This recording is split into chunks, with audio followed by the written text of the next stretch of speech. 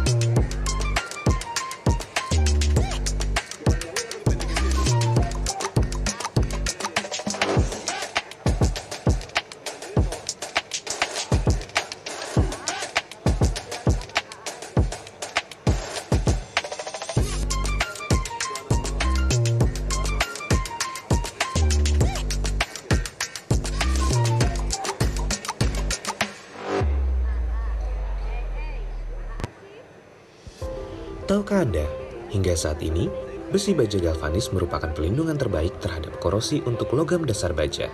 Dan galvanis adalah keahlian kami di Fumira. Fumira merupakan salah satu produsen baja lembaran galvanis terbesar di Indonesia yang telah berdiri sejak 1970 dan merupakan bagian dari Argo Manunggal Group. Fumira menjual mulai dari koil, lembaran baja galvanis, beragam profil atap metal hingga floor deck. Sejak berdiri hingga saat ini, Fumira tidak pernah berhenti untuk berinovasi melalui lini produksi yang terintegrasi. Produk-produk yang dihasilkan oleh Fumira merupakan produk yang terjamin kualitasnya karena telah melalui kontrol ketat dan penanganan yang terbaik di setiap tahapan produksinya. Sebagai perusahaan yang inovatif, Fumira mengembangkan produk baja lembaran galvanis lapis warna yang dihasilkan color coating lain yang merupakan rancangan Fumira. Fumira selalu berusaha untuk mengedukasi industri, dunia usaha, konsultan. Bapak Ibu, seluruh hadirin dan tamu undangan, sesaat lagi seluruh rangkaian acara akan segera kita mulai. Untuk itu kami mohon kerjasama Anda semua untuk dapat menempati tempat duduk yang telah disediakan. Dan juga untuk rekan-rekan media, kami mohon kesediaannya untuk mengambil posisi. Kami tidak sabar untuk bekerjasama dengan Anda. Selagi kepada rekan-rekan media, kami mohon kesediaannya untuk mengambil posisi di kanan dan kiri panggung. Dan sesaat lagi seluruh rangkaian acara akan segera kita mulai. Untuk itu kami mohon kerjasama dari seluruh hadirin dan tamu undangan untuk dapat menempati tempat duduk yang telah disediakan. Terima kasih.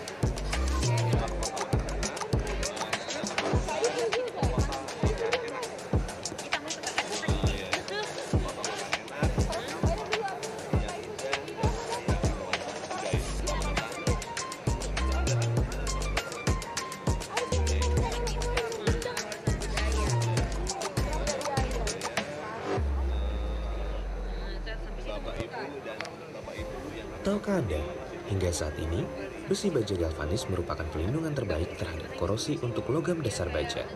Dan galvanis adalah keahlian kami di Fumira.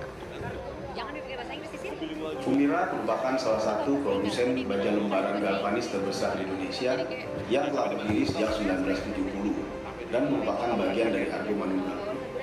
Fumira menjual mulai dari kowe, lembaran baja galvanis, beragam profil atap metal hingga floor deck. Sejak berdiri hingga saat ini, Fumira tidak pernah berhenti untuk berinovasi melalui lini produksi yang terintegrasi.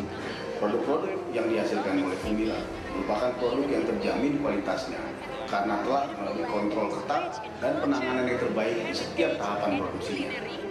Sebagai perusahaan yang inovatif, Fumira mengembangkan produk baja lembaran galvanis lapis warna yang dihasilkan color coating line yang merupakan rancangan Fumira. Fumira selalu berusaha untuk mengedukasi industri, dunia usaha, konsultan, dan para praktisi terkait dengan terlibat dalam pameran dan eksibisi yang diadakan asosiasi dan organisasi terkait, bahkan dalam dunia pendidikan sekalipun. Kami selalu berkomitmen untuk menghadirkan kenyamanan dan keamanan dalam setiap desain dan produksi kami, sehingga kami mampu memberikan kemudahan bagi para pengguna produk kami. Kami tidak sabar untuk bekerjasama dengan Anda. Fumira, leading innovation of galvanized steel.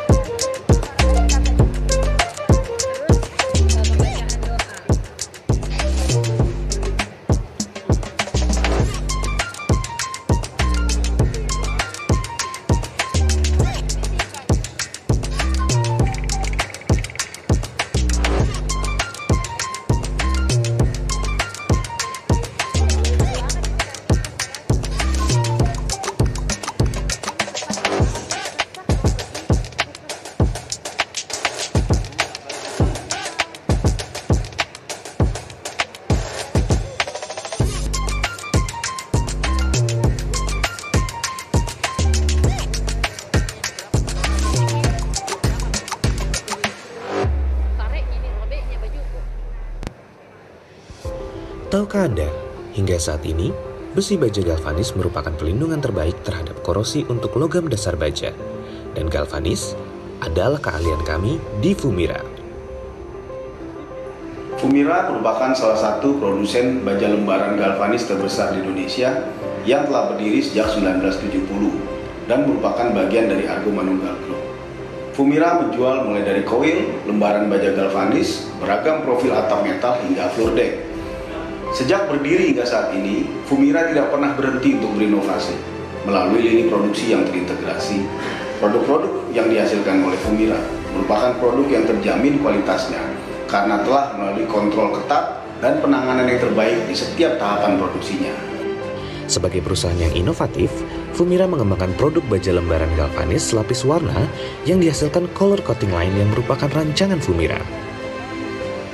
Fumira selalu berusaha untuk mengedukasi industri, dunia usaha, konsultan, dan para praktisi terkait dengan terlibat dalam pameran dan eksibisi yang diadakan asosiasi dan organisasi terkait, bahkan dalam dunia pendidikan sekalipun. Kami selalu berkomitmen untuk menghadirkan kenyamanan dan keamanan dalam setiap desain dan produksi kami, sehingga kami mampu memberikan kemudahan bagi para pengguna produk kami. Kami tidak sabar untuk bekerja sama dengan Anda. Fumira, leading innovation of galvanized steel.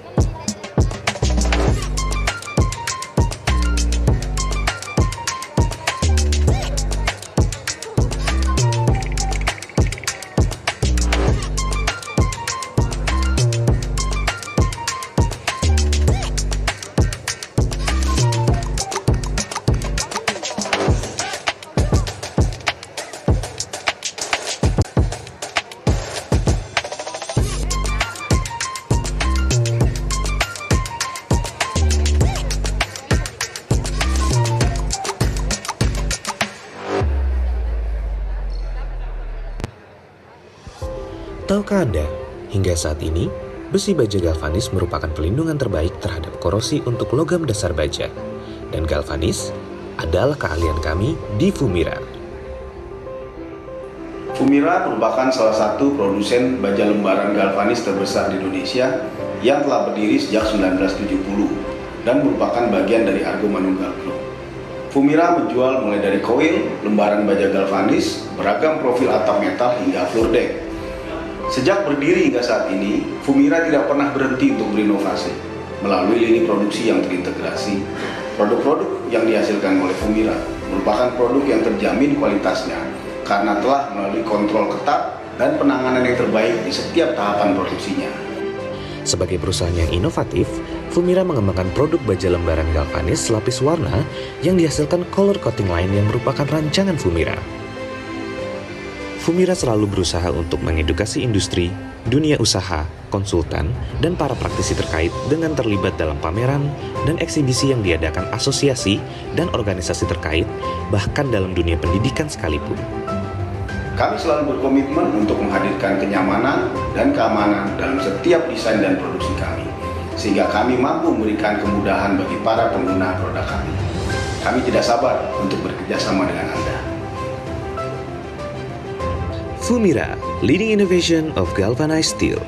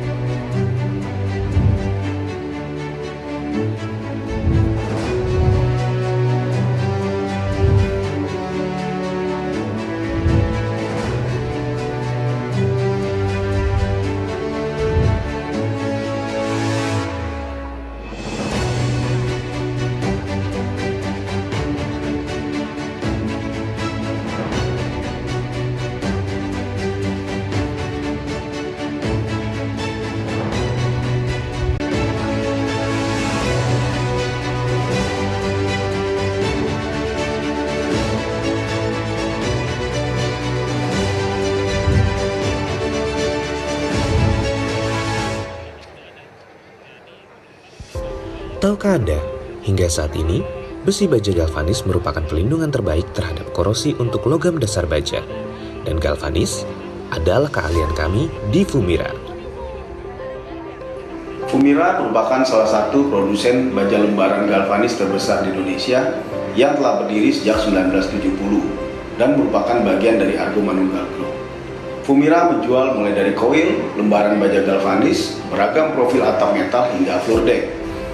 Sejak berdiri hingga saat ini, Fumira tidak pernah berhenti untuk berinovasi melalui lini produksi yang terintegrasi. Produk-produk yang dihasilkan oleh Fumira merupakan produk yang terjamin kualitasnya karena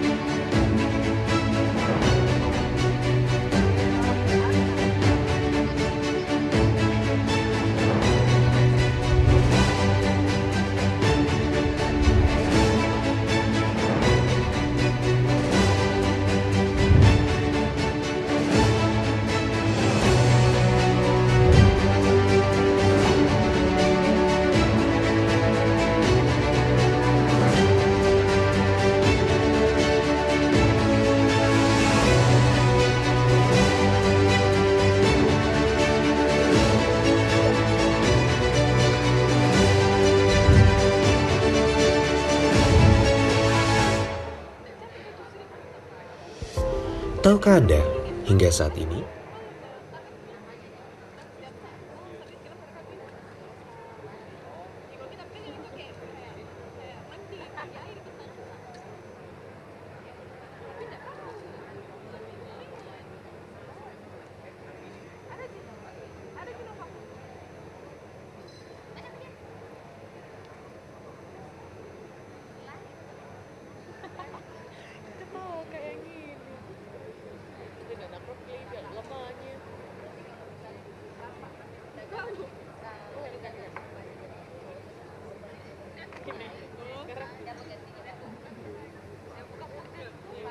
Pas-pas berdiri dulu. Pas-pas kurang berdiri pulang, makanya yang disalahkan. Tidak tahu apa yang terjadi.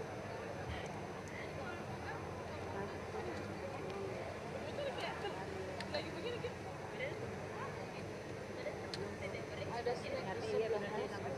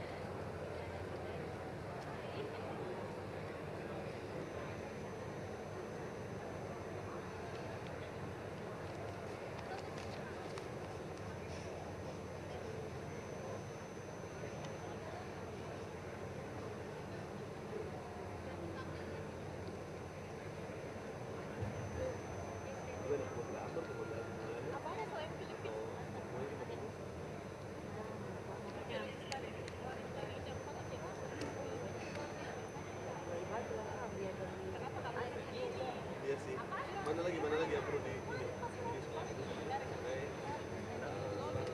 Kayaknya di awal nih kayaknya. Kalau nggak salah yang kayak tip driver karena pasti yang kalau jadi saya masuk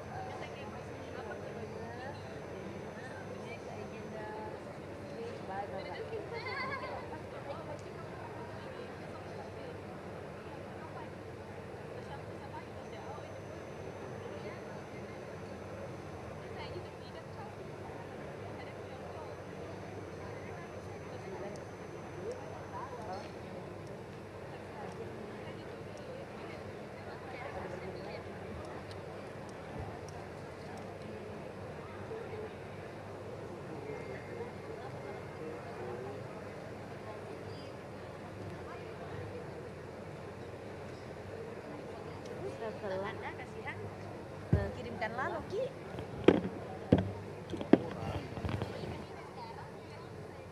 Bacaan doa laporan ketua IPAD welcome bikin duit apa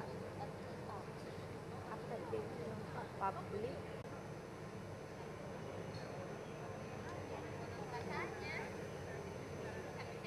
kayaknya itu dari bapak aja deh.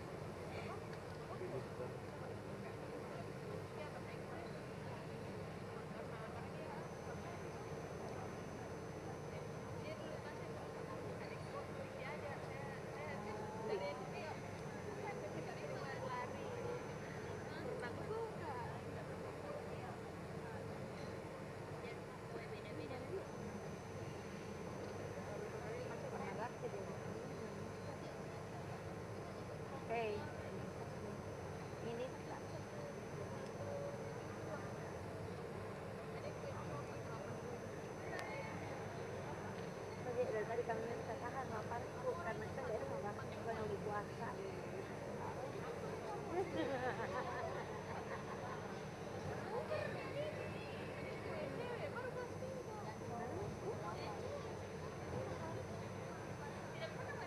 Kami minum duluan.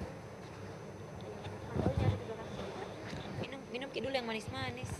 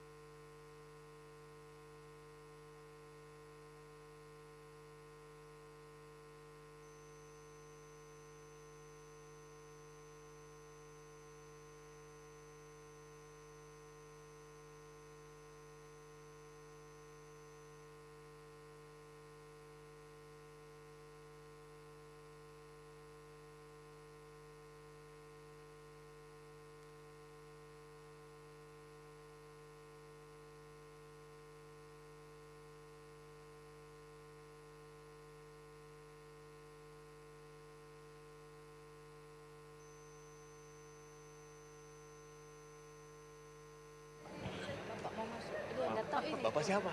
Pak Menteri sama Pak Wali mau mulai acara. Ih, tadi dia bilang katanya bersedia menunggu. Bersedia menunggu. Jalan di sini kan. Oh, ada. Ya, jadi kita mulai nanti. Iya. Berarti nggak bisa disapa dah. Jadi ini aja dulu. Ini mesin perahu semua.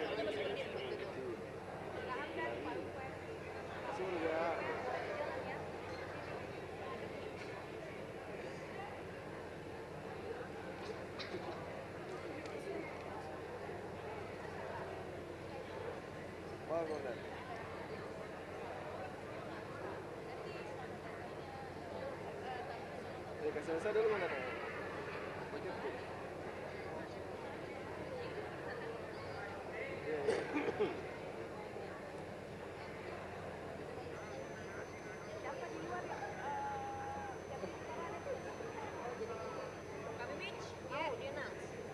Enggak ada announce. Tetap kita ikuti. Enggak, kita ya jadi. Oh, Bapak ikut sama parade ya? Kayak seperti yang tadi malam. Kasih duduk dulu kok dong, Kak. Siapa mau dulu? Bukan kita, kita.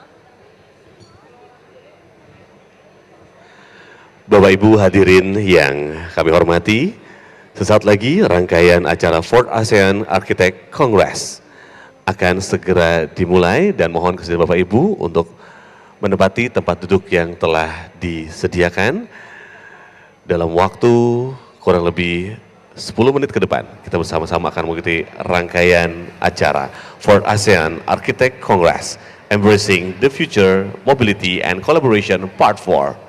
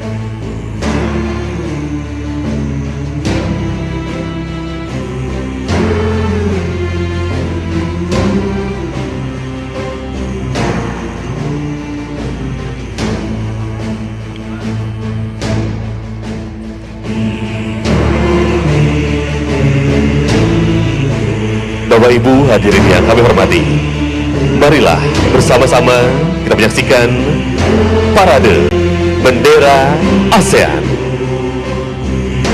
Ladies and gentlemen, please welcome the ASEAN Flag Parade.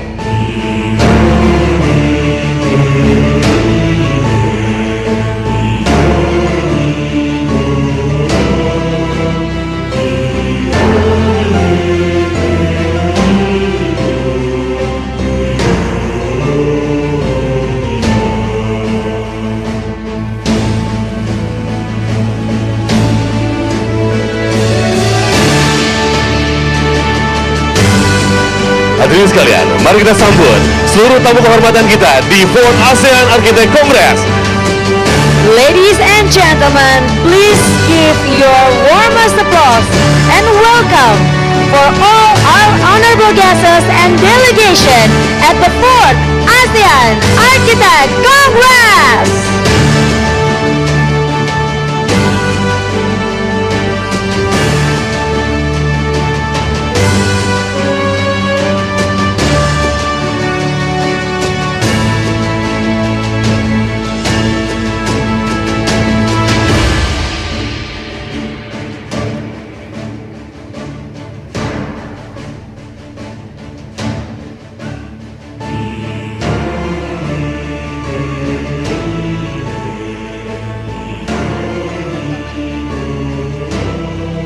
Kami persilahkan kepada rekan-rekan media untuk dapat melakukan pengambilan gambar maksimal 2 menit.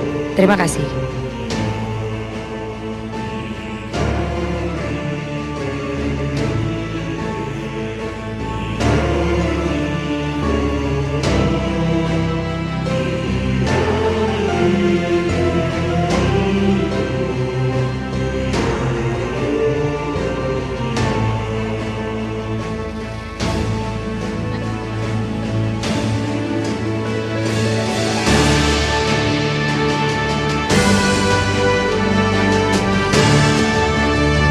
Baik, kami persilakan kepada rekan-rekan media untuk kembali ke tempat yang telah disediakan. Waktu untuk pengambilan gambar telah selesai. Kami persilakan kepada rekan-rekan media untuk kembali ke tempatnya.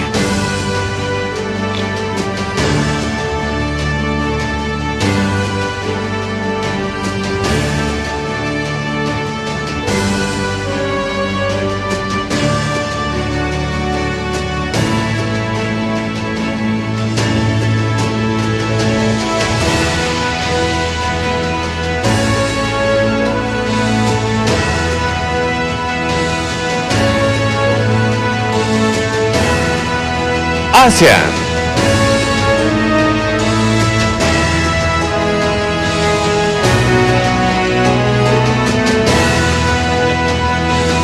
Malaysia,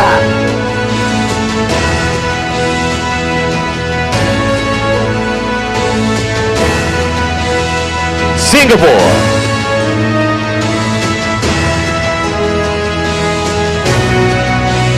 Thailand,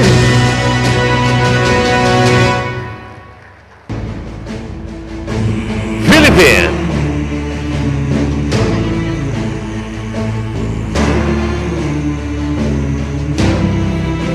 Brunei Darussalam,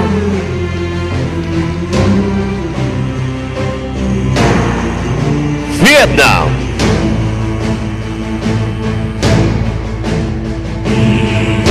Lao People Democratic Republic,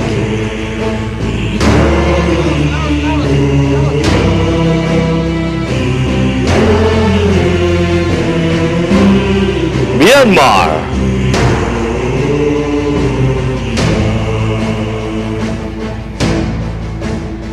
Cambodia,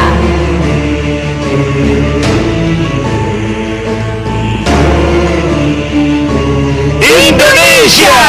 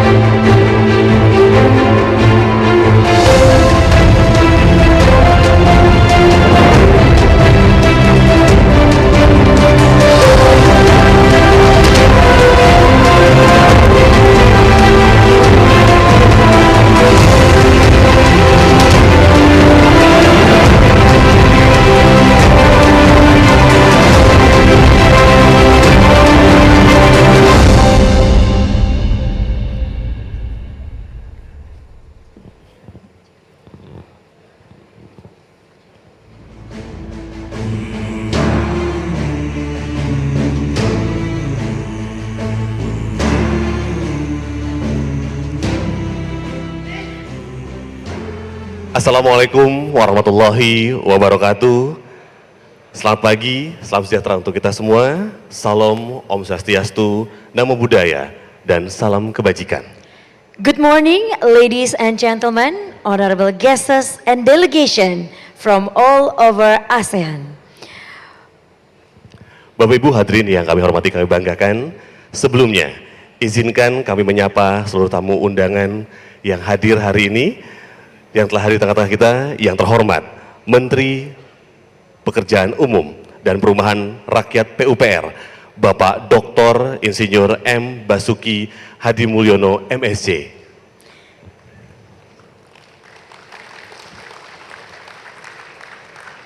Yang terhormat Menteri Perdagangan, Dr. Honoris Causa Haji Zulkifli Hasan, SEMM. Dan yang kami hormati, Gubernur Sulawesi Selatan. Dalam hal ini diwakili oleh PJ Sekretaris Daerah Provinsi Sulawesi Selatan, Bapak Insinyur Andi Darmawan Bintang, MDF PLG. Yang kami hormati, Wali Kota Makassar, Bapak Insinyur Haji Muhammad Ramdan Pomanto. Selamat pagi, Pak Wali Kota. And the Honorable Chairman, Asean Architect Council, Architect Larry Anglai Hok AA. Welcome to Makassar. Yang kami hormati, Ketua Ikatan Arsitek Indonesia, Bapak Arsitek Georgius Budi Yulianto, IAI AA. Dan yang kami hormati, Pangdam 14 Hasanuddin, Bapak Maijen TNI Dr. Toto Imam Santoso, SIP Esos MTR Han. Yang kami hormati, Forkopimda Provinsi Sulawesi Selatan. Dan yang kami hormati, Forkopimda Kota Makassar. And also we would like to welcome all delegation from all over ASEAN. We would like to welcome you. Selamat datang di acara Fourth ASEAN Architect Congress, Embracing the Future, Mobility and Collaboration Part 4. Please give your warmest applaud. Luar biasa Bapak Ibu para tamu undangan yang kami hormati, kami banggakan. Salam hangat kepada seluruh arsitek, tamu terhormat dari seluruh wilayah ASEAN. Di tanah Makassar, kota makan enak. Once again, good morning and welcome, ladies and gentlemen, honorable guests and delegation. We would like to welcome you to our beloved city that is rich in culture, heritage, and of course culinary, Makassar City, kota makan enak.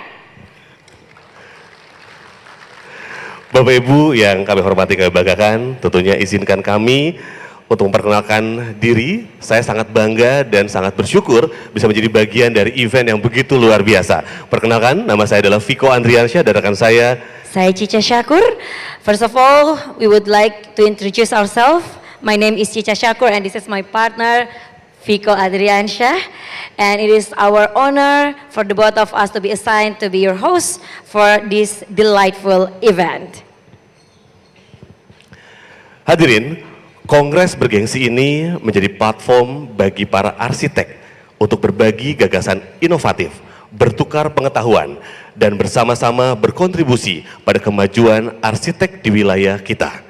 Dalam perjalanan ini, kami yakin bahwa kongres ini akan memfasilitasi diskusi bermakna, mendorong praktik berkelanjutan, dan membuka jalan bagi masa depan yang lebih cerah dalam bidang arsitektur. Ladies and gentlemen, this prestigious Congress is expected to be a platform for the ASEAN architects to gather and also interact together and explore the possibility of collaborating, including discussing any problems that may occur in each country for cross-border architectural practice and of course the way to solve them. Bapak Ibu sekalian, tentunya dengan beragam latar belakang dan juga keahlian yang diwakili di sini, kita bisa memiliki kesempatan untuk saling belajar, untuk mendapatkan perspektif baru, dan juga saling menginspirasi untuk mendorong batasan keunggulan arsitektur. With the diverse backgrounds and expertise represented here, we have the opportunity to learn from each others, gain new perspective, and inspire each other to push boundaries for architectural excellence. Ladies and gentlemen, let us start the function by singing the national anthem followed by the Asean anthem. Bapak Ibu hadirin sekalian, kita bersama-sama untuk membangkitkan rasa kecintaan kita kepada negeri kita tercinta. Marilah kita bersama-sama menyanyikan lagu kebangsaan Indonesia Raya. Hadirin dimohon berdiri. Audience, ladies and gentlemen, please rise.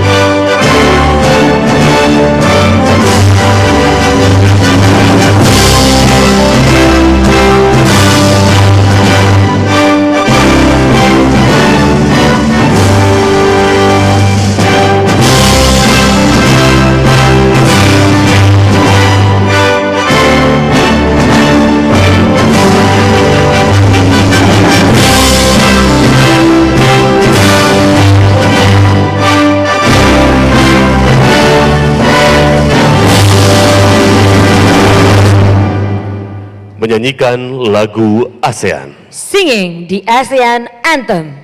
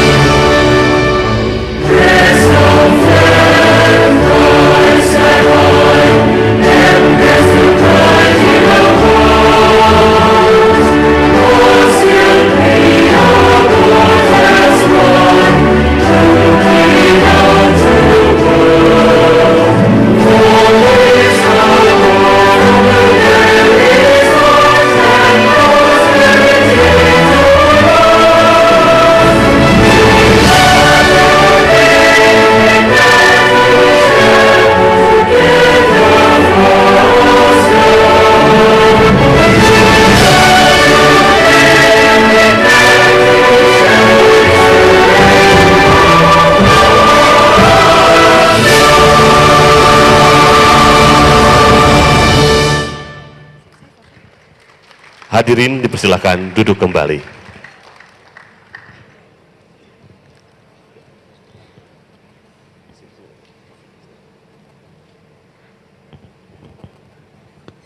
Baik, Bapak Ibu hadirin masih dalam rangkaian acara 4th Asean Architect Congress dengan tema Embracing the Future, Mobility and Collaboration Part 4. Selanjutnya, Bapak Ibu hadirin sekalian, kita bersama-sama mendengarkan pembacaan doa yang akan dibacakan oleh Bapak Sukandi Iskandar, SPD. Kepada Bapak, disilahkan.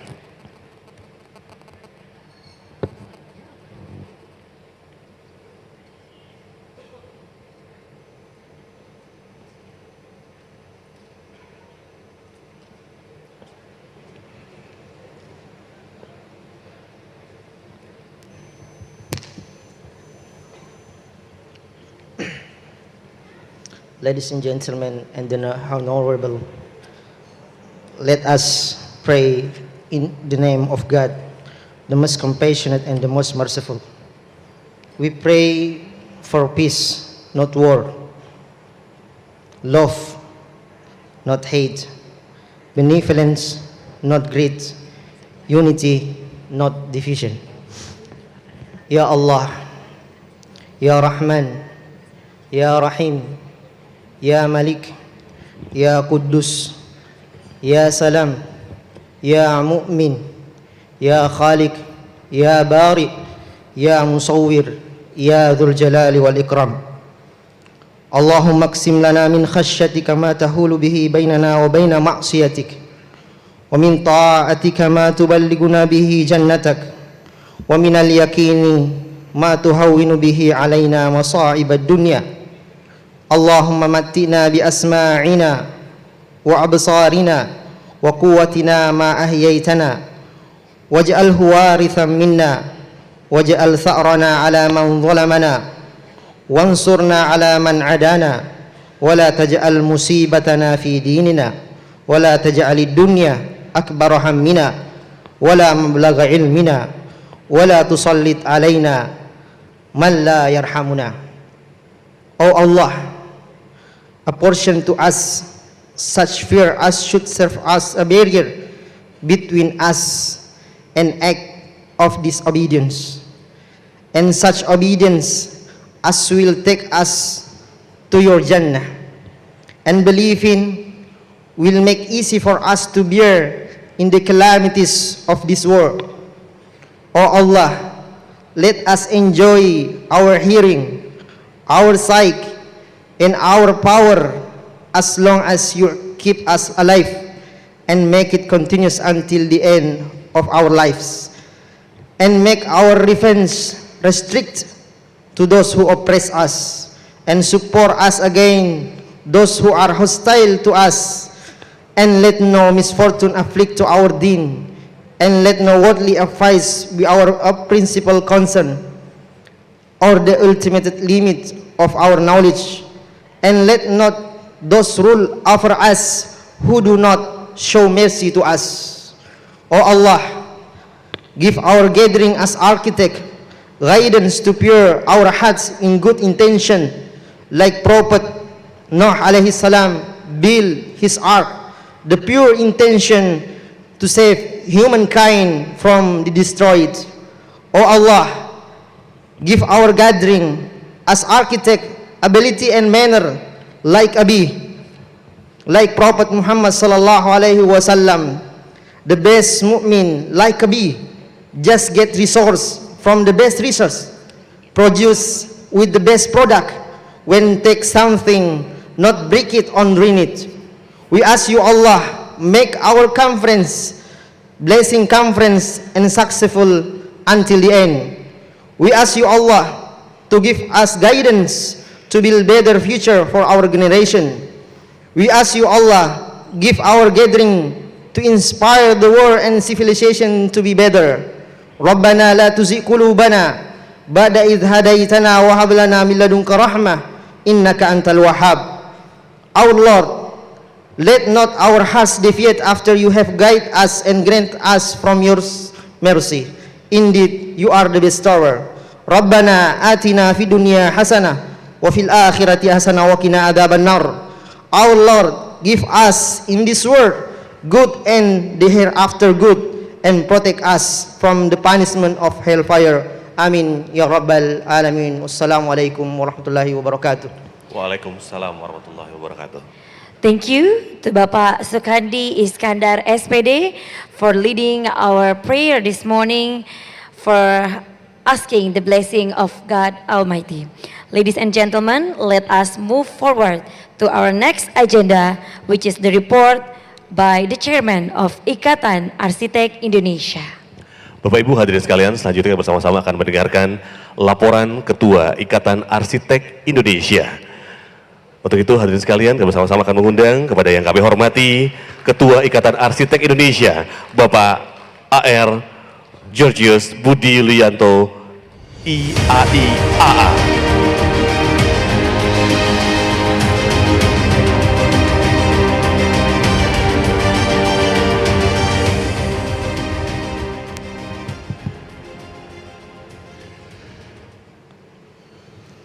Distinguished Minister of Trade, Pak Zulkifli, terima kasih untuk hadir, Pak.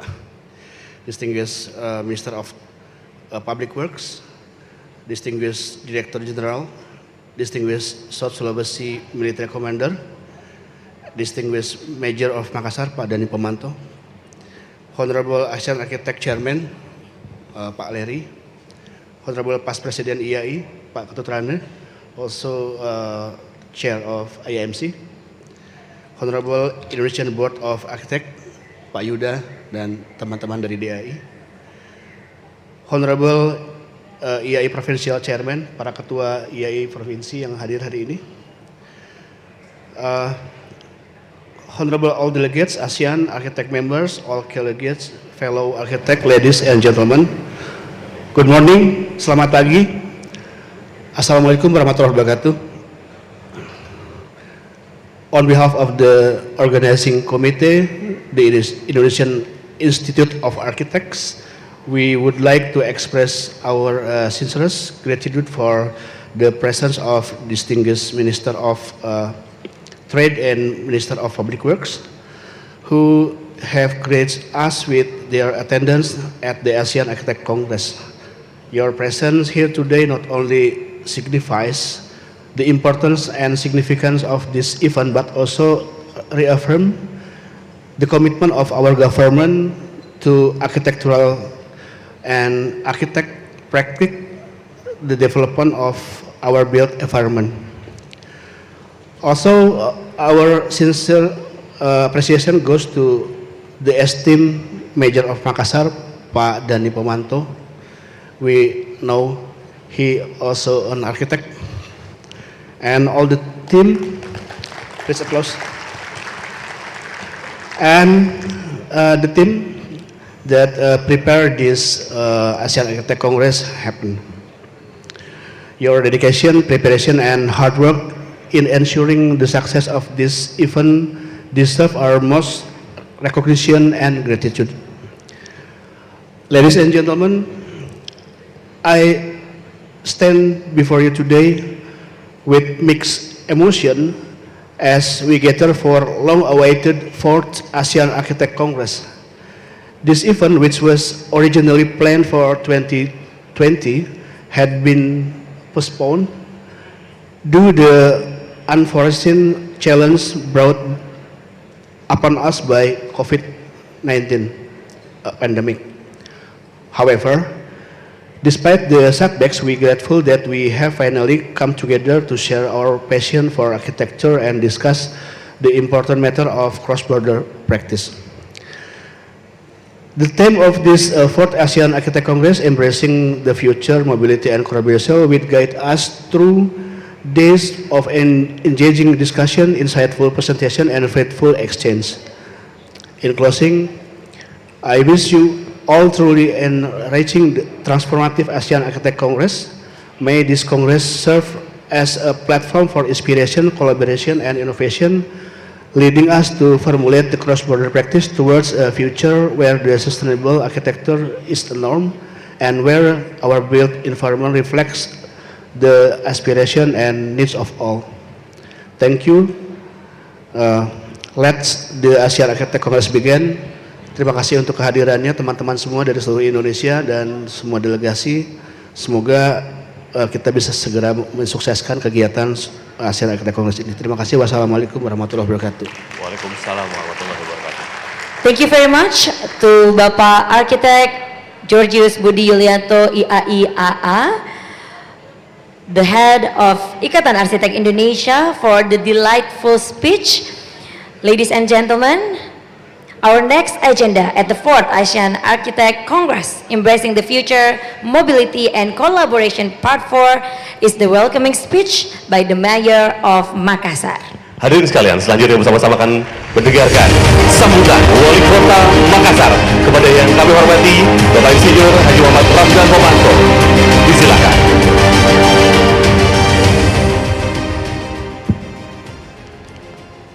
Assalamualaikum warahmatullahi wabarakatuh. Biasanya arsitek itu semangat. Kita ulang. Assalamualaikum warahmatullahi wabarakatuh. Selamat pagi, salam sejahtera bagi kita semua. Shalom, Om Swastiastu, Namo Buddhaya, salam kebajikan. Good morning everyone. Yang kita hormati, my special greeting to Honorable Bapak Menteri Perdagangan Republik Indonesia, Bapak Dr. Zulkifli Hasan SE MM. Tepuk tangan untuk beliau, sudah memberi support kepada seluruh arsitek se-ASEAN. Ini penghormatan bagi kami sebagai tuan rumah dan tentunya penghormatan bagi kami sebagai arsitek. Yang kita hormati, sementara dalam perjalanan, Bapak Menteri PUPera, Bapak Dr. Insinyur Muhammad Basuki Hadi Mulyono MSc. Yang kita hormati, yang mewakili Bapak Gubernur, Pak Sekda Provinsi, Pak Darmawan. Yang kami hormati, Ketua Asean Architect, Bapak Mr. Larry Eng. Welcome to Makassar. Now we have a direct flight from to flight Singapore Makassar every day. Yang kami hormati seluruh jajaran Forkompinda Provinsi Sulawesi Selatan yang sempat hadir. Terima kasih, Bapak-bapak selalu memberi support kepada pemerintah kota. Yang kami hormati jajaran Forkompinda Kota Makassar yang selalu kompak. Di sini ada Pak Kapolrestabes, Pak Dandim, Pak Dansatrol, ada Danyon Brimob, ada Pak Kapolres Pelabuhan, ada Pak Kasih Kajari juga hadir bersama kita. Selamat datang Pak Menteri PU sudah bergabung dengan kita. Tepuk tangan untuk Pak Menteri. Dua menteri hari ini mengawal kita semua, luar biasa.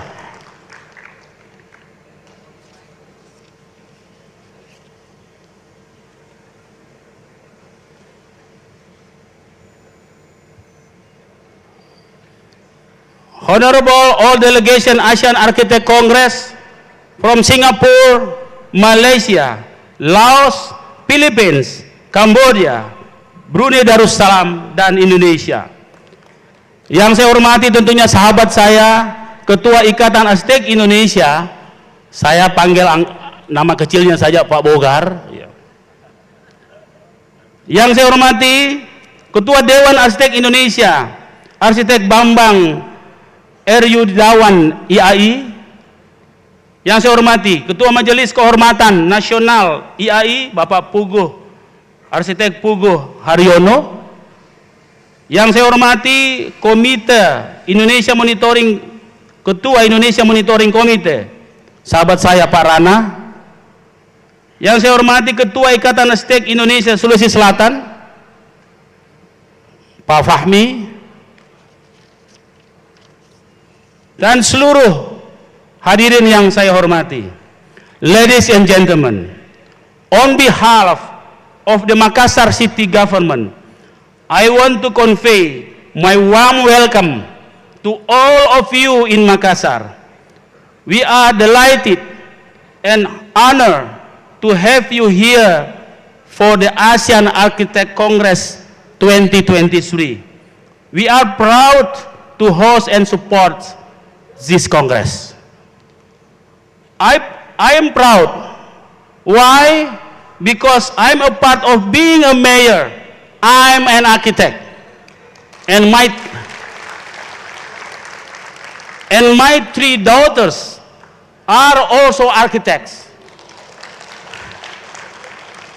Only my wife is not, but she loves the field. This shows how my family and I love architecture. I have a lot of legacy and architectural works, including building architectures and urban planning. My significant legacy is the Makassar urban planning that I have supported the more than 30 years before my mayorship period. I used to work for 4 mayors before me, helping them in designing and planning Makassar urban features. And during my 2-term periods, I improved the feature to what the city has become today.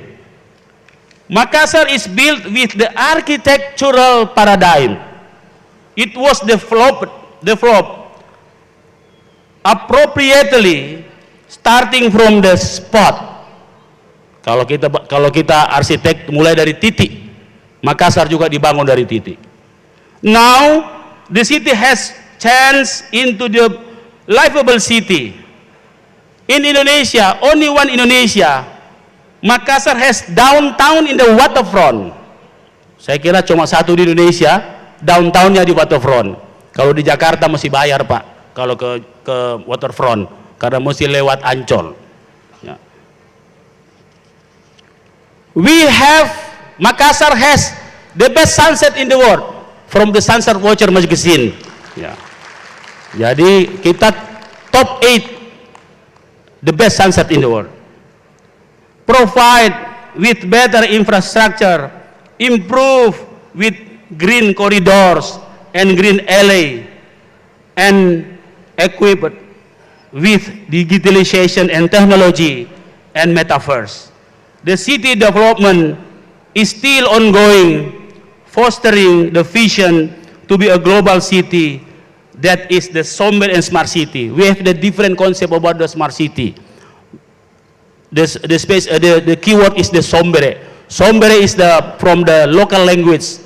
The meaning is the great hospitality, the great humble, and the great brotherhood.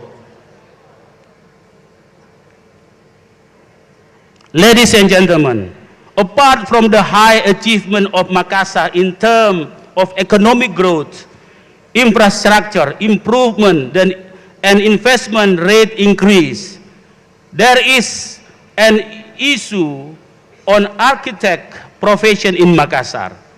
The issue is about how the people appreciate the architect's work, the quality design, the significant value of the art of work, and pushing architect to fulfill a good or standard design. Another issue is provision of law of the regulation to support and protect architects' work or design. The policy environment of our work needs to improve.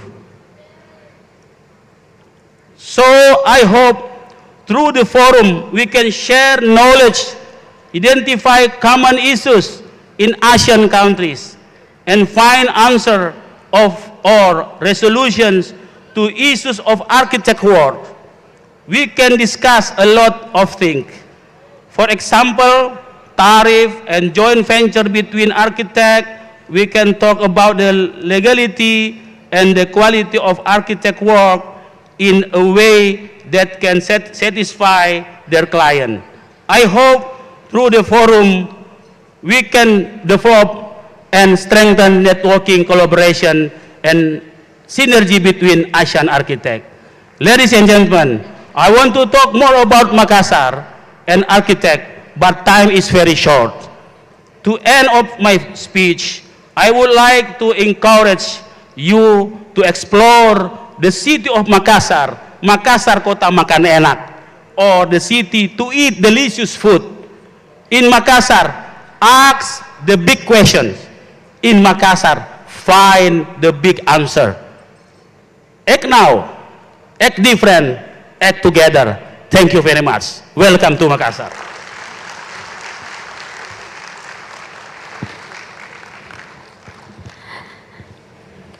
Once again, please give your warmest applause for the Mayor of Makassar, Bapak Insinyur Haji Muhammad Ramdan Pomanto. Thank you for the enlightening speech.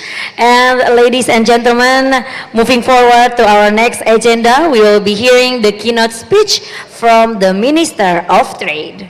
Hadirin sekalian, selanjutnya kita bersama-sama akan mendengarkan keynote speech dari Menteri Perdagangan Republik Indonesia kepada yang terhormat Bapak Dr. Honoris Causa Haji Zulkifli Hasan SEMM, disilakan.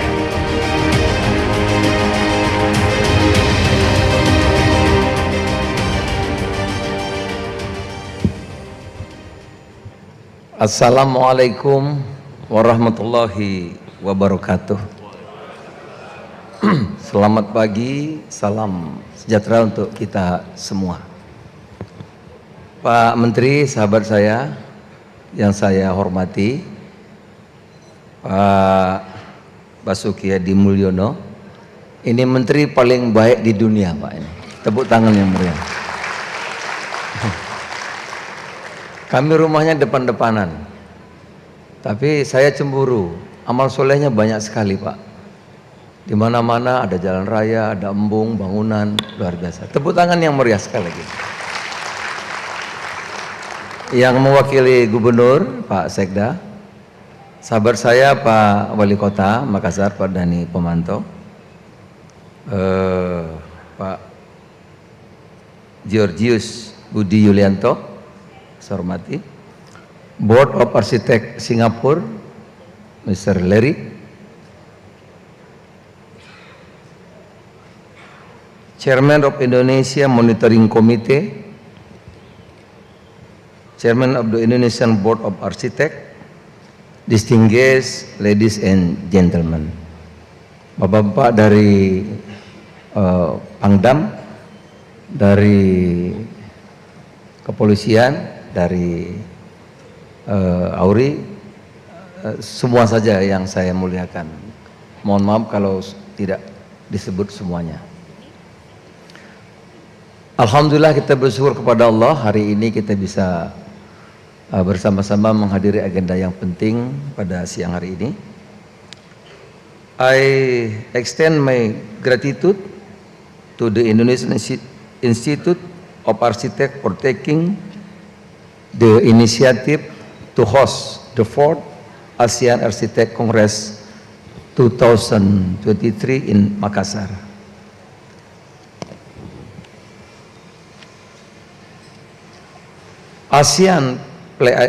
ASEAN plays a crucial role in the global economic chain. Now, in 2023, Indonesia once again hold the chairmanship of ASEAN under the theme ASEAN Matters, Epicenter of Growth. This theme meant that Indonesia want to make ASEAN significant and relevant to the ASEAN community and the rest of the world. This is also an opportunity for Indonesia to increase economic resilience, supported by improved performance of both domestic and international trade. By achieving an economic growth rate of 5.3% in 2022, Indonesia has now reclaimed its status as an upper middle income country. In 2023, Indonesia's trade surplus reached $54.5 billion. In this positive trend continued into the first semester of 2023 with a surplus of $16.5 billion. Distinguished ladies and gentlemen, since 2007, ASEAN cooperation has facilitated the mobility of professional architects in the Southeast Asian region through the ASEAN Agreement on Arrangement for Mutual Recognition Arrangement, or MRA, or of architectural services. Architects across ASEAN, particularly in Indonesia, recognize the significance of this MRA for their profession. This is evident that Indonesia has the highest number of ASEAN architects, or AEA, from Indonesia, which stands at 179 individuals among all other ASEAN countries, with a total of 603 AAS. However, out of the 179 Indonesian architects, only 4 people have been working in other ASEAN countries, 1 in Myanmar and 3 in Singapore. I encourage Indonesian architects to take advantage of these opportunities from many ASEAN's agreements already in place, such as the ASEAN Framework Agreement on Services, the ASEAN Trade and Services Agreement, and the Protocol to amend the ASEAN Agreement on Movement of Natural Persons. Apart from intra-ASEAN, Indonesian architects can also make use of ASEAN's agreement and market access with its partner countries, such as the ASEAN Australia-New Zealand FTA and the Regional Comprehensive Economic Partnership, or RCEP. These partner countries of ASEAN provide access to individual or contractual service suppliers. The government will continue to facilitate the mobility of Indonesian professional architects within the ASEAN region. We will try our best to eliminate existing trade barriers by utilizing the existing international trade in services agreement.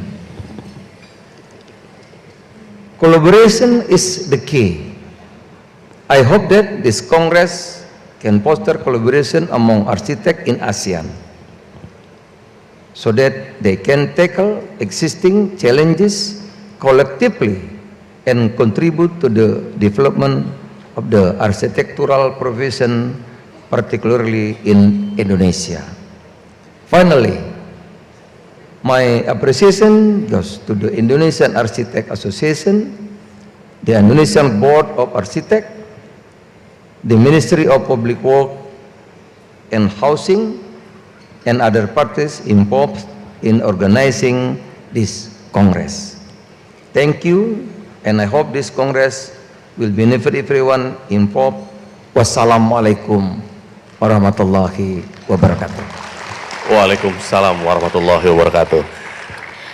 Thank you very much to the Minister of Trade, Bapak Dr. Honoris Causa Haji Zulkifli Hasan SEMM, for the enlightening speech. Ladies and gentlemen, moving forward to our next agenda at the 4th ASEAN Architect Congress, Embracing the Future, Mobility and Collaboration, we will be hearing welcoming remarks followed by opening ceremony by Minister of Public Works and Housing. Hadirin sekalian, selanjutnya bersama-sama akan mendengarkan welcoming remarks dari yang terhormat Menteri Pekerjaan Umum dan Perumahan Rakyat PUPR kepada yang terhormat Bapak Dr. Insinyur M. Basuki Hadi Mulyono MSc. Disilakan.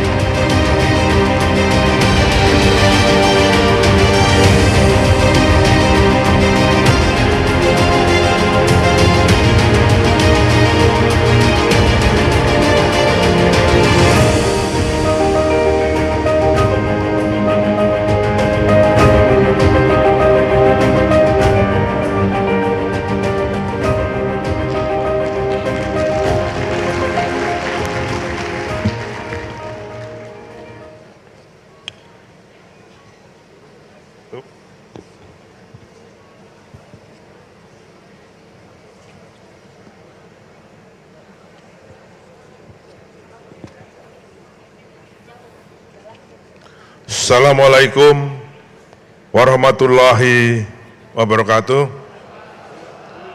Very good morning. Honorable Mayor of Makassar, the Chairman of Indonesian Architect Association, the Chairman of Asean Architect Council, and also the Chairman of the Indonesian Architect Council, representative of the Asian Architect who are attend this meeting today, and distinguished guests, ladies and gentlemen. First of all, izinkan saya mengiringi Bapak sekalian sekali lagi manjatkan puji syukur kehadirat Allah Subhanahu wa Ta'ala, Tuhan yang Maha Esa, yang tak henti-hentinya mencurahkan karunia-Nya kepada kita. It is a great honor for me to deliver a speech in this very, very valuable event, the 4th ASEAN Architect Congress 2023.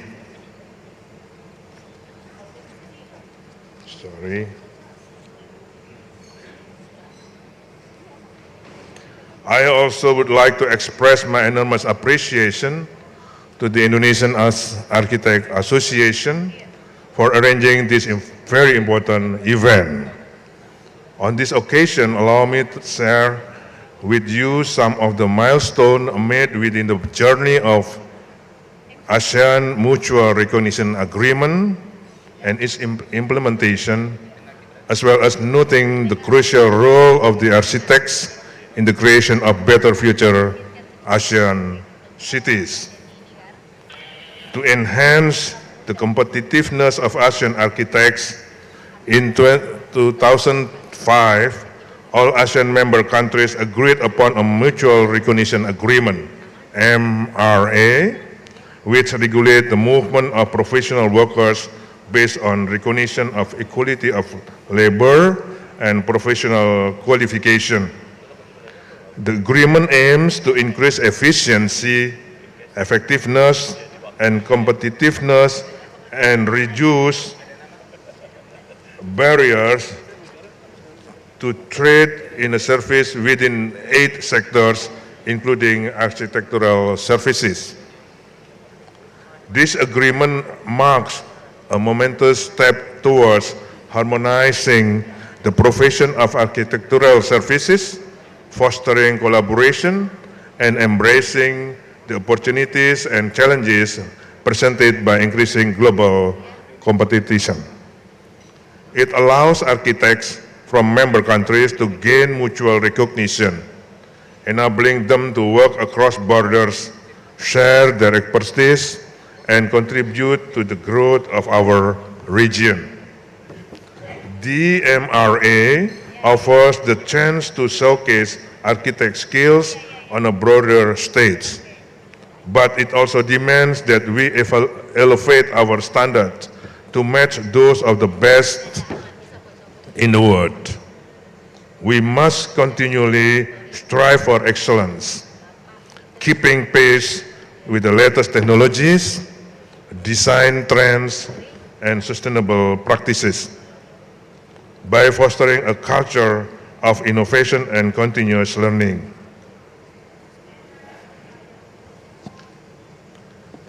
I am confident ASEAN architects can stay ahead in the global race.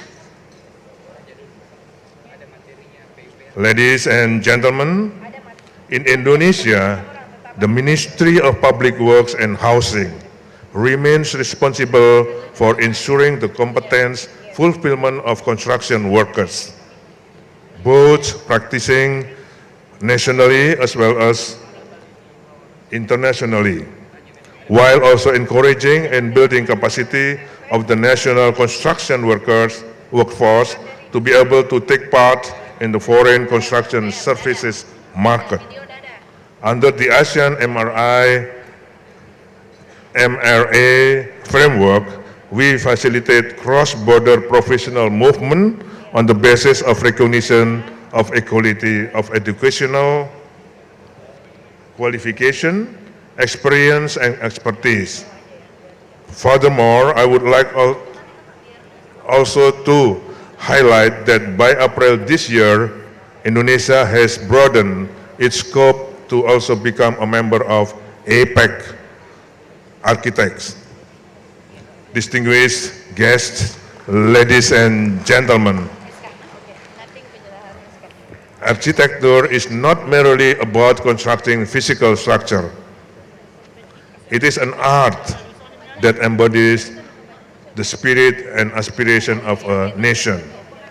For example, now in the Ministry of Public Works, when we build a road, tall road, when we build bridges, we almost always get involved the architect to give more art in that building. So when we build construction, not only to build masonry or steel, but we have to put also some kind of an art into that structures. Our buildings narrate stories of our past, reflect our present values, and most importantly, shape the dreams of the future. As architects, you hold the power to transform our world into a epitome of aesthetic, functionally, and sustainability. We, of course, are proud of our Indonesian architects and grateful that they have been involved in several prominent projects. The synergy between the Ministry of Public Works and Public Housing and Indonesian architects is manifested in several monumental projects. One can be found in the preservation of cultural heritage building and areas, including, just to say in the two example, is the rehabilitation of Bung Karno sport venues for the 2018 Asian Games. And also the second is the renovation of the State Istiqlal Mosque. Okay? This is, I really thank you very much for the Indonesian Architect Association who get involved in that two very monumental projects. By maintaining cultural heritage buildings and areas both physically and non-physically, our local cultural traditions are also being cherished. They also have been taking part in the development of the national tourism strategic areas, implemented in the 5 super priority tourism destinations like Lake Toba in North Sumatra, Borobudur and surrounding in Central Java, Manado, Likupang, Bitung in North Sulawesi, Mandalika with the superbike racing area in West Nusa Tenggara, and Labuan Bajo, just recently the place for the ASEAN Summit in East Nusa Tenggara. The architect have brought a new image to the area while maintaining local wisdom and elevating the dignity of the local community's socio-economic conditions. We also want to express our highest gratitude and appreciation for architects' role in designing urban area and buildings in the new capital city of Nusantara. The support and contribution of ideas and elaborated work from Indonesian architects in developing a new government center, which include the Palace Complex, Executive Office Complex, Legislature, Judiciary Office, and Worship Complex. Distinguished ladies and gentlemen, in this auspicious occasion, allow me to introduce the members of Indonesian Architect Council atau Dewan Arsitek Indonesia.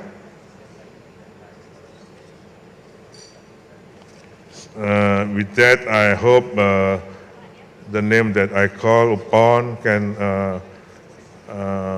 stand up here to be introduced to all the guests. First is Mr. Aswin Indra Prasta.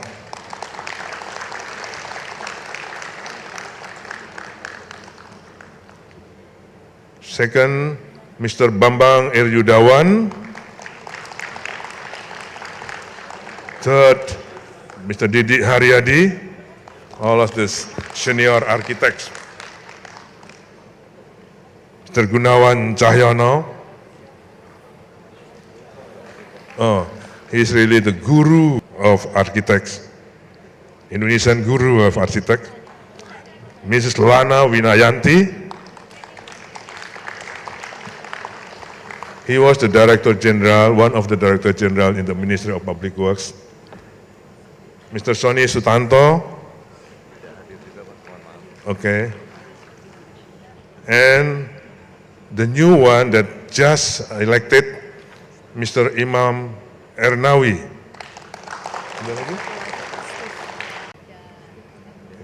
Because the new member, so he has to have a very, very complete suit with a tie, right? And the last one is Mr. Steve.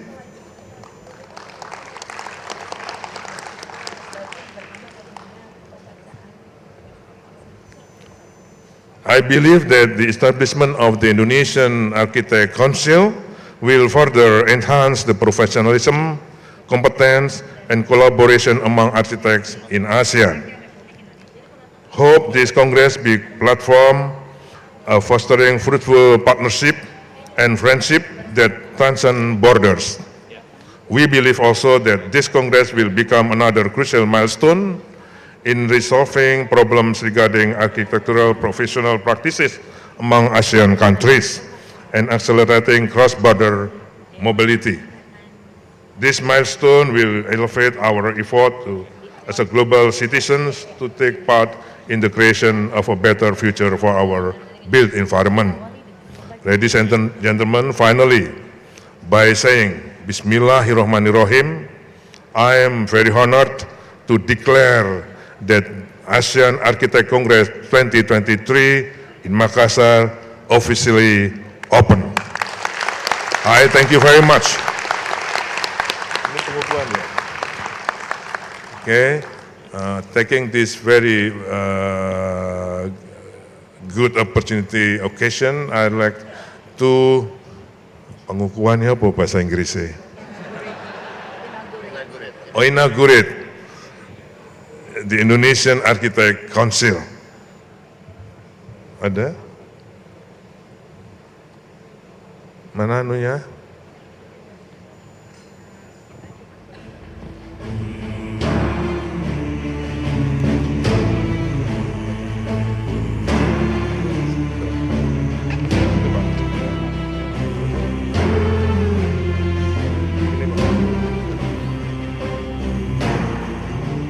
So, but again, taking this opportunity, I would like to inaugurate Mr. Imam Santoso, is the new member of Indonesian Architect Council. I am the Minister of Public Works and Housing, the Republic of Indonesia. Bismillahirrahmanirrahim. Dengan memanjatkan puji syukur kehadirat Allah Subhanahu wa Ta'ala, Tuhan yang Maha Esa, atas segala taufik dan hidayahnya, maka pada hari ini saya, Menteri Pekerjaan Umum dan Perumahan Rakyat, dengan ini secara resmi mengukuhkan Saudara Imam Santoso Ernawi, CM, MSc, menjadi anggota Dewan Arsitek Indonesia.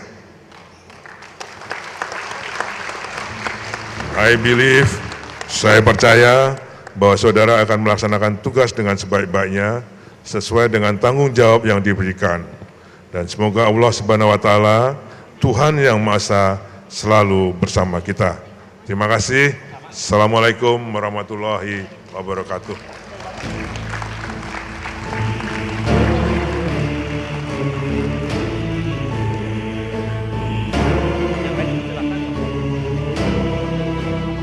Baik, mohon berkenan kepada Bapak Menteri untuk mengambil tempat untuk berfoto dengan Dewan Arsitek Indonesia. Dan setelah foto bersama, kami persilahkan kepada seluruh Dewan Arsitek Indonesia untuk menuju ke tempat, dan mohon kesediaan Bapak Menteri tetap berada di atas panggung. Ladies and gentlemen, what we just witnessed is the inauguration of Dewan Arsitek Indonesia. Please give your warmest applause. Thank you. Bapak Minister, please remain on stage for the opening ceremony. Bapak, kami mohon untuk tetap berada di atas panggung untuk prosesi opening ceremony. Dan hadirin sekalian, kita masih dalam rangkaian acara 4 Asean Architect Congress Embracing and Collaboration Part 4, di mana saat lagi kita bersama-sama akan mengikuti rangkaian opening ceremony dalam event yang begitu luar biasa. Nah, untuk melakukan prosesi opening ceremony, kami turut mengundang kehadiran dari yang mewakili Gubernur Provinsi Sulawesi Selatan kepada Bapak Sekretaris Provinsi. Mohon kesediaannya untuk hadir di atas panggung. Dan juga kami turut mengundang kepada yang kami hormati, yang kami cintai, Wali Kota Makassar, Bapak Insinyur Haji Muhammad Ramdan Pomanto. We also would like to invite the Chairman of Asean Architect Council, Architect Larry Ang Laihok AA, to please also join us on the stage. Dan juga kami turut mengundang kepada yang kami hormati, Ketua Ikatan Arsitek Indonesia, Bapak AR Georgius Budi Yulianto, IAIA. Kami juga turut mengundang kehadiran dari Indonesian Monitoring Committee, Iketut Rana Wiarka. Mohon kesediaannya untuk terlebih dahulu mendengarkan aba-aba dari kami. Bapak Ibu sekalian, the opening ceremony will be symbolized by the drawing line sketches by the honorable guests joining us here on the stage. Betul, dan itu hadirin sekalian, untuk prosesi opening ceremony ini, di mana para tamu kehormatan kita akan membuat sebuah garis sketsa, yang dimana kita mengetahui bahwa arsitektur itu berawal dari sebuah titik garis bidang ruang dan waktu. Ladies and gentlemen, this new innovation of opening ceremony comes from the idea that every architect masterpiece comes from the dot, line, field, space, and time. Bapak-bapak, bagaimana? Apakah sudah selesai melakukan sketsa di iPad-nya masing-masing? Baik, apabila sudah selesai, nanti ini akan kita satukan. We will combine all of the sketches on their iPads to be sent to the big LED. Kami persilakan sekali lagi untuk bapak-bapak jajaran VVIP untuk dapat menggambar sketsa di iPad-nya masing-masing. Sekali lagi Bapak Ibu sekalian, ini adalah hal baru yang kita saksikan dalam prosesi opening ceremony, di mana kami meminta para jajaran VVIP untuk menggambar sketsa. Kenapa? Karena tentunya seperti kita ketahui, semua mahakarya arsitektur dimanapun akan dimulai dari sebuah titik garis bidang ruang dan waktu. Bersama kita saksikan masing-masing jajaran VVIP masih melakukan atau menggambarkan sketsa garis di iPad-nya masing-masing. Dan hadirin sekalian, kita saat ini akan menyaksikan secara bersama-sama di mana hasil sketsa ini akan digabungkan dan akan menjadi sebuah masterpiece yang sangat luar biasa. Apakah dia? Bersama-sama kita saksikan. Ladies and gentlemen, please help us to do a countdown from 3, 2, 1.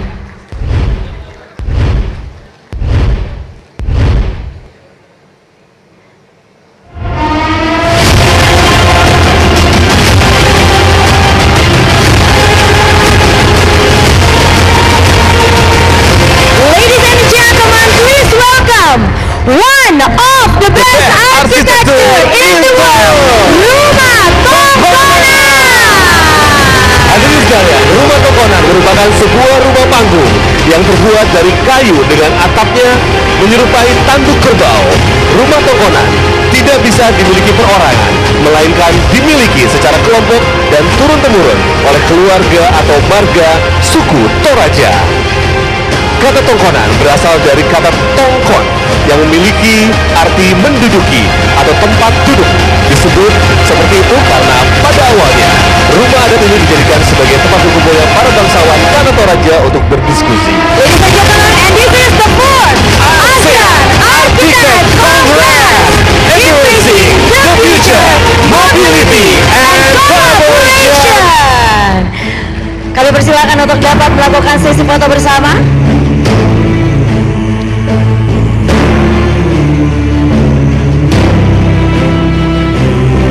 Hadirin sekalian, memberikan aplaus yang paling meriah sekali untuk kita semuanya. Dan dengan ini telah resmi dibuka the fourth ASEAN Architect Congress. Terima kasih kepada bapak-bapak jajaran VVIP yang telah berkenan untuk hadir di atas panggung melakukan prosesi opening ceremony, where we just also we celebrate the opening of the fourth ASEAN Architect Congress. Exactly. Dan tentunya hadirin sekalian, di mana kita saat ini bisa menyaksikan seluruh rangkaian acara, dan event ini akan berlangsung tentunya selama seharian full di Hotel Gamara. That's right, ladies and gentlemen, with the end of the opening ceremony procession, it means that we are nearing to the end of our event. Dan pasti selamat mengikuti rangkaian event kali ini, dan saya Viko Andriansyah. We wish you a very great and wonderful Congress, and of course we would like to invite you to enjoy our city, our beautiful, beloved, full of culture, heritage, and of course culinary Makassar City. Dan yang pastinya untuk Anda yang berasal dari luar kota Makassar, selamat menikmati kota Makassar karena makanannya enak-enak. Thank you very much, ladies and gentlemen, for joining us at the opening ceremony of the 4th ASEAN Architect Congress, embracing the future, mobility, and collaboration. I'm Viko. And I am Cica Syakur. Thank you very much and see you in the next event. Assalamualaikum warahmatullahi wabarakatuh dan sampai jumpa.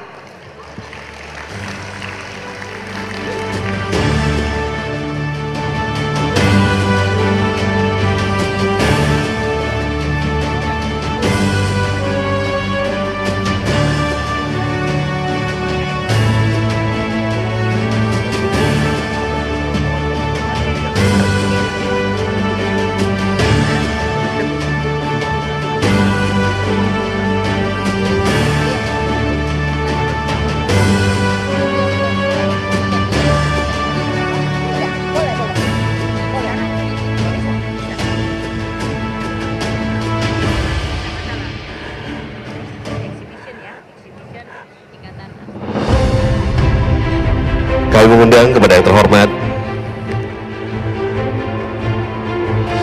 Menteri PUPR Bapak Dr. Insinyur M. Basuki Hadi Mulyono MSc untuk dapat berkenan meninjau exhibition yang berada di ruangan lobi dari Gamara Hotel, beserta yang kami hormati perwakilan Gubernur Sulawesi Selatan, Wali Kota Makassar, Bapak Insinyur Haji Muhammad Ramdan Pomanto, dan seluruh jajaran yang ingin dapat menyaksikan exhibition dari 4th Asian Architect Congress.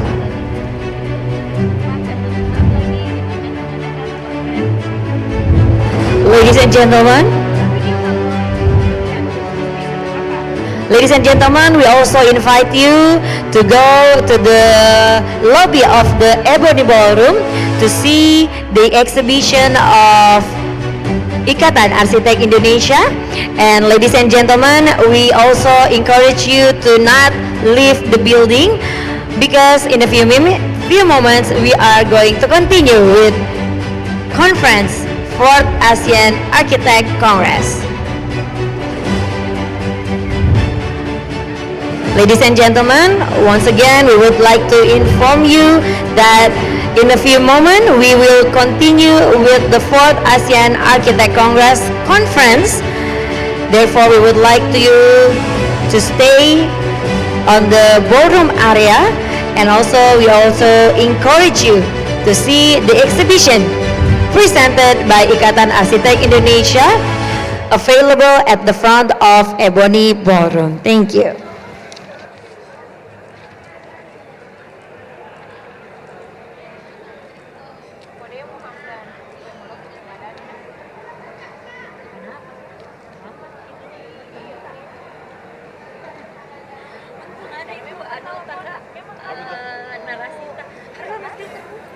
Makanya saya bilang, bagaimana thank you kak berteriak ini dengan ini celana segini buka apa nggak terganggu ini seperti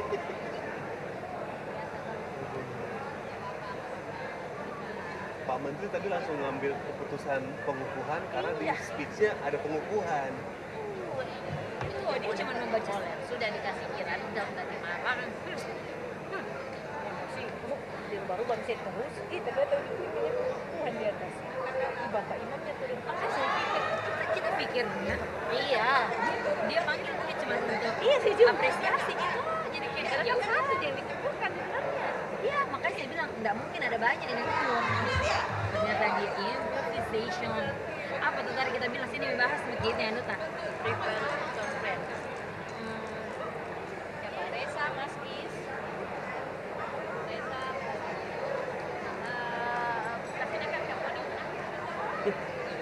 Siapa yang ngalamin ini? gara-gara cicilan gelawak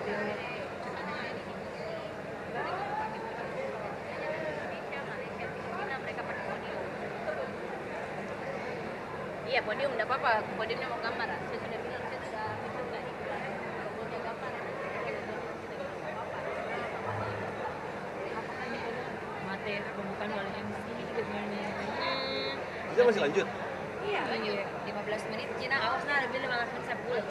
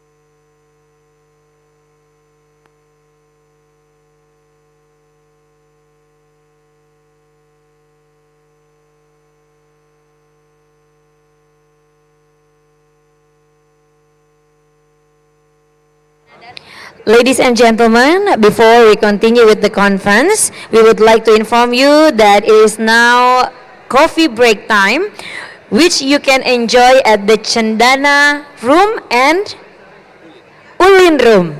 Please enjoy your coffee break before we continue with the conference. Thank you.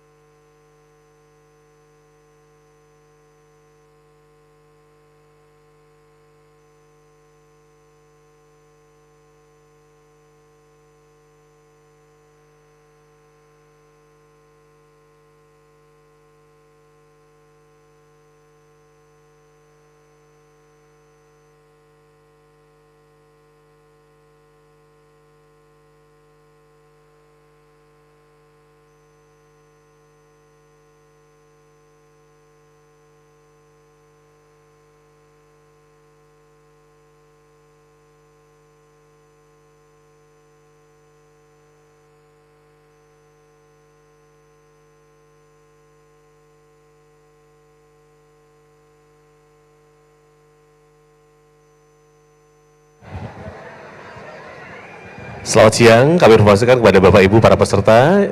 Saat ini kami mengundang Bapak Ibu untuk dapat menikmati coffee break di ruangan Cendana dan ruangan Ulin. Sekali lagi kami mengundang Bapak Ibu para peserta untuk berkenan menikmati coffee break yang telah disiapkan di ruangan Cendana dan juga Ulin. Terima kasih.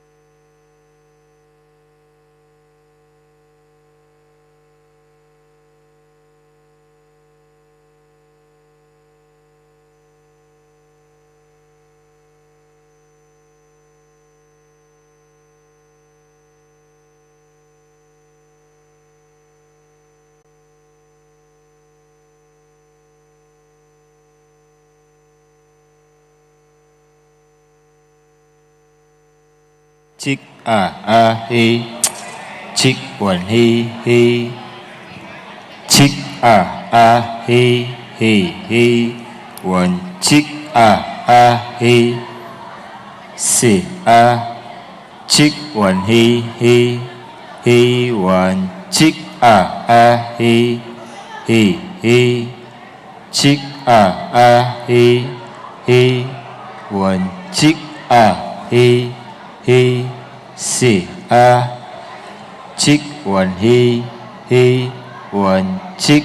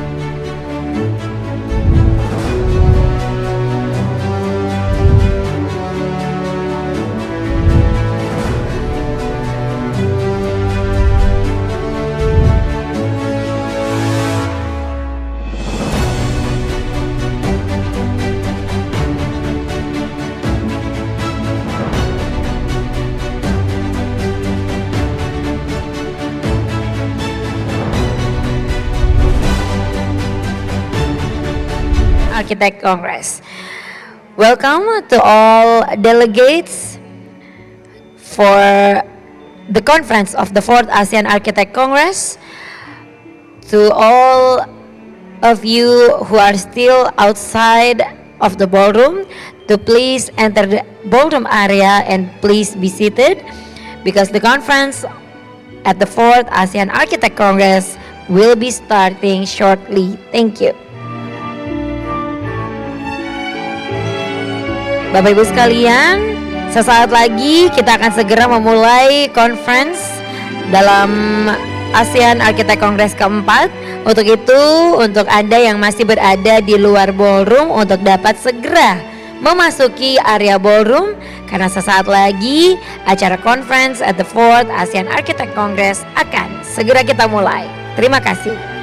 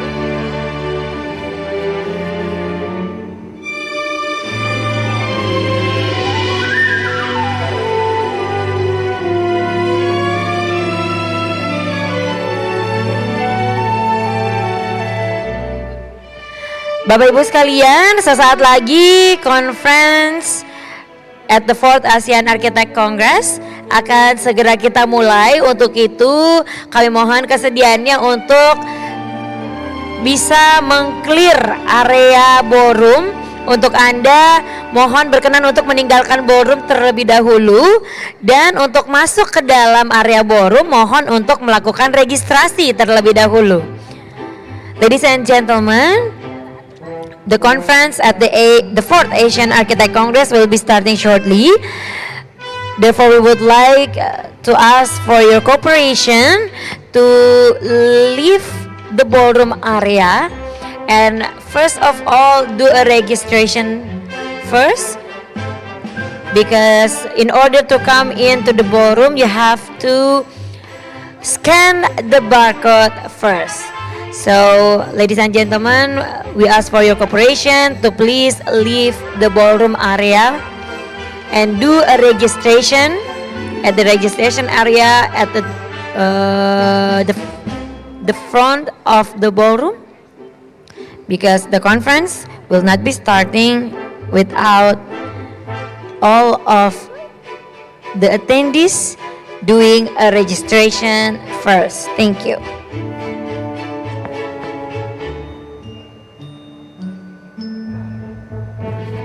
Sekali lagi Bapak Ibu sekalian, mohon berkenan untuk dapat mensterilkan area ballroom.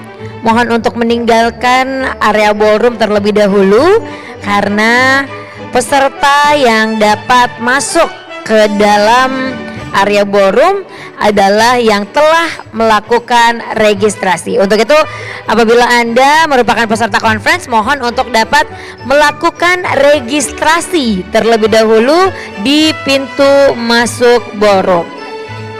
Sekali lagi kami mohon kerjasamanya Bapak Ibu sekalian yang masih berada di area ballroom untuk dapat melakukan registrasi terlebih dahulu, untuk scan barcode terlebih dahulu, karena syarat untuk dapat mengikuti conference at the 4th ASEAN Architect Congress adalah melakukan registrasi terlebih dahulu. Terima kasih.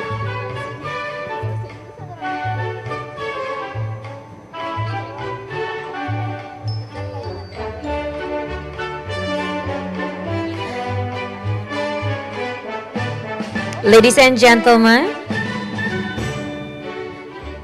gentlemen, once again we ask for your cooperation to please do a registration first before entering the ballroom, because the conference will be starting shortly.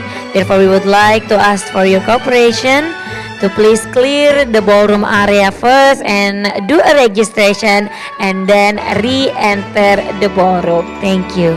Bapak Ibu sekalian, sekali lagi kami mohon kerjasamanya untuk dapat mensterilkan area ballroom. Untuk Anda yang ingin memasuki area ballroom dapat menuju ke meja registrasi terlebih dahulu untuk scan barcode untuk mengikuti conference at the 4th Asean Architect Congress. Terima kasih.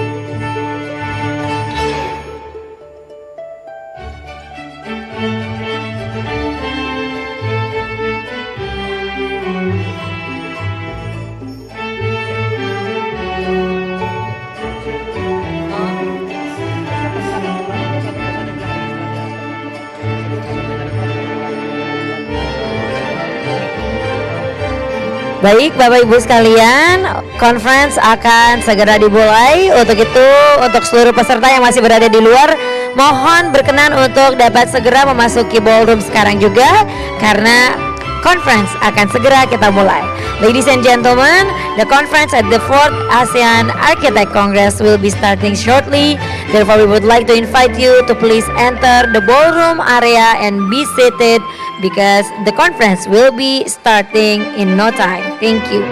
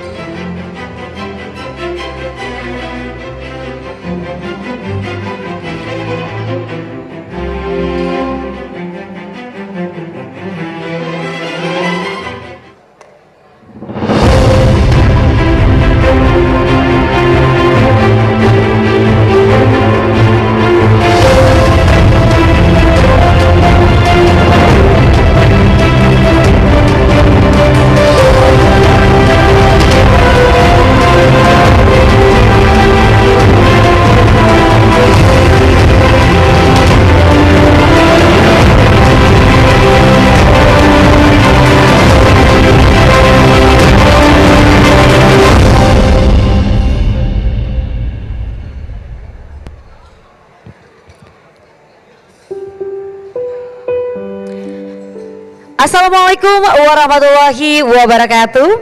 Salam, Om Swastiastu, Namo Buddhaya, salam kebajikan. Good afternoon, ladies and gentlemen, honorable guests, and all delegation from all over ASEAN. Thank you so much for joining us again in this very ballroom. Ladies and gentlemen, we would like to welcome you at the conference at the 4th ASEAN Architect Congress, Embracing the Future, Mobility and Collaboration. Can I have your warmest and merriest applause? Thank you.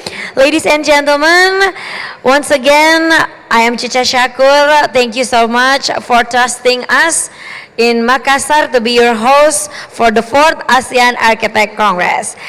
And this afternoon, we will be starting the conference for the 4th ASEAN Architect Congress. And to open the conference, we would like to invite you to listen to the opening remarks by the Chairman of ASEAN Architect Council, to Mr. Architect Larry Ang Laihok, AA. Please join us on the stage.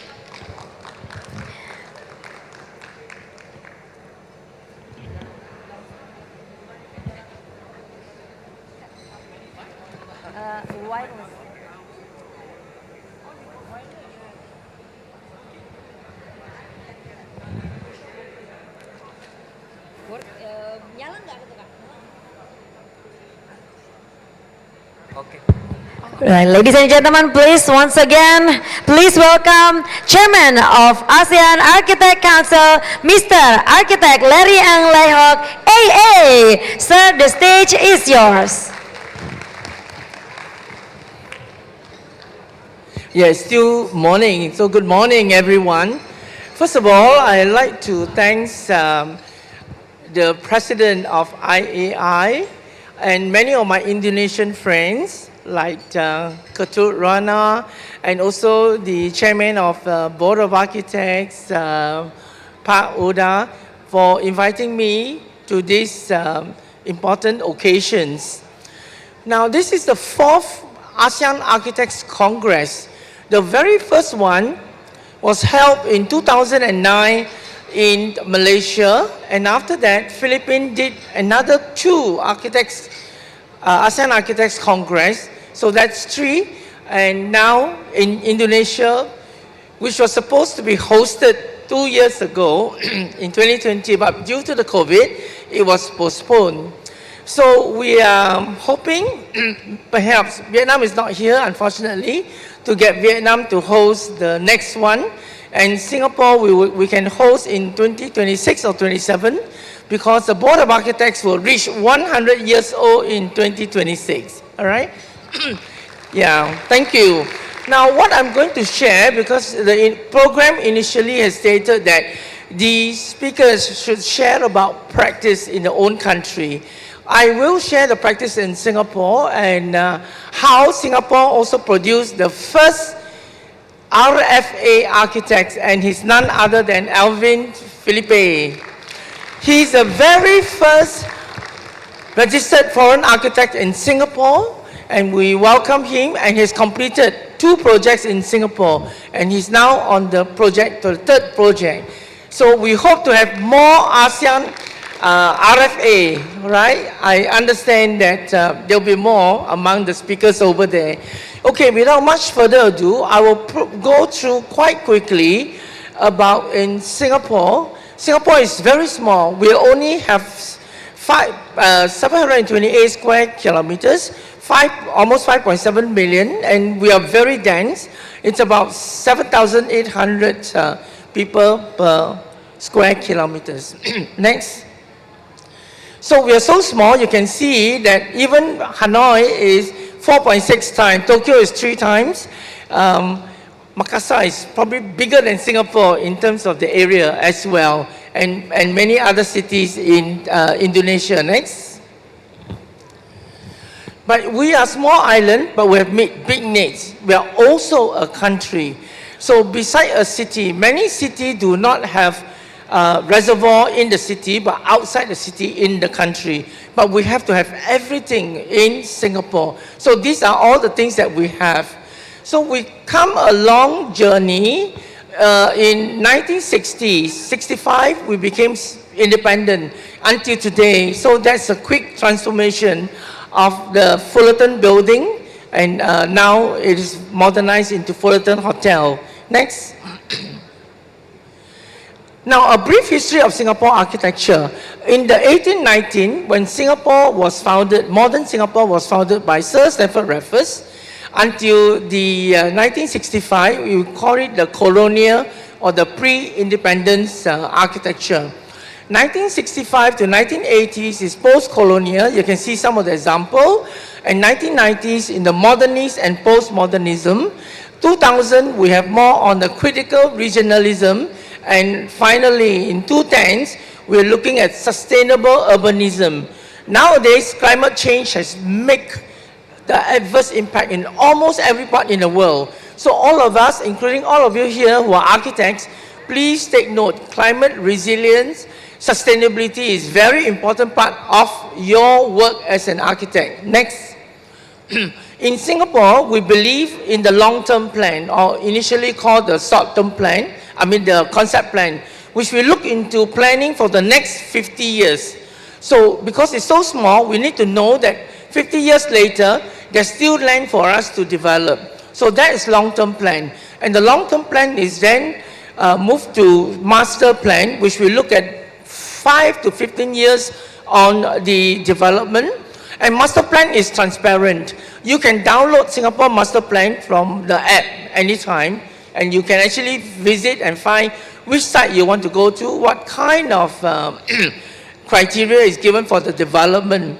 And of course, two important things that we do is development control as well as development coordinating land sales. Singapore has a government land sales, so we will dictate which are the areas that can be developed and which are to be left in future.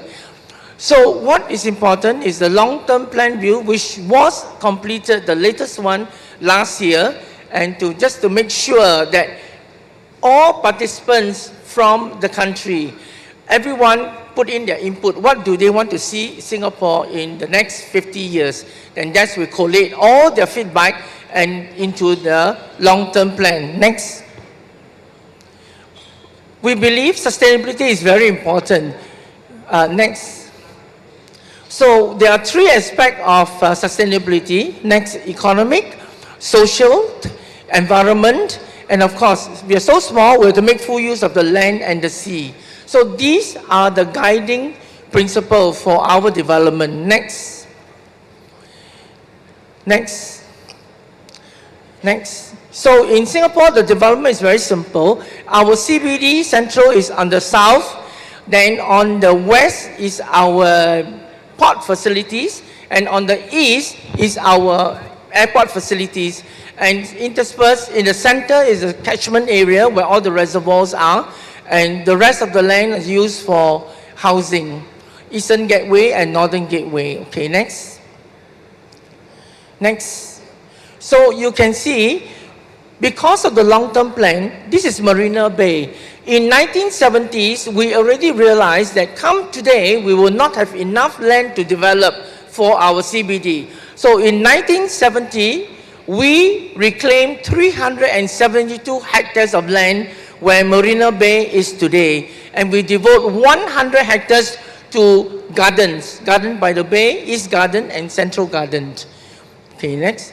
But we don't stop at Marina Bay. Although Marina Bay will take us through to the next 20 years of development, we have started looking at the greater southern waterfront that will bring us to another 50 years later. And this will be moving all the port facilities to the west, and whatever that's left in the city will then be extended from Marina Bay to the greater southern waterfront. Next. Now, for us, for all architects, I'm so happy that when I first started in 2006, there were not many ASEAN member states has got Board of Architects. Today, all of, except for Vietnam, that is in the progress of setting up the Board of Architects. The latest one, of course, this morning inaugurated by the Minister and the Chairman, Pak Uda here, the latest Board of Architects in Indonesia. Congratulations, yeah. So we, the Board of Architects is really a statutory board established to administer the Architects Act. So it will be the same for the Indonesia. So our mission is to enhance competency, integrity, professionalism of the architectural practice in Singapore. Next. We also have the Singapore Institute of Architects, which is here, IAI. So I hope now IAI and the Board of Architects Indonesia will work very closely together to move the progress of the Indonesia built environment. This is what we do in Singapore. Next. Next. So we are, BOA is a regulatory body and SIA is an institute focusing on practice matter. It's the same also for Indonesia. Next. Next. Now, some historical background. So in Singapore, architecture professionalism begins in the 19th century when Sir Stamford Raffles first stepped into Singapore in 1819. So he became the first planner. And do you know the reason why? If you have been to Singapore, you have Chinatown, Little India, and Kampong Glam. That's because Sir Stamford Raffles was the first planner in Singapore. Then there were immigrants from South China, India, the Boyanis, the Bugis around the region. So he assigned Chinatown to the Chinese, Little India for the Indians, and Kampong Glam for the Malay. And until today, we have conserved all this to make sure the original identity is being preserved. So we started in 1927 or 26, set up the ordinance, and all the way until now, we have the latest amendment in 2017. So same as your board here, as you move along, you might have to amend some of your act just to make sure it's up to date. Next. So historically, in Singapore, there are 3 professions that are considered professional. Architect, surveyor, interior designer, they are not covered by an act, so they're not supposed to be professional, but we work together and hopefully they register and manage themselves better. Next. Okay, next.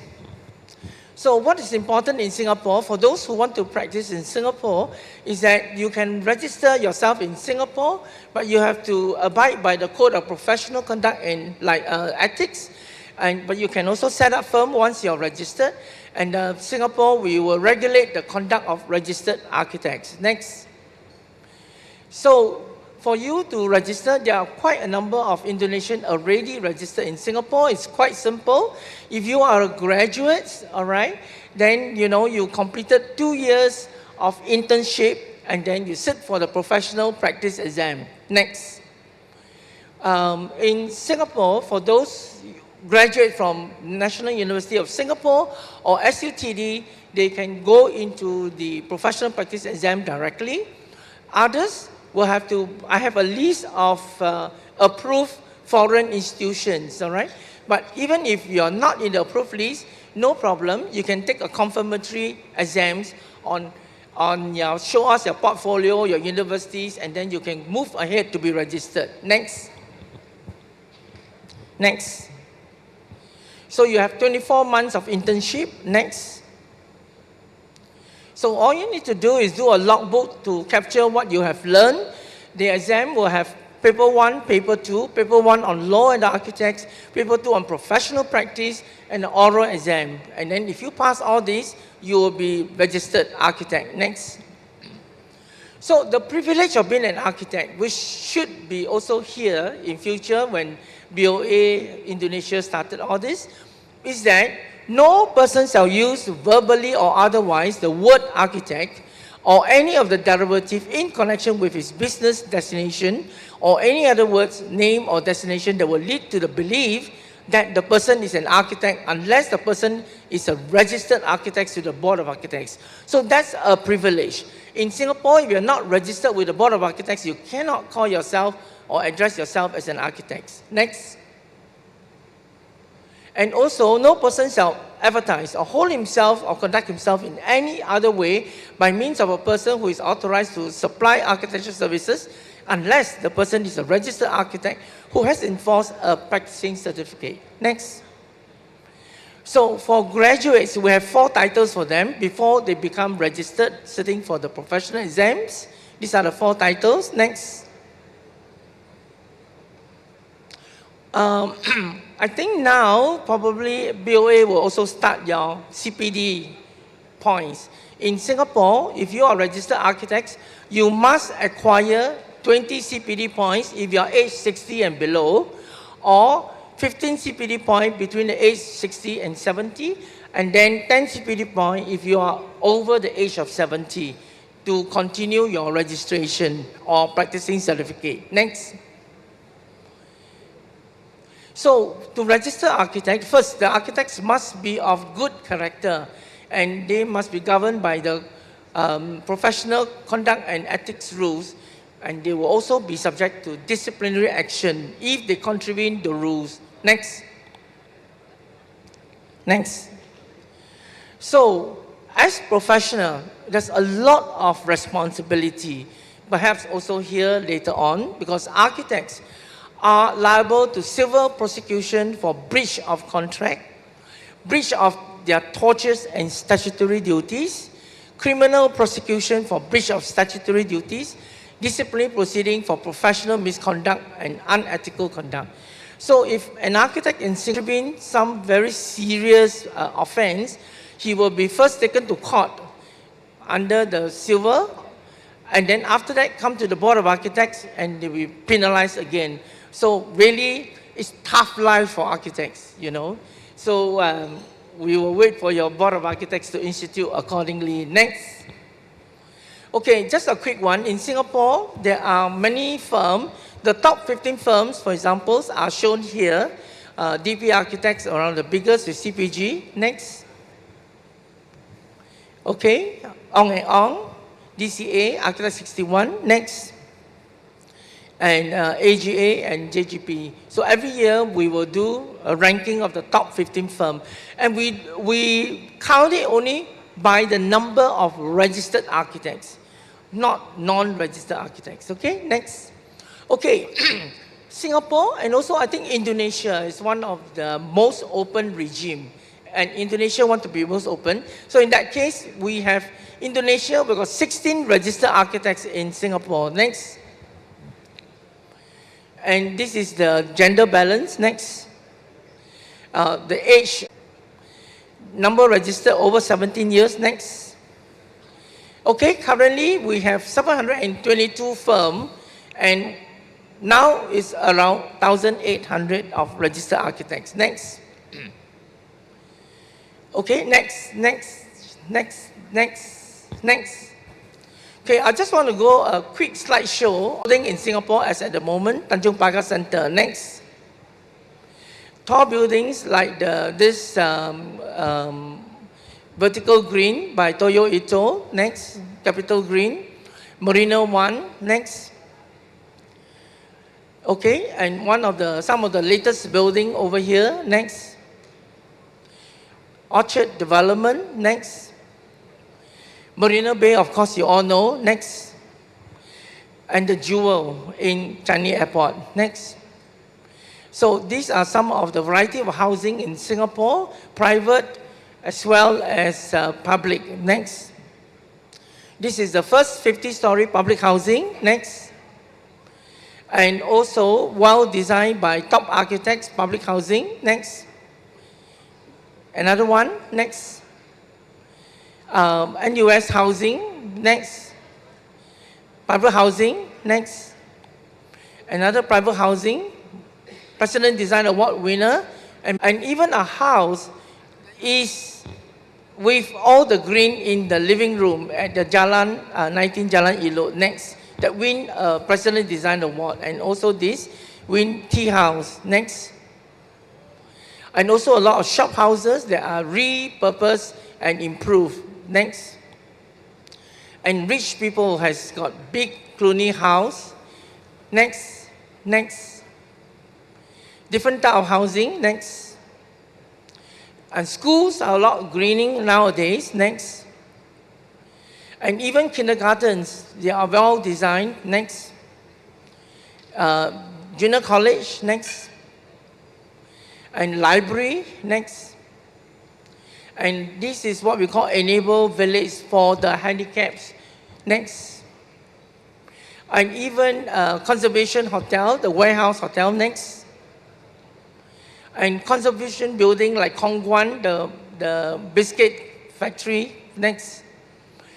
So we do a lot of conservation of building. National Gallery Arts. Next. Okay, some of these buildings are partly conserved. Next.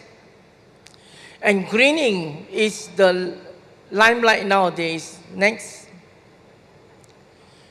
The School of the Sota, the Kutepa Hospital, and the Oasia is all green. Next. You see the famous Hotel Pickering. Next. And in Singapore, architects not only build, all right, you have create spaces for people, all right, you have create spaces for people to enjoy. Next. All right, there are a lot of city room, green heart. Next. Next. Okay, architects also do things like benches, which so IMS can promote AA, RFA registration as we promote cross-border professional practice. Next.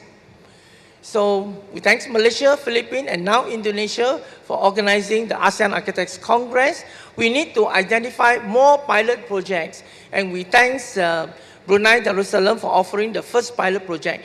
Pilot project, we want to use it as a test project and only invite ASEAN architects within ASEAN to compete and to do the project. Next. So all AMS here, please encourage your AA to work with AA within ASEAN. Singapore is most open, so if you want to come and work with one of the architects, by all means, and you can register with the Board of Architects. My new registrar is Tracy. She will register you. It's collaboration. Okay, next. So compared to 2006, we are very happy that all AMS have already set up their respective Board of Architects, except for Vietnam, which is in progress. MRA has helped all AMS to register AAs, and more outreach programs provide more opportunities for interactions. So all AMS would need to continue to promote mobility and also the AAs within ASEAN. Next. So MRA helped to facilitate mobility of professionals. MRA helped to facilitate collaboration between universities, collaboration among professionals, and also foster better relationship. Just like today, I think we have good relationship among ASEAN. Next. Okay, that's all. I'm rushing like a train. Thank you so much.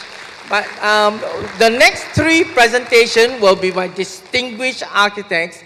Alvin Felipe, all right? We have, of course, from Philippines. We also have Popo Danes, your very own famous architects from Bali, and of course from Malaysia, we have architects Mustafa. So I'll leave it to them. Thank you very much.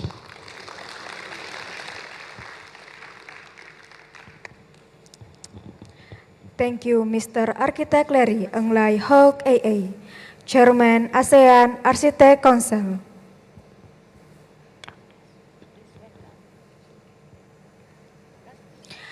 And please welcome Conference of the 4th ASEAN Architect Congress. First speaker, Mr. Popo Danis from Indonesia.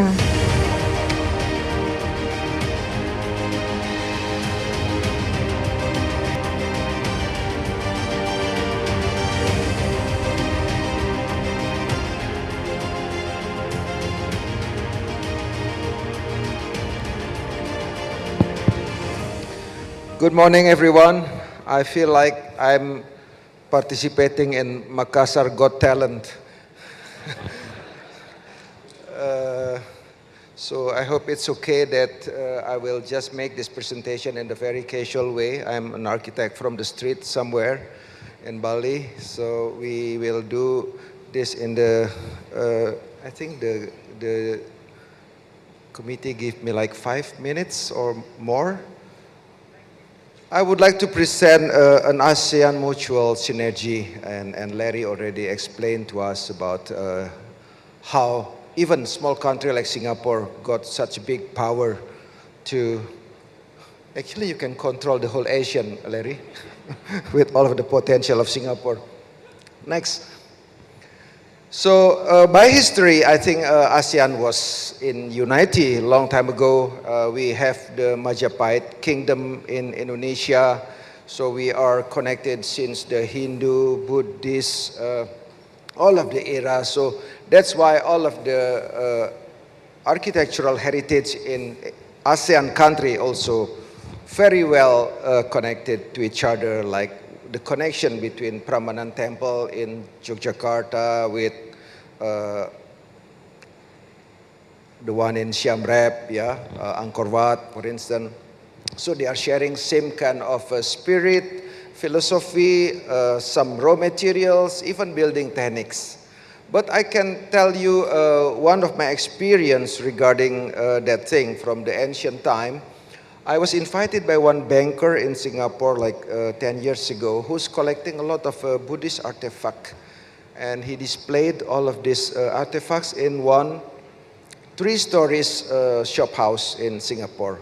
And he was explaining very patiently, one by one, this is from Laos, this is from Thailand, this is from Vietnam.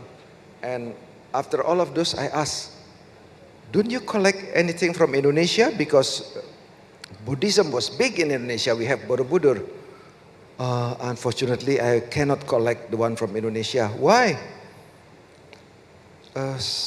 some staff from Indonesia sometimes trick the laboratory. What do you mean? Because in Indonesia, the raw materials and the capability of craft and probably the tools is still available today. So I've been sending one statue to the laboratory from Indonesia, and the laboratory said this is from 11th century. In fact, I know they did it last month in Indonesia. So this kind of thing, I mean, just depending on how we are looking at it, in a positive or a negative way. So I'll explain later. Next. Yeah, we can see the map of ASEAN with all of this, some quick breakdown of their potential, like Singapore is the hub of financial probably, but one thing, Singapore doesn't have domestic flight, which means I'm talking about resources. Why I mention this? Because this is also the way we can collaborate. Like sometimes I'm complaining too, we are working with some Singaporean interior designer. Because they have no local resources, they will so easily put in their spec, oh, this is coming from Spain, this tile, oh, this is from China, this is from everywhere. So when they do that with us, so then I always help, hey, sorry, for this one, I can help you to source locally. We have actually also other option in Bali, which is more authentic, this and that. So this is, I think, the way that we should do in ASEAN, how we can collaborate, we can fill the gap each other, we can improve, and we can create a new strengthen. So after this, I think I will explain about some ASEAN experience in my way. So from one to another country. Next. So I have some Singapore-related project. Yeah. Like this one in Bali, there's one executive from Singapore who just retired from one big corporation, and he has some money from his saving. And he found like the best way to spend the money is to put in one property investment in Bali. Because with the same amount of money, probably he can have one luxury apartment in Singapore. But in Bali, he can have 1 acre property with a beautiful villa on it. It's becoming a good business. So then with this client, this Singaporean, we already did in Bali. So Bali is becoming their hub. So, but also, of course, very much depend on how us as the Balinese taking this as an opportunity and also giving benefit to our island. Next. This is also part of it. Next.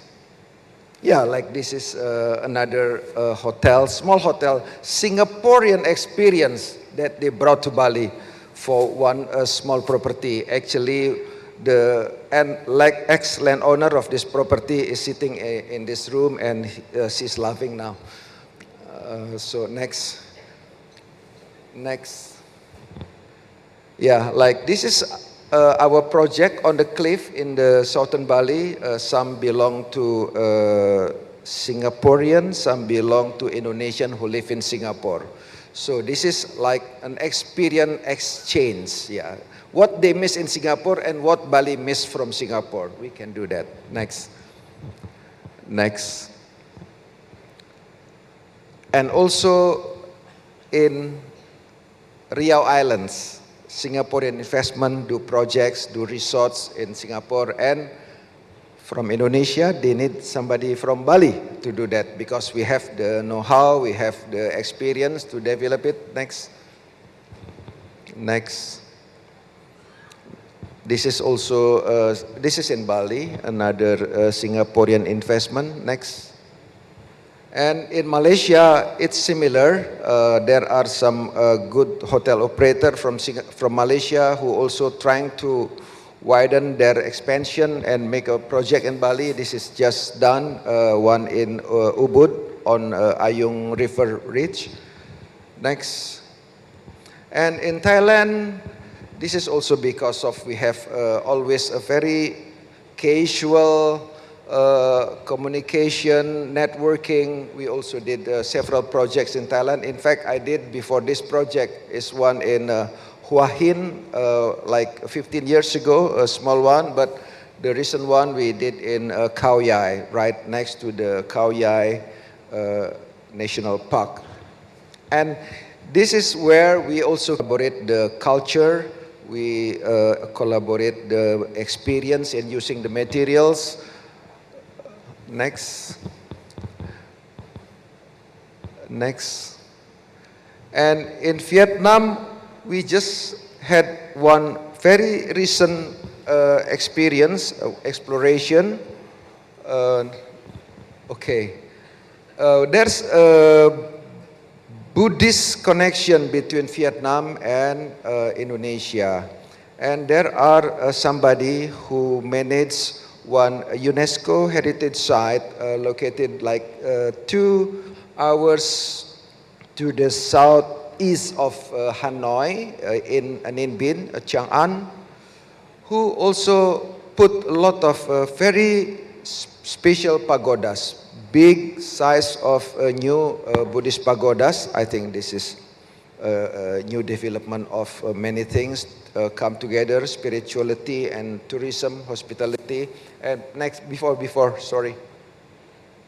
Yeah. And for another reference, this guy went to Java, Indonesia, and he admired all of those stone carving at Borobudur Temple. And he met this friend of mine, Nyoman Alim, a Balinese who lives in Muntilan, who's very good in making the stone carving. He has a very big art studio, and he invited. Then finally, he put quite some extraordinary structures in Tamduk, yeah, like 40 minutes from Ninh Binh, with all of this Indonesian craft. Yeah, this stone carving, big panels, 30 meters in height and 50 meters span. And on the right, there's a wood carving from Jepara. And I never seen the one at this size in my own country. And they put it in Vietnam. There's a picture with my wife as the scale. She's 165. And this one, you can see how tall, and all very fine, well carved on a Javanese teak wood, and most of them carved carefully from both sides. It's amazing. So after all of this experience working with Indonesian craftsmanship, then finally on his extraordinary site, he's thinking to put a resort and ask a recommendation, who's the architect for this resort. Then he invited me to come next, and we start working carefully with our Bali experience, how to explore and develop this kind of a very sensitive site in terms of ecology and culture. So we configure all of this resort planning and development. I hope this resort will take off by this year, the project, and also another one in Daban. And next, in Cambodia, we did a conceptual design for CFF in Phnom Penh. So because in Indonesia, we have received several architecture awards from IAI, from the Indonesian Institute of Architects as well, for building conservation. Next. So when the CFF in Cambodia put this Villa Bodega together, so he need me to come and give some advice how to preserve the architecture, but we also transform the function to become a new facilities of hospitality. So this is still going on, and we collaborate with one architect from Thailand. Next.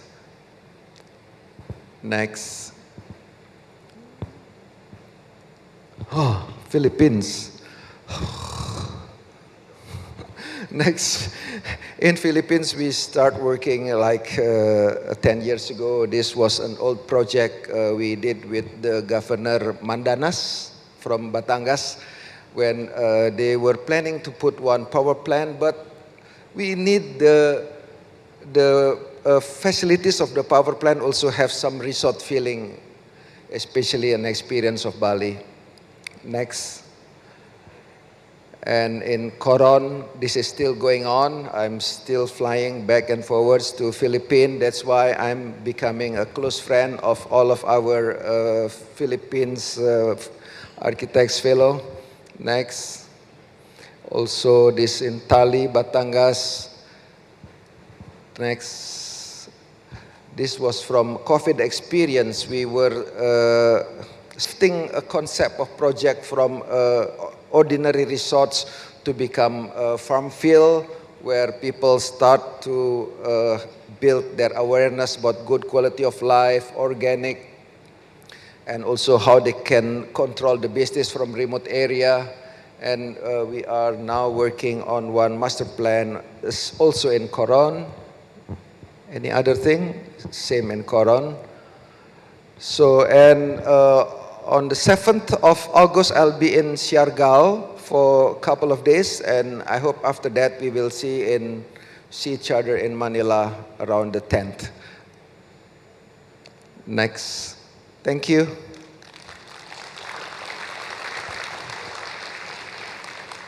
Who's next? No, Mustafa? I think you. Because we are still waiting for some white color for Alvin, for his hair.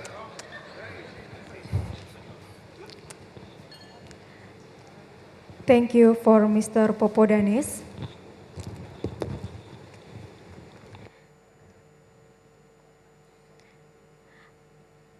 And the next speaker, please welcome Mr. Architect Mustafa Muhammad Saleh from Malaysia.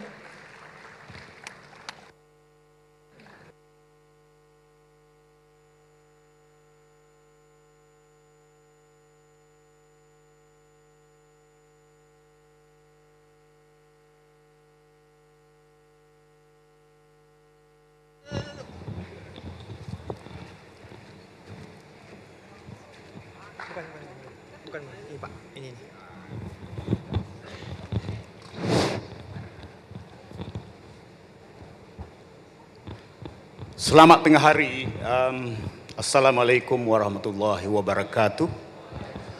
Nama saya Mustafa Saleh. I've been with the Asean Architect for quite some time, having been delegates as well as representing my country, Malaysia, especially in the education part. I was a lecturer for 30 years while practicing as an architect as well. But I don't have buildings to show you for today, because I'm talking about something which is very much affected us all the last 2 years, right? So my topic is actually, can I have the slide, the first slide, please?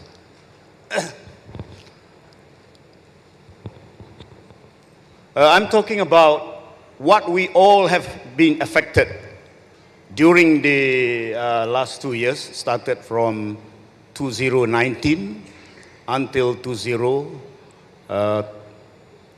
post-pandemic scenario of construction industry in relation to other architectural practice in Malaysia. You see that during that time, it came to an abrupt stop. Everybody stopped working. You remember? And we also sometimes heard that we lost our loved ones, our friends, and also not only that, we can't do anything. Everything has, you want to forget all that. But this is a lifetime experience that if it happens again, I'm sure we have to be prepared, because at that time we are not prepared for that. Yeah, you see, the ASEAN Architect Council was not having meeting for 2 years. But a lot of things has changed since then, especially the way how we collaborate each other, networking especially, and it continues until today. Right, can I have the next slide, please? You see, Malaysia, in particular, our population is about 33 plus million, 33 million. Yeah. And the architect, we have only about, roughly about nearly 5,000 architects, with the registered architect as 2,300, if you can see the chart there, about 2,300, and I'm comparing the 2019 and the 2023 data because I want to see whether COVID-19 has affected in terms of the numbers of practices, number of architects in Malaysia. Because it seems that it is increasing for about 200 registered person. Yeah? And in terms of the number of firms, we have about 2019, 1,600, and 2023 is about 1,800. Not correct, but it's only an increment of 200 firms.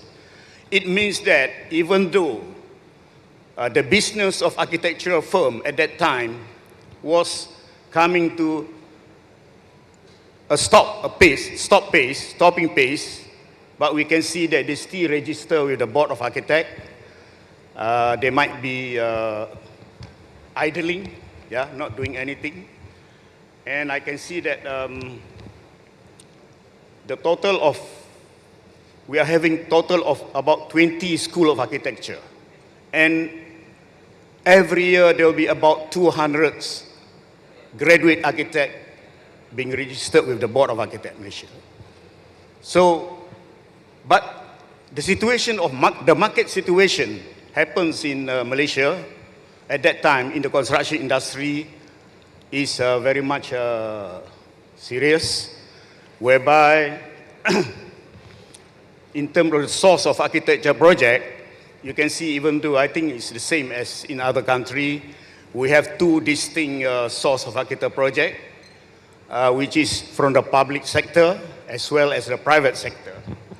The public sector normally totally from the government project, which is under public works, as well as government agencies, yeah, statutory body as well. But private sector generally will be what we call swasta, private sector, which inclusive of GLC, government-related project like Petronas, all that. So those are the big clients in the private sector. So as we can see that the employer sector in Malaysia is very much has its own role in shaping the physical development of the country.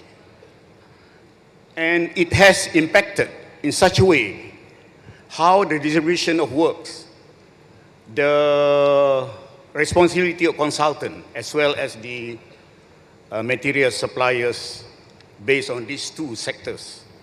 So normally the group who are doing government project will always be continuing doing government project. For those who are doing the private project, it will always be a certain group of architects responsible to do private project. Yeah. Because each sector have its own policy to implement the project, as well as the procurement system are different.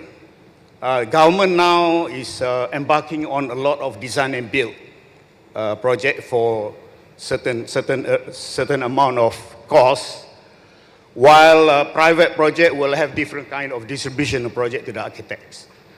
So this is the scenario. If the Asean Architect going to venture into Malaysia, this is what we call it demarcation between that you should know, right? Okay, next slide, please.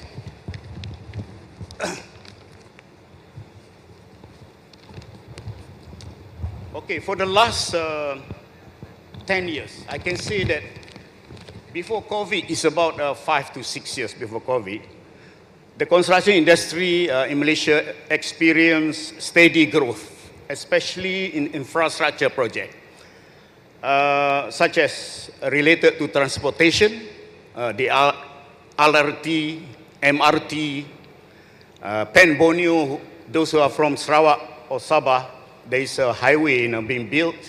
We call it Pen Borneo. It is not a toll project. It is not a toll road. It is a free ride, you know. And in terms of private housing, there's a lot before COVID. New residential development, oil and gas, as well as energy utilities. And for commercial, I think you have heard that about the Merdeka Tower, PNB 118, just completed, I think, last year. It is the second, so-called the second tallest building in the world now. I don't have the photo, but I hope by not putting the photo, you can go and look for it. Yeah, okay.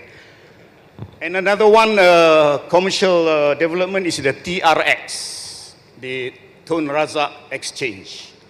It's just completed. However, the construction industry in Malaysia has actually begun adoption of innovative new technologies and best practices such as BIM, IBS, and QLASIC.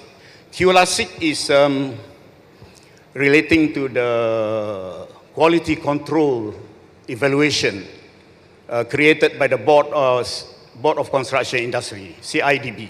Yeah. And this is a thing that we use, instrumental in setting the benchmark for the industry player to emulate. Yeah. As for architect, in the pre-pandemic time, architect mostly will be having the benefit of spillover project from the infrastructure. So, and the engineer are the one who are having the benefit of infrastructure. Yeah, so we are having only the spillover effect. However, the architects before pandemic experienced a lot of progress in terms of how they manage in their project management, as well as manage to increase the workforces based on the graduate that we are having every year, about 200 graduates. And at that time, the employment was quite good because most of the graduates were able to find jobs with the firm. In other words, everybody has work to do at that time. Right? Next slide, please. Now, come during the pandemic period. I think you all can remember and experience how. So during the last 2 years, during the pandemic, we have a lot of lockdowns. In Malaysia, we call it the MCO, which is a movement control order. It was being imposed by the government, in which we cannot move. We have to stay at home. We have to let our staff to go home and stay at home, do nothing, all right? For 2 months, like my firm, I've been paying without doing anything from our saving. For 2 months, we pay their salary. And after that, we try to find out how to actually, after some ease has been given by the government, that you can actually move, but with permission, all right? Permission from the police, so they can come to work.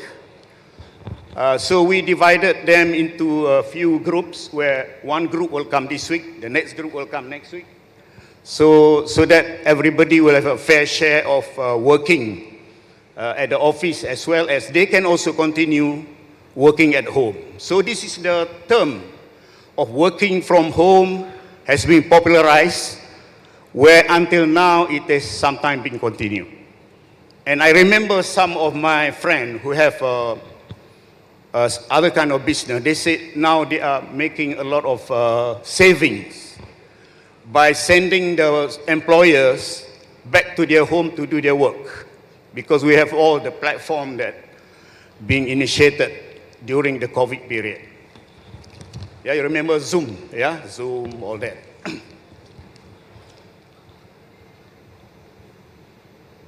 Okay, one more thing that I also practiced during that time was we want to reduce salary of the staff.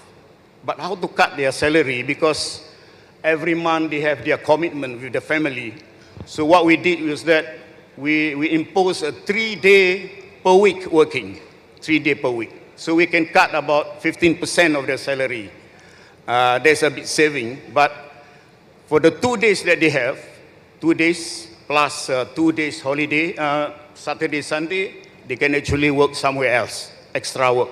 So this is how we try to cater for the situation, as well as still maintain our staff. Because I heard some of the company actually just lay off the whole staff.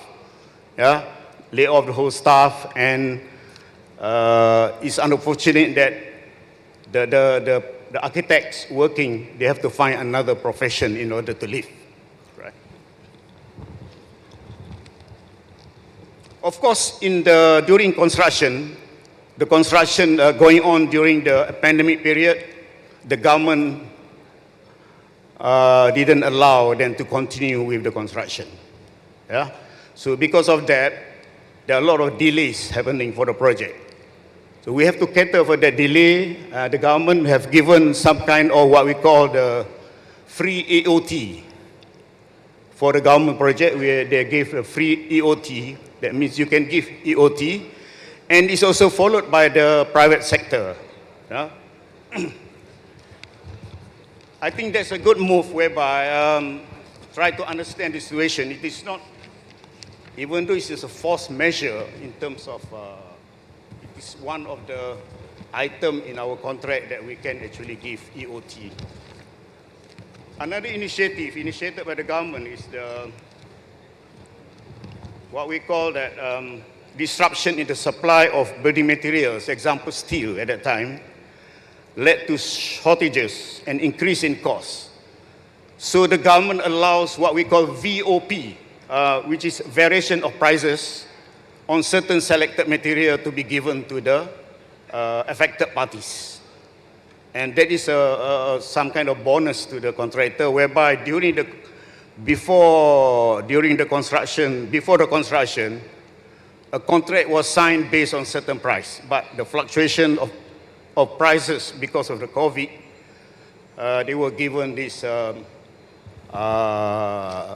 VOP, right?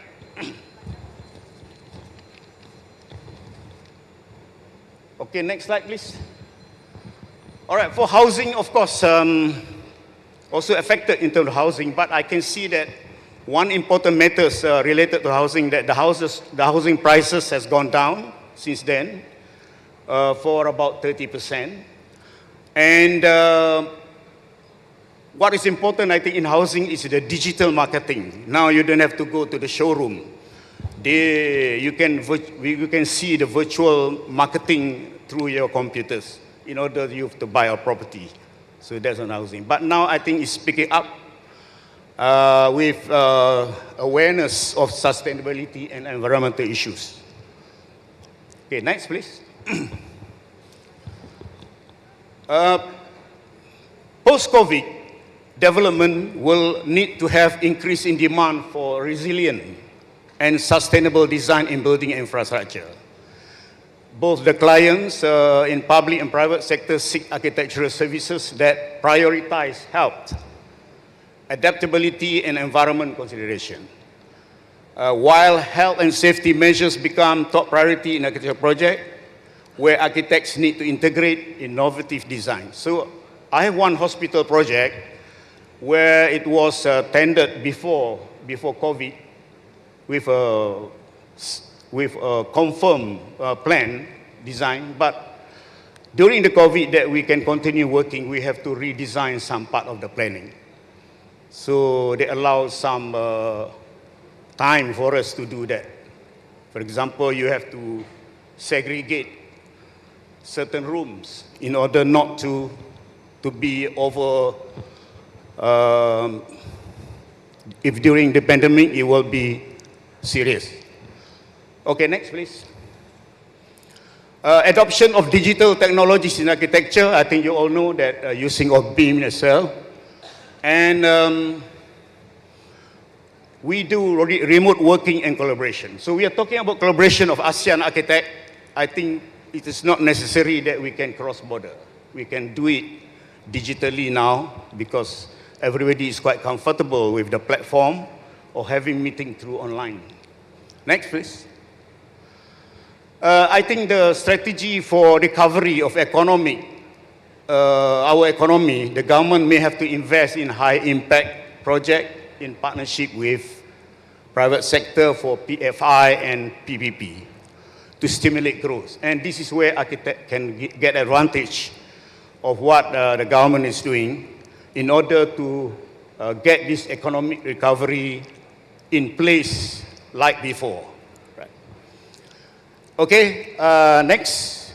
Okay, thank you very much. I think that's all what I can say. Alvin. Thank you, Mr. Architect Mustafa Muhammad Saleh. And the last speaker, please welcome Mr. Architect Alvin Felipe from Philippines. Hi.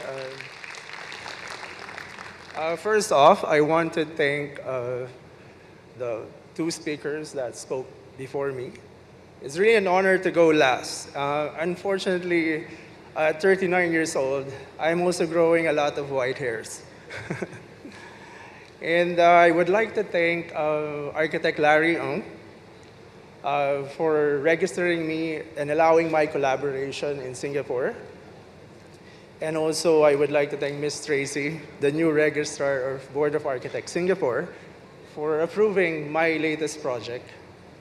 And I would like to thank as well our Professional Regulation Board of Architects in the Philippines, our chairman, Architect Robert Sack, and its board member, Robert Mirapuente, for actually fighting for me to be the first registered foreign architect in ASEAN. So, thank you. I hope you don't mind. My presentation is on the lighter side. So, I'll go ahead. All right.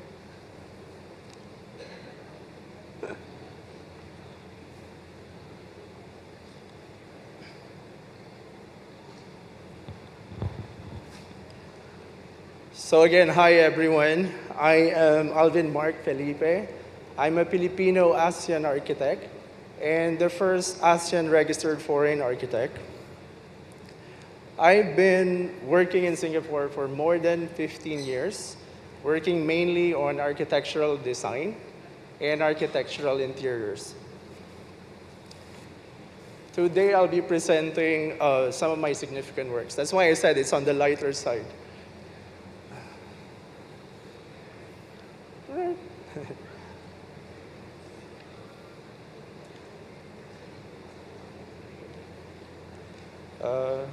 Please go ahead, play the video.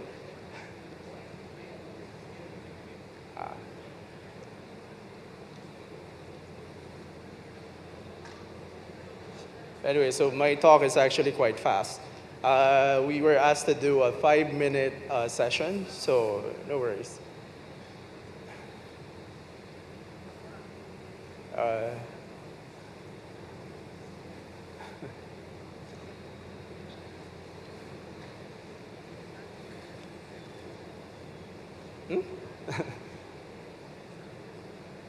I think we're having some technical difficulties right now, so. All right, sure.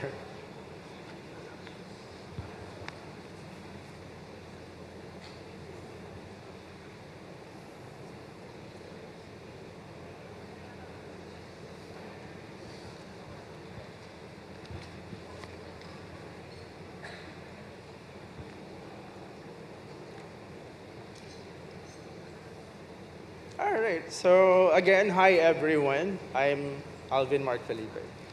So, like I mentioned, I've been working in Singapore for more than 15 years and working mainly on architectural design and interiors. And today I'll be presenting some of my significant works. Since I started working, I have designed over 150 design concepts and completed more than 100 actual realized projects. My works have been featured with affluent publications, have garnered a number of awards. I would like to share my philosophy. My form of design is one that adapts the characteristic of the site and with the personality of the client. So I pride myself not to have a singular style, so that it enables me to create designs that are individually tailored to each client's project.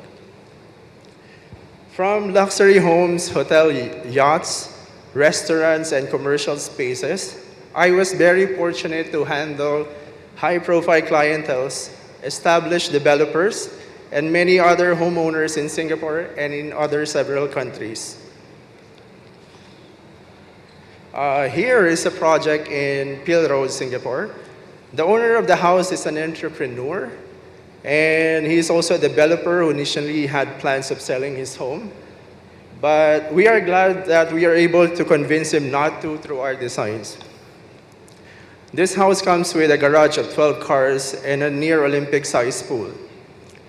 And the next one is a project of ours in Bangkok. It is a 2-level penthouse located at Sukhumvit, used as a vacation house by the clients.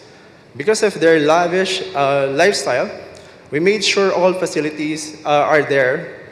And on the first floor, there is a grand living hall, a dining area, wet and dry kitchens, 5 bedrooms with bathrooms, and a maid's quarter. There's also a big foyer on the outdoor living room on the first level. And on the second level, there is a ballroom overlooking the grand living hall. I had fun designing this project as the owners gave me a free hand to design the best for them with no limitations. Here's the conceptual sketch I did, and the grand living hall after its completion. Next is a property in Broadview Villa, Hong Kong. The clients are well-traveled and stays mostly in Europe. The lady of the house is a woman of elegance and sophistication who loves classical design. And the inspiration is the cityscape, the beautiful cityscape of Hong Kong. I filled the apartment with sumptuous finishes and ornate touches for a decadent look. Here's a photo of me with a master artist from Taiwan who actually drew all the murals by hand. The next one is involved designing an alteration and addition project in Singapore at Tanglin Hill. The idea was to restore the former grandeur of the old residence without losing its character. Here how it looks like while we are constructing the house. And these are my conceptual sketches for the interiors and the initial sketch I did for the architecture. So every project I do starts with me sketching, and it is important for me to make people feel good in a space and have them feel comfortable with the way it looks at the same time. Like this project of mine in Cambodia, the River House is conceived with minimalism in mind. This house is overlooking the beautiful view of Mekong River. At the early form of development I did for this house, I separated the hardscape and the softscape and defined at each level and stacked them up to complete its final form. And the next one is a special project of mine. This beautifully realized development in Neem Crescent is the reason why it became the first RFA. It comprises of 2 homes, number 11 and number 15. I was conscious about the stack effect, cross-ventilation, and the sand pad. And we had recently acquired the temporary occupancy permit, and the owners just recently moved in.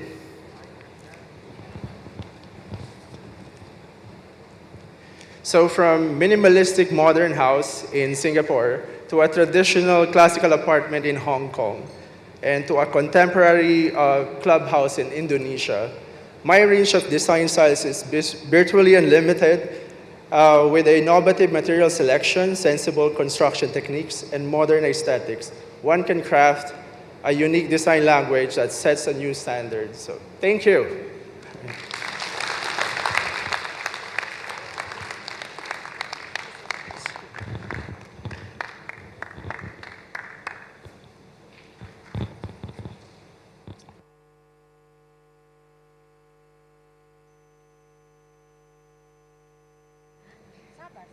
Thank you for Mr. Architect Alvin Felipe.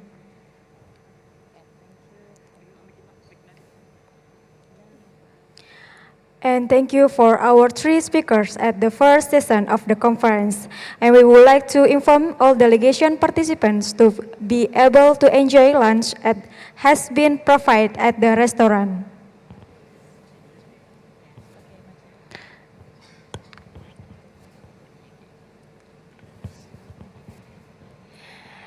Kami infokan kepada seluruh peserta delegasi, saat ini waktunya istirahat 30 menit dan kami juga menghimbau untuk dapat menikmati hidangan santap siang yang telah disediakan di restoran Ruang Sukun dan Ruang Banyan Gamara Hotel Makassar.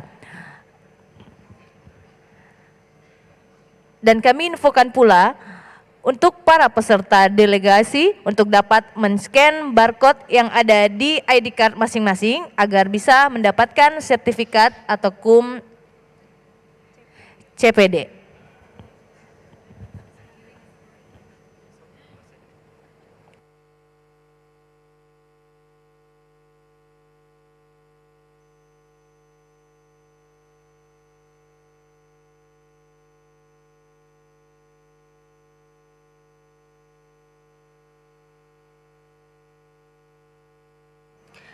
Baik, kami sekali lagi menginformasikan kepada seluruh partisipan dan delegasi untuk boleh menuju ke meja registrasi untuk melakukan scan QR code untuk mendapatkan e-sertifikat dan KUM. Sekali lagi kami informasikan kepada seluruh delegasi dan all partisipan untuk yang telah mendapatkan QR code boleh menuju ke meja registrasi untuk melakukan scan QR code untuk mendapatkan e-sertifikat, KUM, dan CPD. Terima kasih.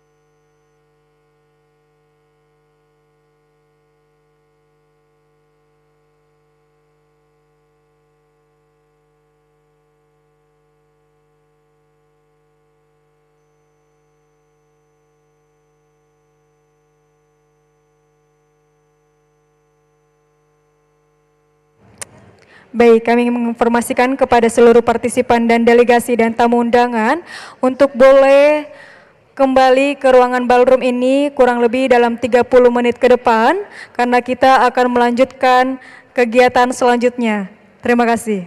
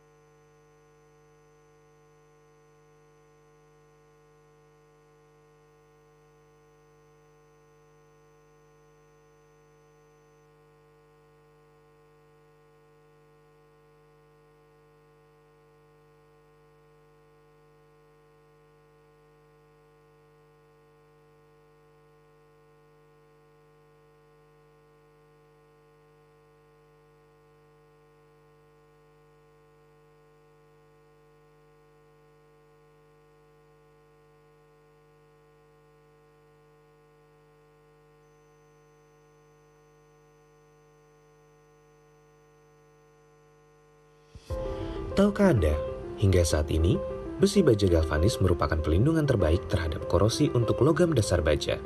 Dan galvanis adalah keahlian kami di Fumira. Fumira merupakan salah satu produsen baja lembaran galvanis terbesar di Indonesia yang telah berdiri sejak 1970 dan merupakan bagian dari Argo Manunggal Group. Fumira menjual mulai dari koil, lembaran baja galvanis, beragam profil atap metal hingga floor deck. Sejak berdiri hingga saat ini, Fumira tidak pernah berhenti untuk berinovasi melalui lini produksi yang terintegrasi. Produk-produk yang dihasilkan oleh Fumira merupakan produk yang terjamin kualitasnya karena telah melalui kontrol ketat dan penanganan yang terbaik di setiap tahapan produksinya. Sebagai perusahaan yang inovatif, Fumira mengembangkan produk baja lembaran galvanis lapis warna yang dihasilkan color coating line yang merupakan rancangan Fumira. Fumira selalu berusaha untuk mengedukasi industri, dunia usaha, konsultan, dan para praktisi terkait dengan terlibat dalam pameran dan eksibisi yang diadakan asosiasi dan organisasi terkait, bahkan dalam dunia pendidikan sekalipun. Kami selalu berkomitmen untuk menghadirkan kenyamanan dan keamanan dalam setiap desain dan produksi kami, sehingga kami mampu memberikan kemudahan bagi para pengguna produk kami. Kami tidak sabar untuk bekerja sama dengan Anda. Fumira, leading innovation of galvanized steel.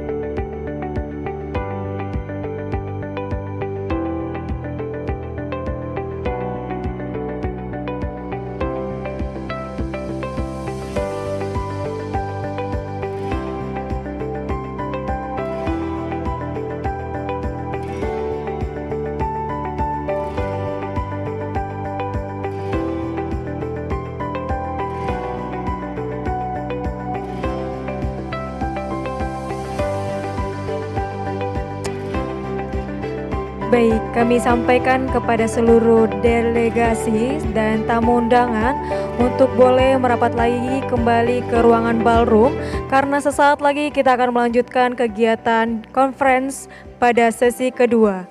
Sekali lagi kami informasikan kepada seluruh delegasi dan tamu undangan untuk boleh memasuki ruangan ballroom kembali agar kita dapat memulai kegiatan conference sesi kedua. Terima kasih.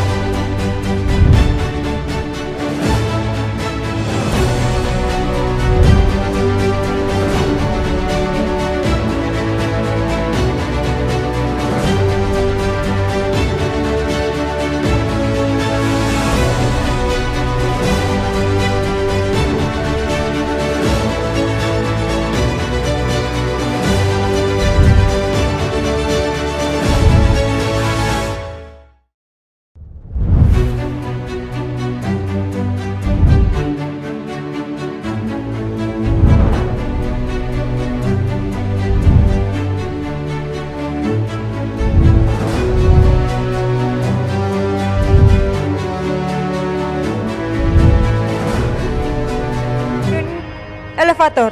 Please welcome Bapak Budi Silaban.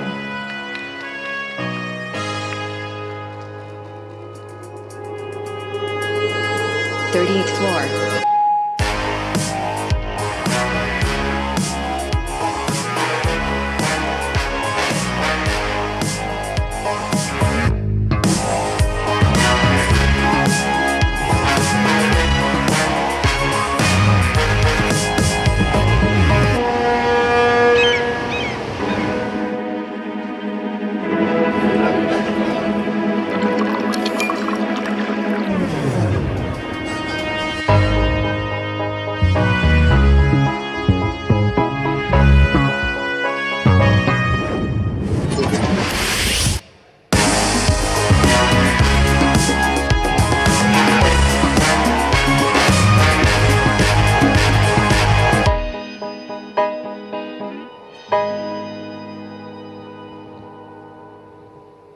Selamat siang, Bapak, Ibu, good day, ladies and gentlemen.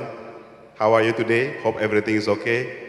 Ya, perkenalkan Bapak, Ibu, nama saya Budi Silaban, saya Managing Director dari KONE Indonesia. Sebuah kehormatan saya bisa hadir di sini, sebuah kehormatan, is an honor for us to be able to sponsor this distinguished event. Thank you very much for the opportunity. Di sini saya mau sharing sedikit, I would like to share a bit about KONE and what we stand for.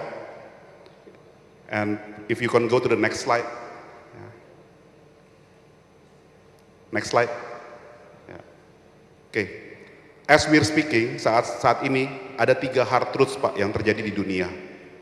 Yang pertama itu adalah urbanization. Ada 200.000 orang yang pindah dari desa ke kota every single day. 200,000. Dan tadi Pak Menteri juga tadi menyebutkan bahwa Indonesia sekarang kategorinya adalah upper middle class, Pak. Jadi orang-orang yang pindah dari desa ke kota ataupun orang-orang yang sudah di kota, mereka demand-nya terkait dengan di mana mereka tinggal itu juga sudah berubah, Pak.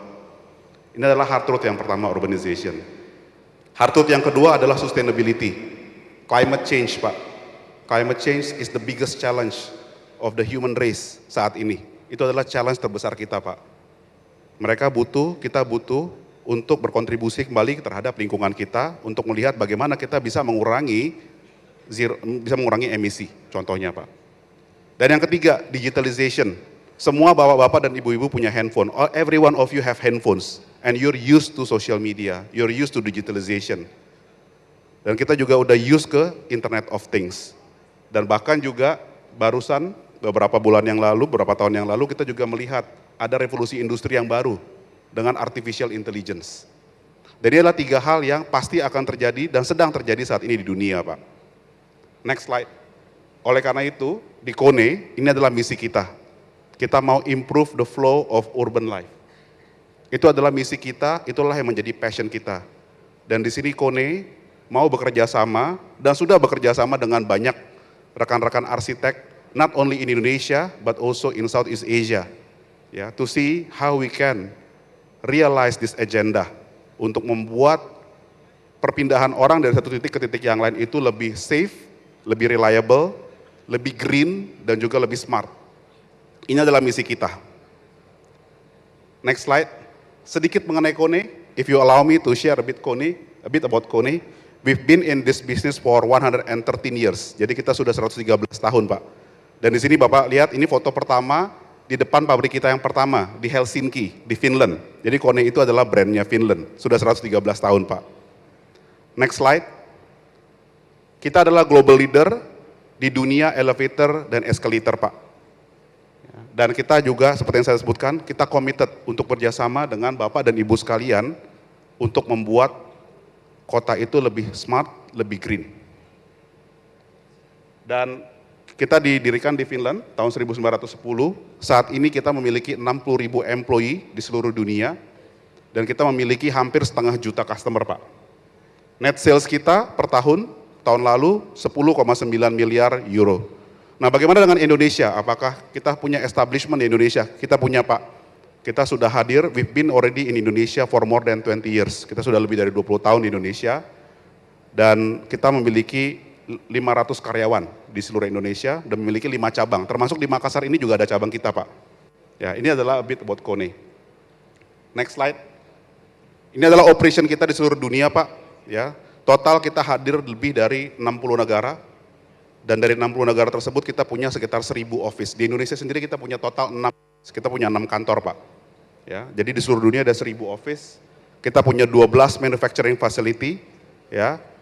Ada di Cina, ada di India, ada juga di Helsinki, di Finland, ada juga di Amerika, dan juga kita memiliki 8 research and development facilities di seluruh dunia. Ini adalah bentuk komitmen kita untuk benar-benar bisa menjadi global player dan benar-benar bisa bekerja sama dengan banyak sekali arsitek di seluruh dunia. Next slide. Sedikit Pak mengenai solusi KONE. Kita percaya bahwa kita adalah salah satu pionir dari berbagai banyak hal di dunia elevator dan eskalator, Pak. Contohnya adalah mesin ekodis. Mesin ekodis ini adalah mesin yang hemat energi, Pak. Ini adalah pionir, kita adalah pionir dalam hal itu.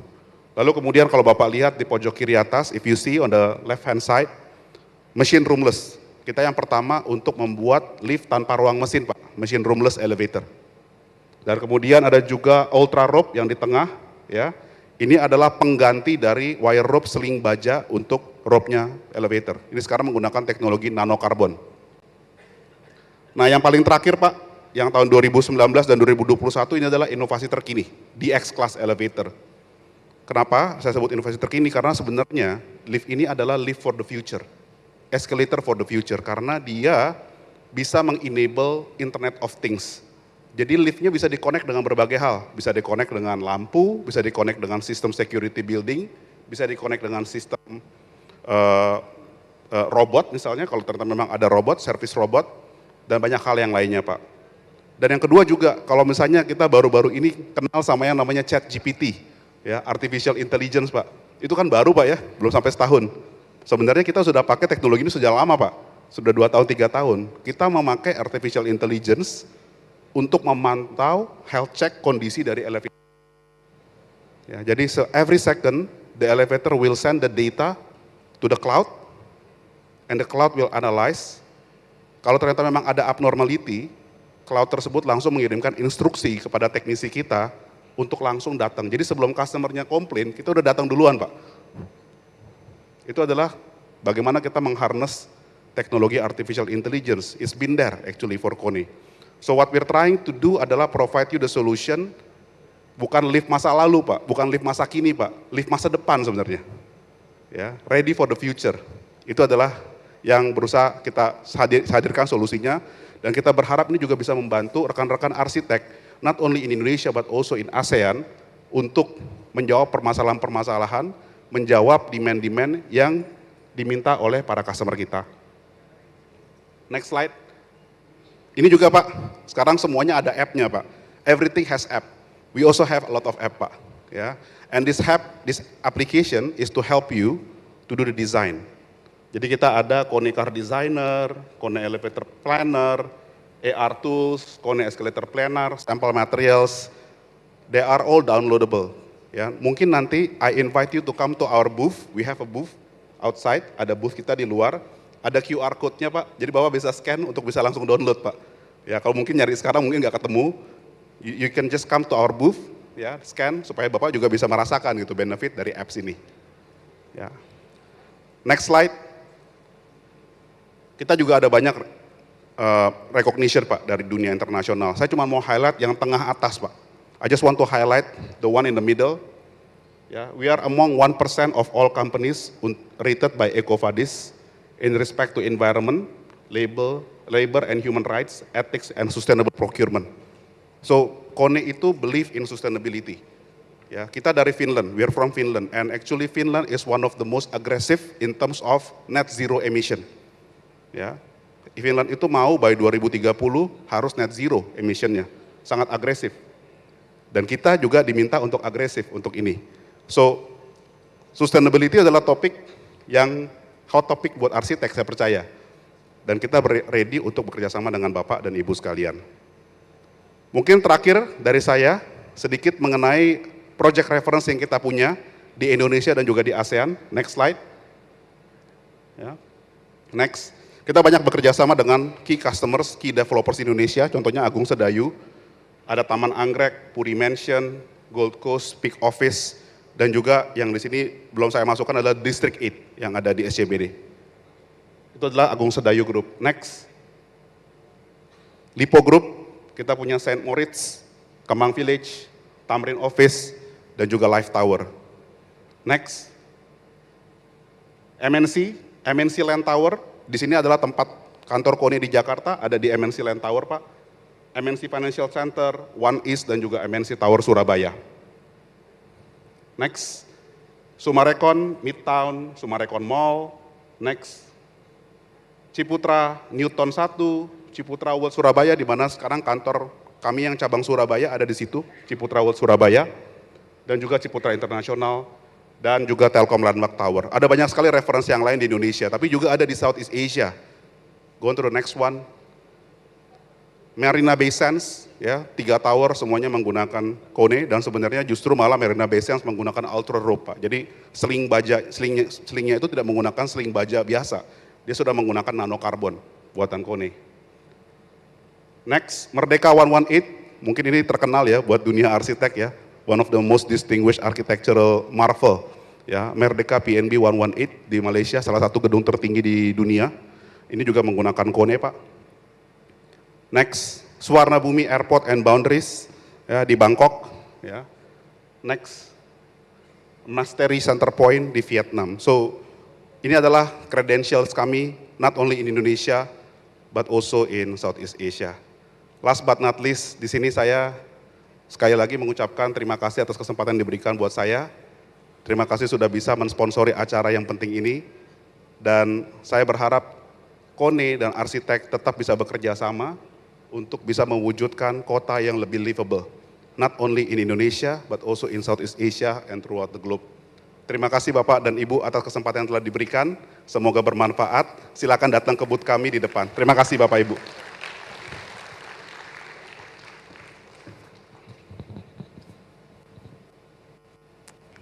Baik, kami ucapkan terima kasih kepada Bapak Budi Silaban.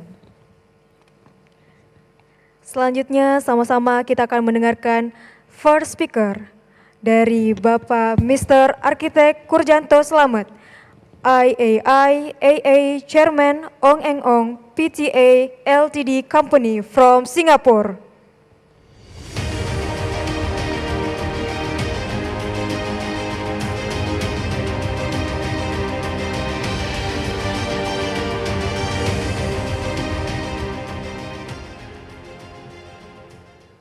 Pertama-tama saya mengucapkan terima kasih kepada Ikatan Arsitek Indonesia yang sudah mengundang saya untuk share perspektif dari perusahaan saya tentang borderless practice. Dan juga selamat siang kepada rekan-rekan arsitek yang terhormat yang semuanya di sini sebagai untuk sharing session ini. Ya, mungkin saya akan mulai presentasi ini dengan introductions kepada perusahaan kami. Next. Ong Enong itu sudah kira-kira 50 tahun, pasnya itu 1972, it was actually founded by the late President Ong Teng Cheong and Ong Siu Mei in 1972, so we already 51 years old, and currently the chairman is actually the son of the late President Ong Teng Cheong, which is actually Ong Zebun. Ong Zebun himself was the president of Singapore Institute of Architects for maybe about 10 years ago. Next.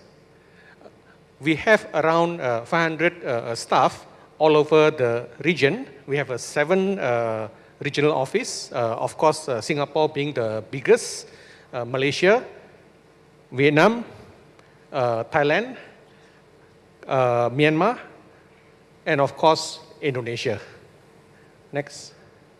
And besides architecture, we also offer, we call it 360 design solutions. Our vision was not to give merely an aesthetic building, but it's also one that's actually user-friendly, and also in terms of engineering and maintenance was actually well taken care of.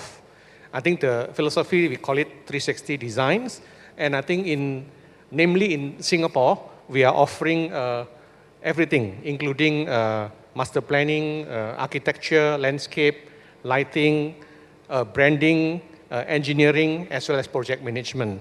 Not in all the countries that we are offering 360.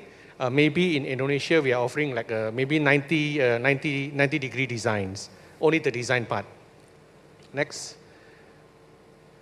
Oh, this is actually, can we just go through this very quickly because actually I changed the slides about the ASEAN. I think we just quickly continue the ASEAN part because I think I do not need to talk about this.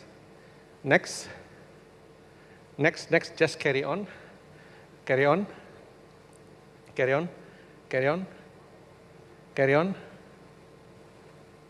Yes, this is the one that we want to talk about, which actually have certain relations in the borderless practice. My chairman has presented this before. I think some of you may have heard this before about the freedom of air. The freedom of air can be referenced to actually how we should practice our ASEAN architects in all the ASEAN countries. What is the freedom of air? Next. Freedom of air is actually what is most important, is actually the two keywords is actually the freedom and the right, and also that it has to be multilateral and bilateral. I think this is very important. We cannot just simply, from our perspective, we cannot just simply go to another countries without all these parameters in place. So the multilateral and the bilateral is very important, and I believe tomorrow, I think many of you are going to actually further discuss on this topic in this Congress. Next.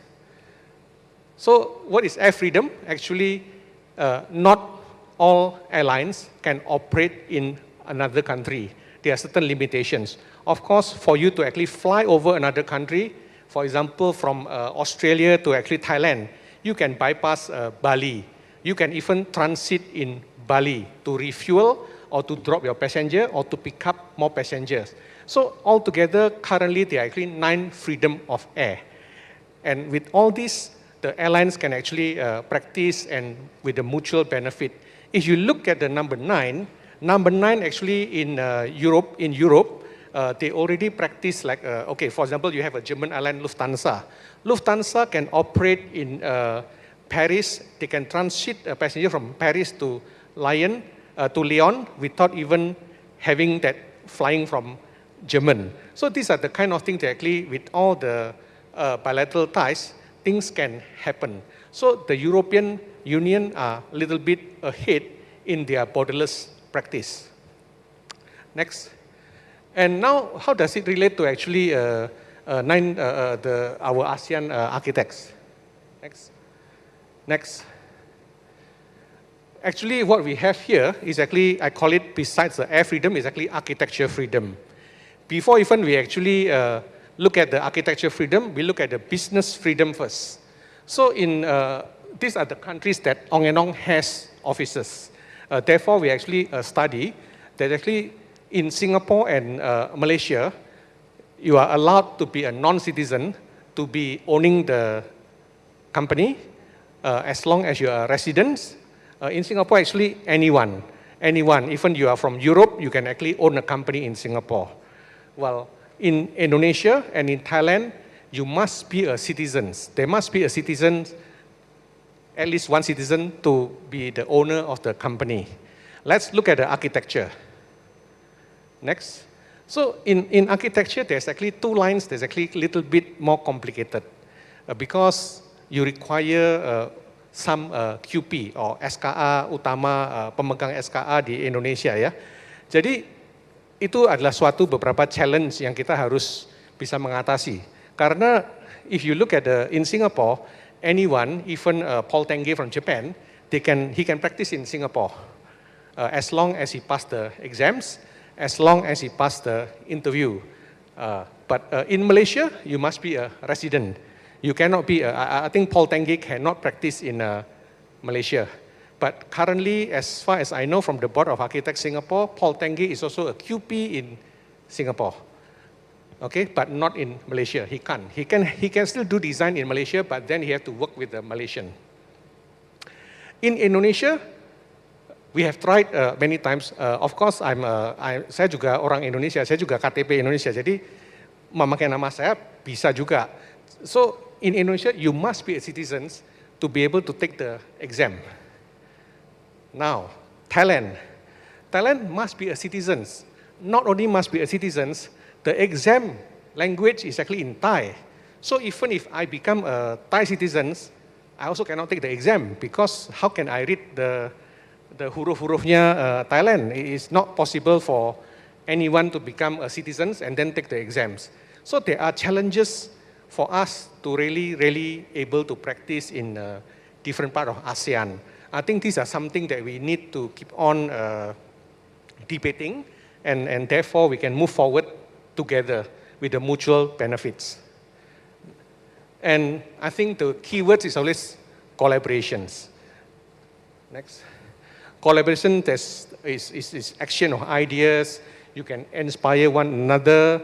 You can assist one another, which actually resulting in a more successful projects, which I will bring through in the next few slides, some of the projects that we do in Indonesia. Next. The practice of Ong Enong do not believe that we are practicing in Indonesia and bring back the work to be done in Singapore, and then everybody, the economy in Singapore is getting better. That's not what we are practicing. Next. So nomad we are not, because if you are nomad, sooner or later you always find greener pasture, and when you find the greener pasture, then the old grassland become gersang, become bare. So that's not the philosophy of our company. Our company wanted to actually build each of the ASEAN countries' office capability and stay there for good. Make the money there, pay the taxes there, and keep on continuing the growing of the individual region. So the history of Ong Enong, as I mentioned earlier, it was started in 1972. Okay, and we have a lot of completed a lot of projects, including hotels, even houses, community buildings, condominiums. Currently, we are very heavily involved in the MRT projects in Singapore. Next, and then in 2003, almost 30 years after we are founded, we started to actually venture in Vietnam. So Vietnam was our first venture in 2003. And we have actually completed like a Vietcom Bank in District 1, Alma Resort in Da Nang, and I think another 5-star hotel in, I can't remember where is this, but we have done quite a bit in Vietnam. But just to share with everyone, in Vietnam, there is only one Singaporean and 99 others who are actually local. So we do not practice of bringing the job back to Singapore, but the project stays in Vietnam. We only have one representative to ensure that actually we are actually aligning our design methodology, we are aligning the ethic and the discipline that we have. Otherwise, everything done in Vietnam, salary in Vietnam, economy in Vietnam, paying tax in Vietnam. Next. In 2006, we actually set up the Ong Enong 360 consultancy Berhad, where we actually, we have done quite a bit of completed projects. I think our Malaysian office doing quite a lot of cluster housing from Eco Setia and all this. You can see down here. We are also heavily involved in the high-speed rail projects, the Singapore to Malaysia. But of course, now it's actually on hold, hoping to be revived back. Again, there's no Singaporean at all in Malaysia.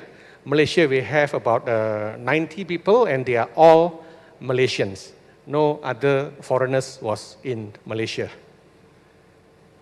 And 2012, which personally I came to Indonesia to start the Indonesian office.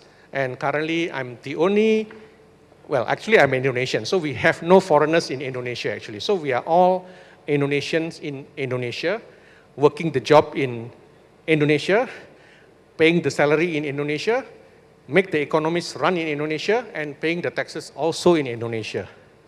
So the philosophy of us is actually not to bring the money back to Singapore.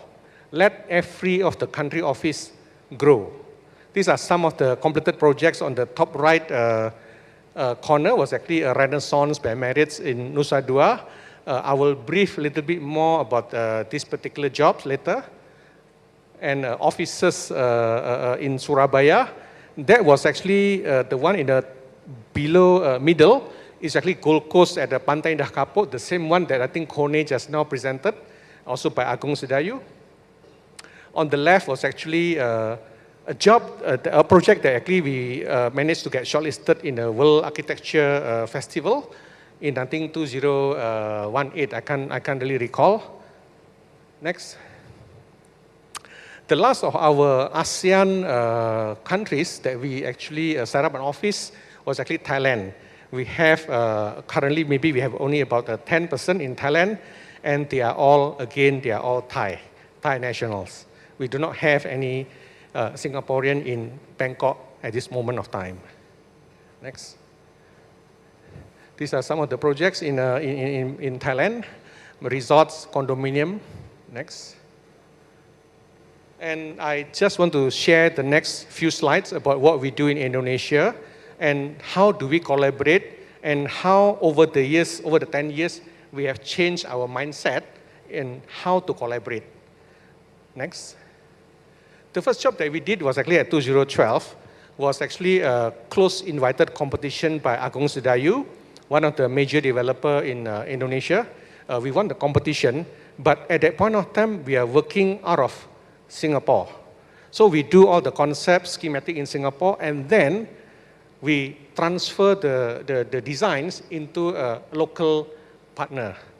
A lot of a teething problem, and it's not very productive, because whatever that we think works in Singapore doesn't really work in Jakarta. So it's not merely just actually continuing the projects. I think collaboration is more than that. So we learn from our next projects. Next. This is the same projects, still Gold Coast at Pantai Indah Kapuk. It's a six tower development, 4 condominium and a 2 office tower. Next. The Renaissance at Nusa Dua, Renaissance by Marriott, was actually started slightly later, maybe 1 year later. So for these jobs, again, it's a very different from the job in Jakarta. Indonesia is an archipelago. What you do in Jakarta doesn't mean that you understand Bali. In fact, Pak Popo is not here at the moment. Pak Popo was actually, he was actually the one who are approving the design. He was sitting as a tim ahli for the authority. So he guided me along with all the Balinese regulations, because even the roof, you know, what you think in Java it doesn't work in Bali. They have their own traditions. And not only that they have their traditions, they also have to respect a lot of religious concern. So whenever that you do something in Bali, doesn't mean that you can just do because your client says so.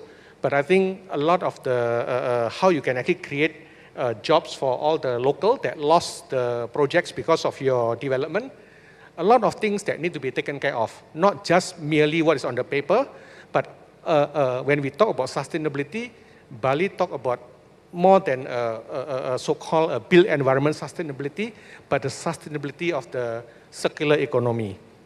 So they are very concerned. Bali is quite different, so we need a lot of guidance. So therefore, we started this job parallel with actually the local architects, at the same time also the advisor, so that we can actually get the approval, at the same time a product that we can call Balinese architecture. Next.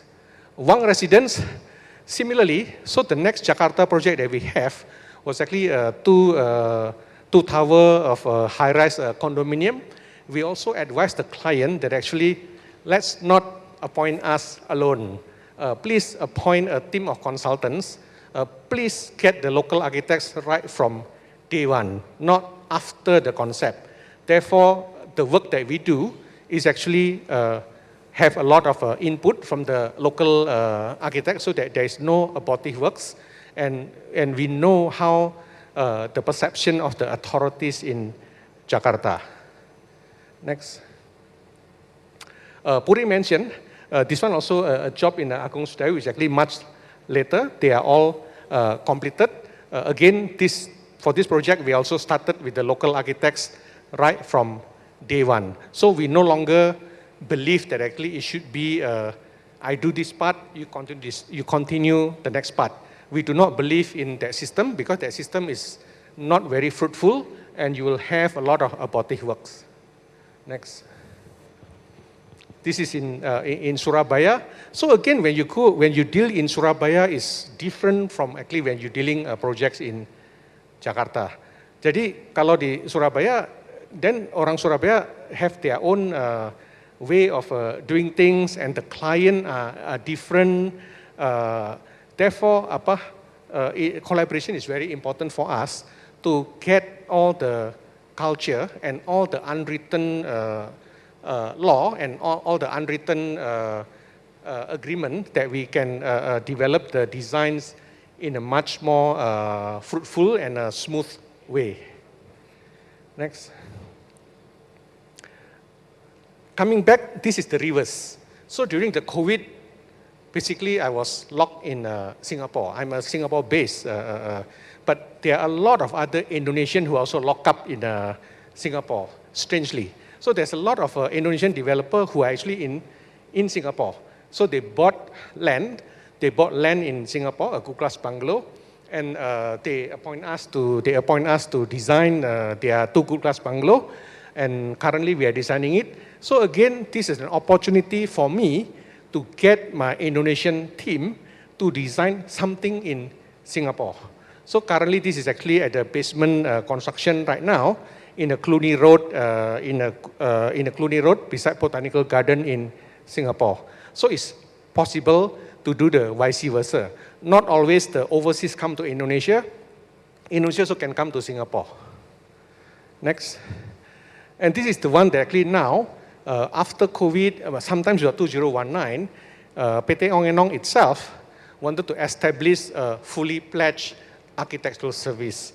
So we currently have our own QP or SKA or SKA utama di perusahaan kita. Jadi untuk proyek ini semua ada di perusahaan kita akan meneruskan sendiri, karena kita mempunyai sekarang sudah mempunyai ahli-ahli yang bisa menandatangani bangunan ini. Ya, mungkin ini yang slide saya yang terakhir. Sekian saja presentasi saya. Terima kasih banyak.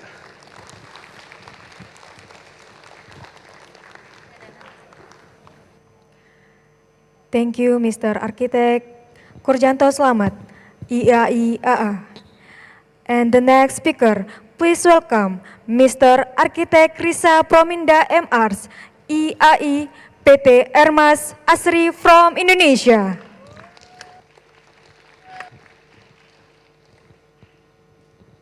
Thank you very much. Good afternoon, everybody. I'm representing Ermas Asri, one of the architecture firm in Indonesia. And today I'm going to talk about our topic today, the very hot topic. It's about cross-border practice or global practice. A little bit about the history of Ermas Asri as a consultant. We are architecture firm, interior and also landscape designer. And next, please. We already have 35 years of experience, and we are trying to practice globally. We have projects in 15 different countries, and we are growing from 20 employees to about 200 employees right now, and we are basically doing some mixed-use development, master planning, offices, and some shopping malls in Indonesia and many other countries. Next. Now, if you talk about the cross-border practice, then we need to have a mindset to see the challenges of cross-border practice. Yang pertama mungkin interconnected ya, interconnected berarti bahwa dunia ini sudah terhubung ya satu sama lain, sehingga ini menyisakan berbagai kesempatan gitu ya, kesempatan-kesempatan baru di mana kita sudah tidak mempunyai batas-batas gitu ya, kurang lebih, dan banyak disrupsi yang terjadi gitu ya. Nah, ini mungkin juga bisa menimbulkan kesempatan baru bagi kita sebagai arsitek ya. Kemudian global standard ya. What is global standard? That we need to be able to keep our work quality, and also we need to be able to have competencies that need to be able to work with international client. And the next is collaboration. We need to be able to be a team player, and also we can have interaction dengan berbagai orang, kemudian kita bisa mempunyai satu local wisdom yang bisa timbul dari proyek tersebut. Next. Kenapa kita membutuhkan global practice ya?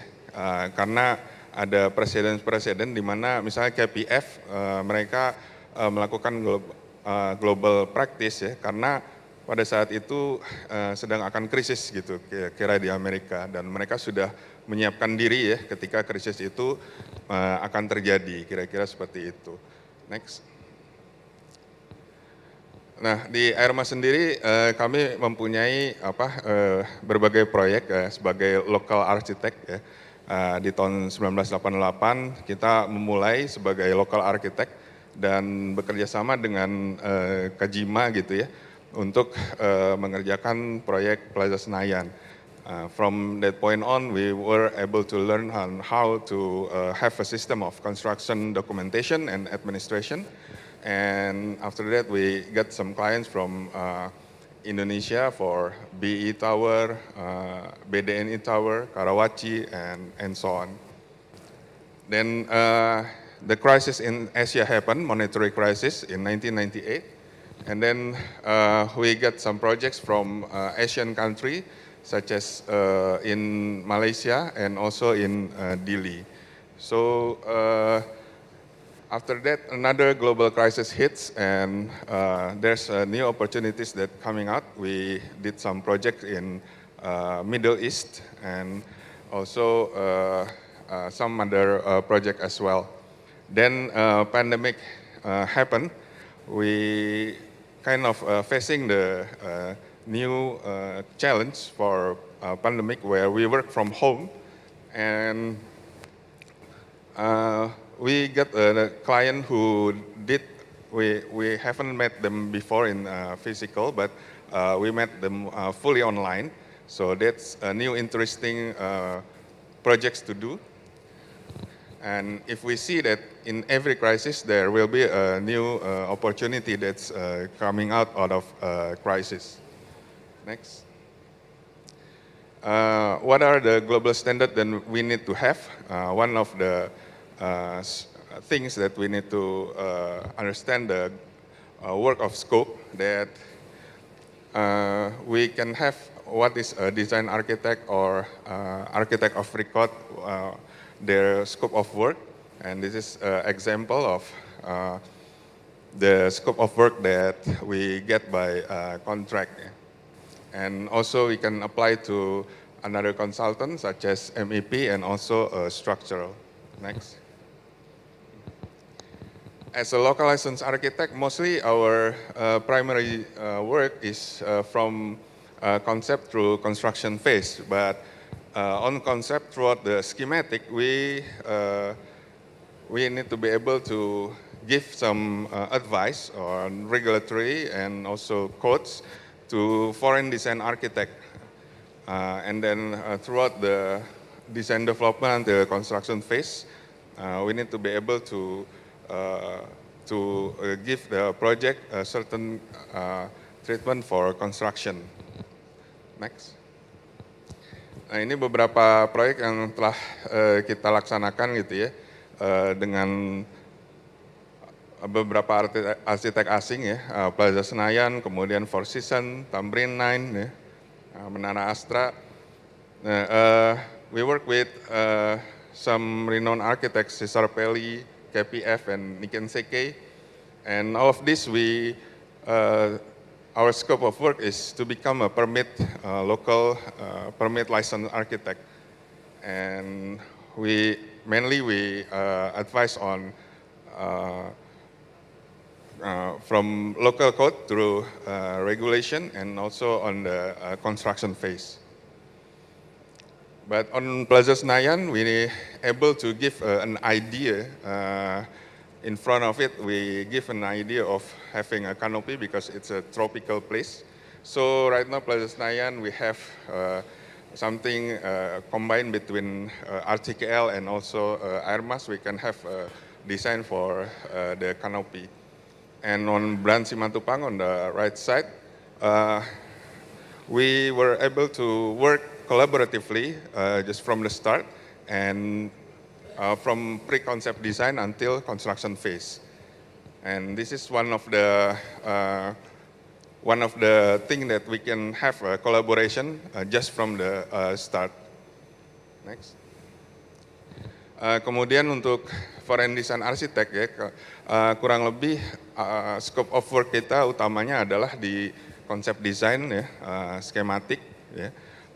Kemudian banyak peran-peran kita untuk review ya, dari design development sampai construction phase ya. Kurang lebih kita memberikan banyak memberikan banyak masukan apabila ada masalah-masalah yang terkait desain estetik gitu ya. Next. Nah ini salah satu contoh ketika menjadi foreign design arsitek di beberapa negara ya, seperti di Malaysia ya, di Dili sempat, kemudian di Vietnam ya. Di sini memang kliennya adalah klien Indonesia ya, yang mempunyai properti di luar negeri, kira-kira seperti itu. Jadi ada beberapa tipe klien yang kita bisa dapatkan ya untuk menjadi foreign design architect. Next. Yang kedua ini kita mengerjakan proyek di Vietnam ya tahun 2007. Kalau ini memang kliennya memang melakukan satu studi ya, browsing ya terhadap arsitek yang bisa mengerjakan resort ya, kurang lebih seperti itu. Jadi ada beberapa cara untuk mendapatkan klien ya. Bisa juga mereka melakukan their own study gitu ya. Next. Nah ini proyek-proyek di Oman ya, kurang lebih sebenarnya sudah terbangun, cuma fotonya kami belum ada yang baru. Ini adalah mall di Oman ya, kurang lebih. Kemudian yang menarik adalah kami mengerjakan proyek di Albania ya. Di Albania ini kita melakukan satu master planning yang memang pada saat itu kami harus melakukan studi gitu ya, tapi terbatas karena belum bisa pergi ke sana, jadi lebih banyak lewat browsing gitu ya, through internet and that stuff. Tapi dari sini kami memetik pelajaran bahwa if we able to work with a local architect from day one, as mentioned before, then we are able to have much more content to our design. Nah ini beberapa proyek-proyek yang kami kerjakan di Oman ya, antara lain di Saza, kemudian sempat juga di UAE, Al-Marjan, dan juga beberapa di Vietnam. Kurang lebih proyek-proyek internasional kami yang sudah kami lakukan. Next. Ya, jadi untuk sebagai konklusi, cross-border practice will respond to future of interconnected world. Ya. Kemudian we need to be able to have competencies ya, to meet the global standard. Then the last thing is collaboration. Ya. Collaboration needs to be able to have equal partnership, ya, equal opportunity, and then equal responsibility, and the last equal remuneration, because sometimes the foreign architect, they have a remuneration much more than a local architect. Maybe that's my presentation today. Thank you very much for your attention.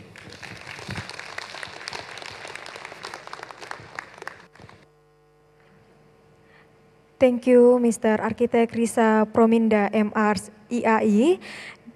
And the next speaker, please welcome Mr. Architect Eri Hendarwin, IAI AA, PT Bela Putra Intiland from Indonesia.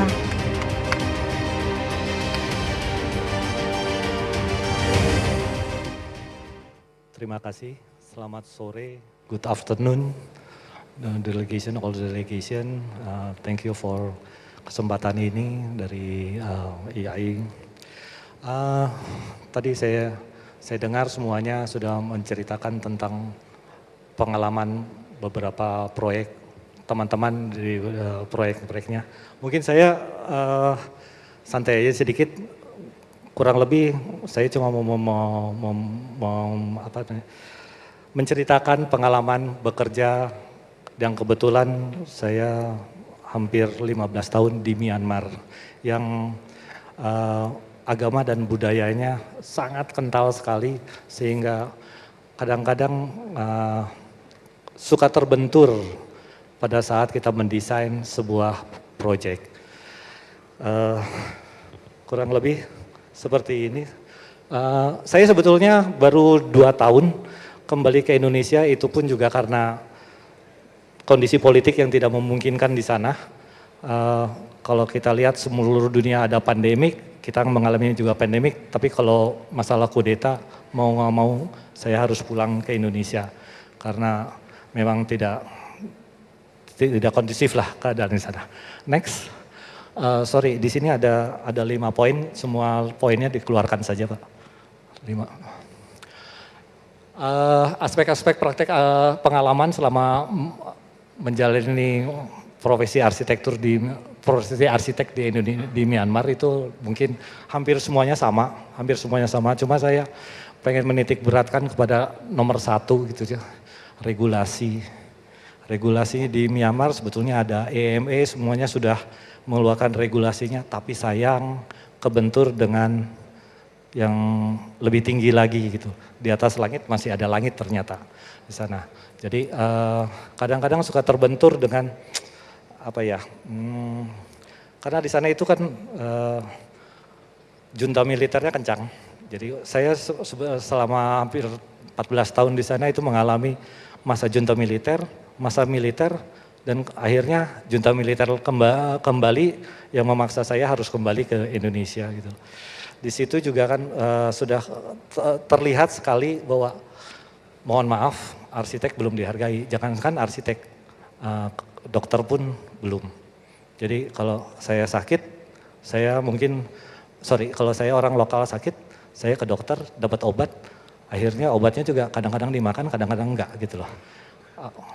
Nah ini juga sama, kalau melihat regulasinya diatur oleh lembaga pemerintah yang relevan, dari 5 poin, saya cuma bicara 1 poin aja, diatur oleh lembaga pemerintah yang relevan, terus mematuhi peraturan persyaratan lisensi. Nah yang ini belum ada, lisensi arsitek Myanmar ada, tapi kalau sudah berhubungan dengan investor, dan kebetulan juga investornya juga investor lokal, kebetulan investornya adalah relasi jenderal, para jenderal-jenderal, jadi semuanya kebanyakan one man show. Begitu dapat proyek, biasanya suka kuenya dibagi tuh Pak. Karena waktu itu saya pertama kali masuk Myanmar itu, ini saya masih ingat UUD 45 pasal berapa ya, 33 yang pendidikan itu. Saya lupa pasal berapa, tapi yang menyatakan bahwa air, udara, dan tanah dikuasai oleh pemerintah. Di sana tidak. Di sana dikuasai oleh perorangan. Sehingga pada saat ada proyek yang sifatnya negara, sebuah fasilitas negara, itu sudah dibagi kuenya kepada investor lokal. Jadinya kalau sudah dibagi kuenya begitu, regulasinya adalah regulasi one man show. Saya punya uang, saya yang mengatur. Regulasi-regulasi yang terjadi akhirnya suka kadang-kadang kepentok dengan itu. This is mostly important thing for regulation, but we always break the rules. Regulasi. Yang lainnya hampir sama gitu. Nomor 2, nomor 3, nomor 4 hampir sama. Boleh next? Ada 9 poin, 9-9-nya dikeluarkan saja Pak. Prinsip manajemen perusahaan arsitektur di Myanmar itu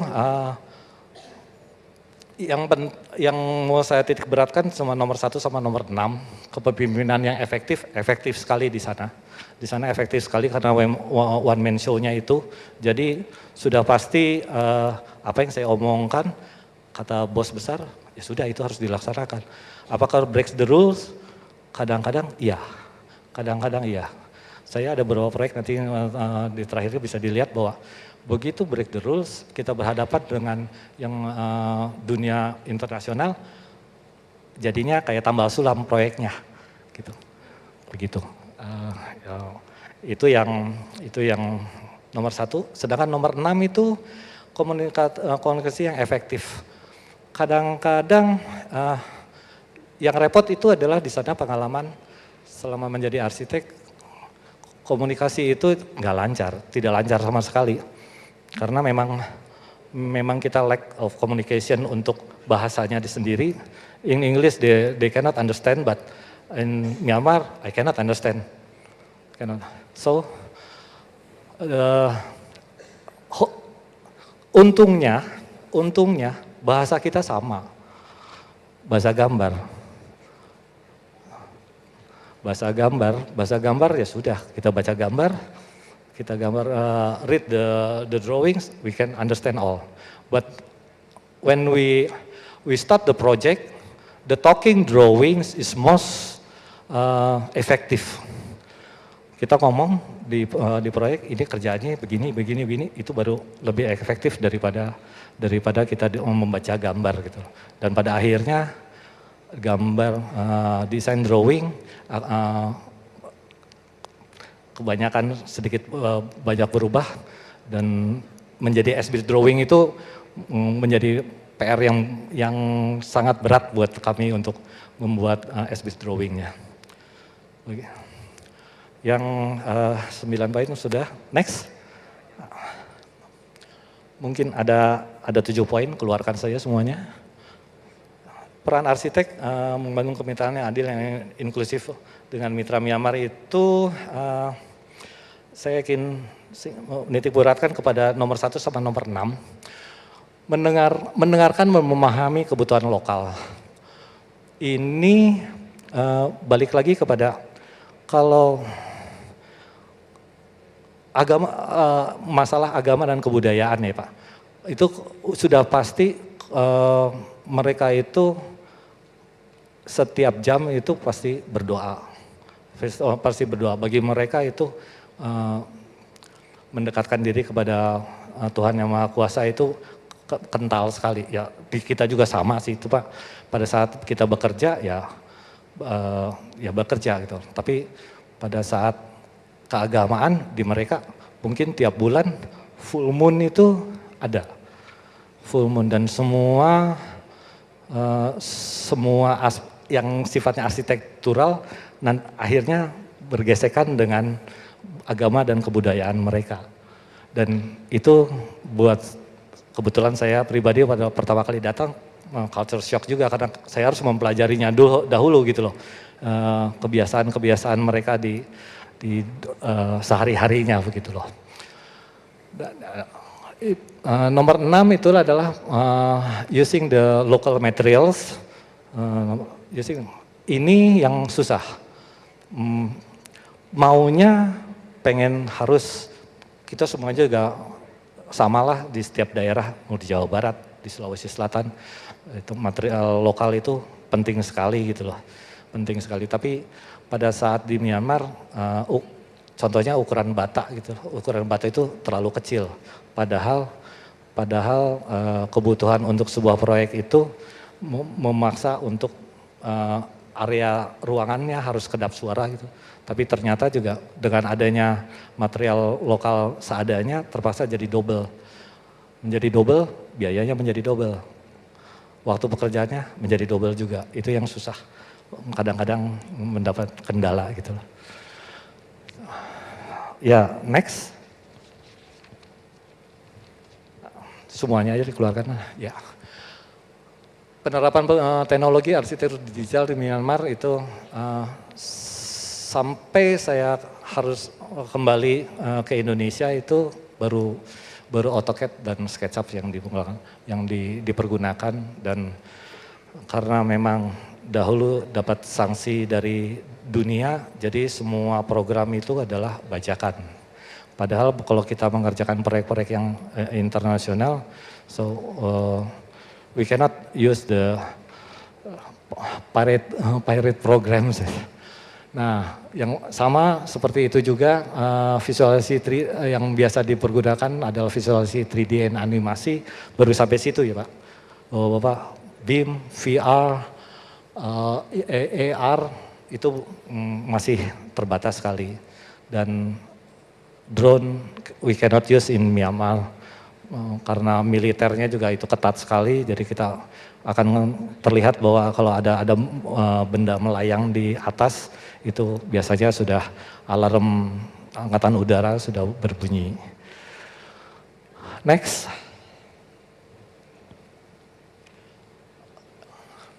Boleh, ya ini.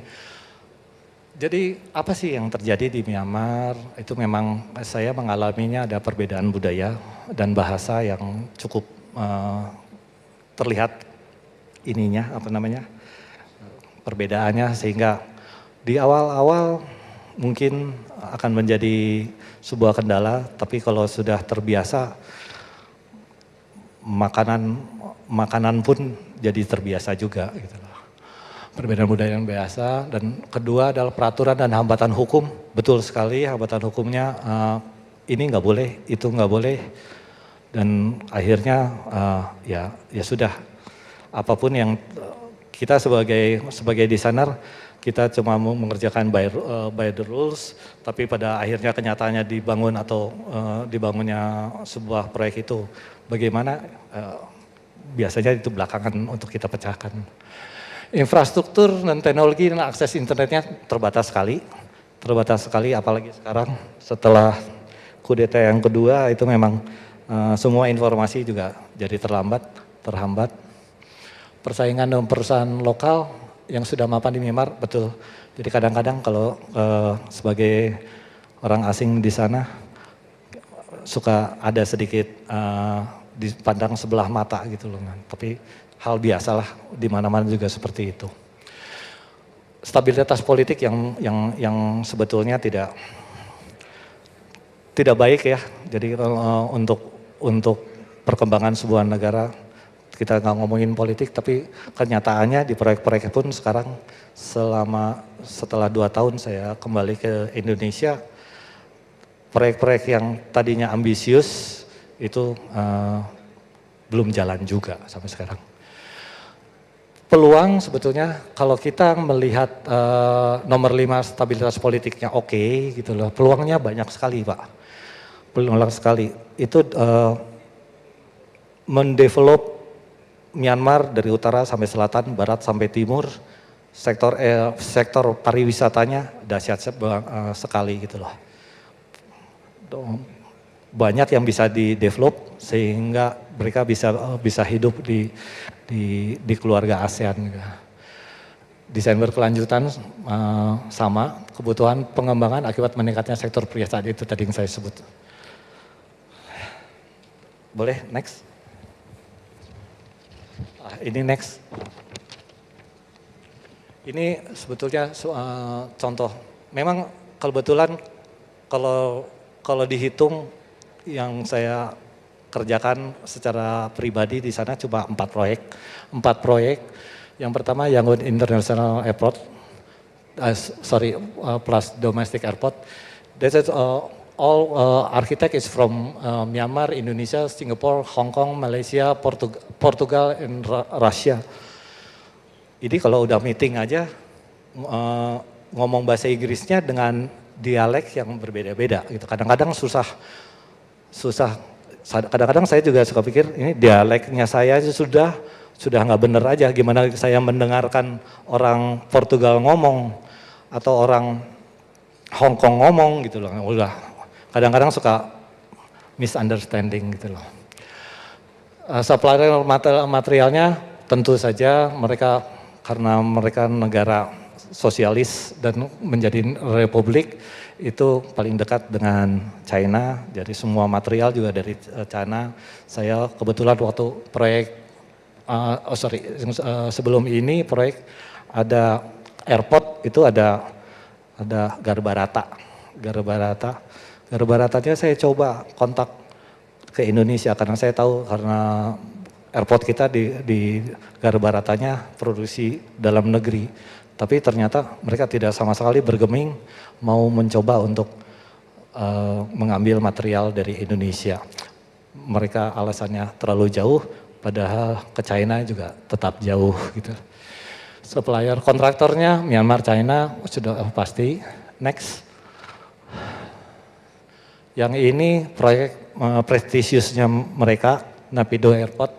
Naypyidaw kalau kita lihat peta bumi itu, Naypyidaw itu sekarang menjadi ibu kota negara Myanmar. Kebetulan Pak Didi Parade sudah ke Myanmar, sudah melihat bagaimana perkembangan Naypyidaw seperti itu. Sepi kan Pak? Sepi. Itu betul-betul kayak ibu kota negara yang seperti hantu gitu. Dan prestisius sekali karena waktu itu Myanmar mau menjadi ketua ASEAN. Jadi ibu kotanya baru, termasuk fasilitasnya, termasuk airportnya juga. Ada 10 Garbarata di situ memperlihatkan 10 negara ASEAN. Next. Ini juga National Guest House, ini juga proyek prestisiusnya Myanmar. Perencananya Myanmar Indonesia dan ini ada maksudnya National Guest House itu di ibu kota negara itu ada satu kawasan yang isinya hotel semua. Isinya hotel dan satu kawasan itu kita sebut National Guest House yang isinya adalah 10 resort hotel untuk waktu itu negara ASEAN kan. Kejadian sih Myanmarnya jadi ketua ASEAN. Ya Pak ya. Terakhir Ledan Center ini satu-satunya proyek non pemerintah ini juga kadang-kadang kaget. Pertama kali saya suruh menyelesaikan proyek ini. Begitu saya dapat gambar kerjanya dari Singapura, kebanyakan proyek-proyek ini dapatnya main konsultannya itu dari Singapura, ada CPG pasti, Surbana Jurong pasti, Airbus juga pasti. Begitu saya terima gambarnya 24 lantai. Tapi regulasi bermain. Regulasi pemerintah tidak mau. Padahal perencanaan awal sampai perizinannya pun harusnya 24 lantai. Cut until 8 stories. Akhirnya seperti ini. Dan ini waktu kudeta kedua ada people's power ngumpulnya di sini. Kadang-kadang saya juga, waktu people's power di depan, di halaman, di dalam proyek yang pernah dikerjakan oleh arsitek Indonesia. Perencanaannya Myanmar, Indonesia, Singapura, suppliernya masih sama, kontraktornya juga masih sama. Next, mungkin habis ya.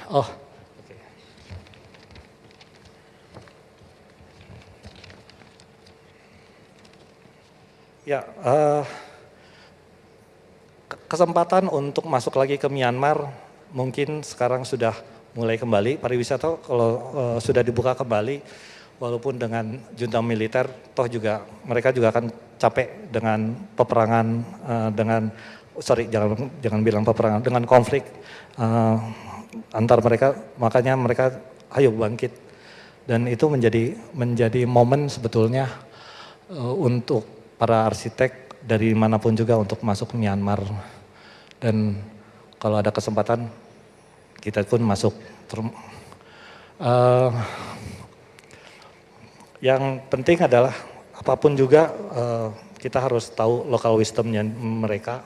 Mereka itu kalau dikatakan, mereka sampai sekarang suka mengatakan our country is hot potatoes, yes, hot potatoes untuk banyak proyek yang akan berkembang, atau hot potatoes karena panasnya politik.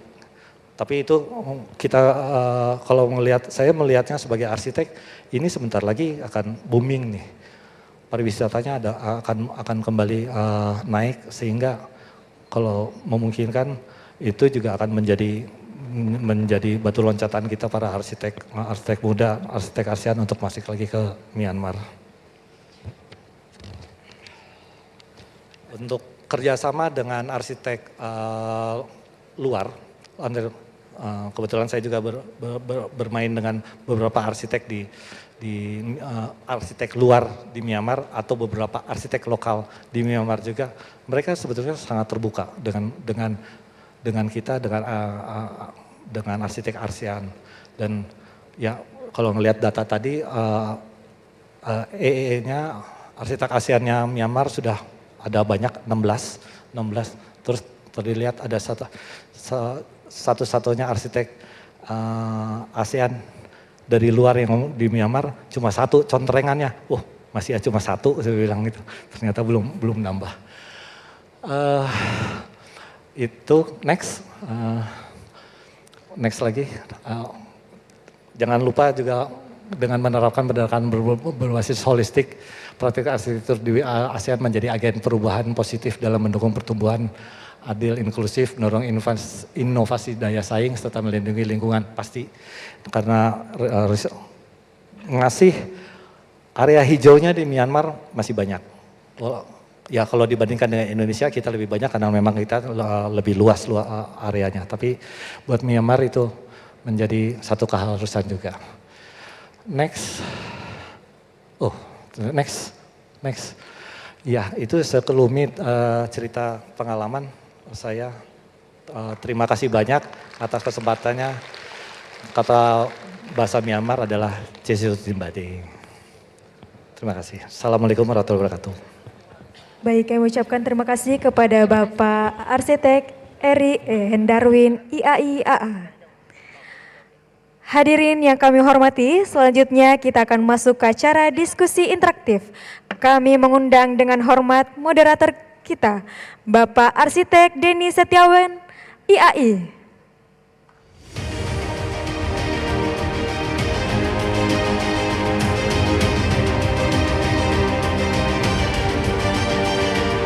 Kami turut mengundang kembali ketiga narasumber kita, Bapak Arsitek Kurjanto Slamet, IAI-AA, Bapak Arsitek Risa Prominda, MArs IAI, Bapak Arsitek Eri Hendarwin, IAI-AA.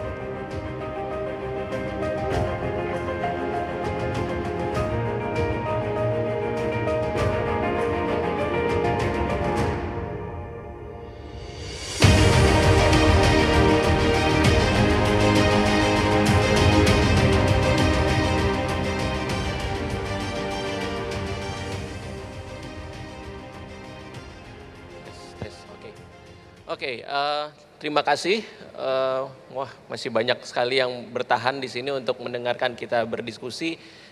Saya terus terang akan mengundang rekan-rekan untuk ikut bertanya kepada tiga pembicara kita hari ini. Luar biasa sekali apa yang mereka tampilkan. Saya cuma ingin memberikan sedikit sebelum kita mulai berdiskusi. Saya ingin memberikan sedikit summarize yang saya catat dalam catatan saya. Ada hal-hal yang sangat menarik yang bisa kita pelajari dari ketiga pembicara kita kali ini. Yang pertama adalah Pak Kurjanto Slamet, an Indonesian who work in multinational company in Singapore. So kita perlu berbangga gitu ya, ada orang Indonesia yang menjadi salah satu leader di perusahaan internasional yang sudah berapa negara Ongenong itu Pak proyeknya Pak? 7 negara gitu ya, termasuk salah satunya adalah di Indonesia dan proyeknya cukup banyak di Indonesia. So menarik sekali tadi apa yang Pak Kuryanto Selamat ceritakan gitu ya tentang bagaimana Ongenong berpraktek termasuk dengan 360 derajat solution itu. Dan nanti saya akan masuk ke sana. Pak Risa juga menjadi salah satu yang harusnya kita banggakan dengan Airmas gitu ya, karena Airmas itu perusahaan Indonesia yang proyeknya luar biasa banyak di luar negeri. Tadi saya kagum sekali ngelihat beberapa proyek yang ada di Oman. Dan itu adalah bukti bahwa arsitek Indonesia itu sebenarnya mampu sekali gitu ya untuk kita bisa berpraktik di luar negeri gitu ya. Karena itu Asean Architect Certification ini menjadi sangat penting ketika kita ingin mempunyai legitimasi untuk bisa bekerja di luar negeri, utamanya di kawasan ASEAN. Dan saya berterima kasih sekali dengan presentasinya Pak Eri tadi menceritakan bagaimana beliau selama 15 tahun ya Pak ya?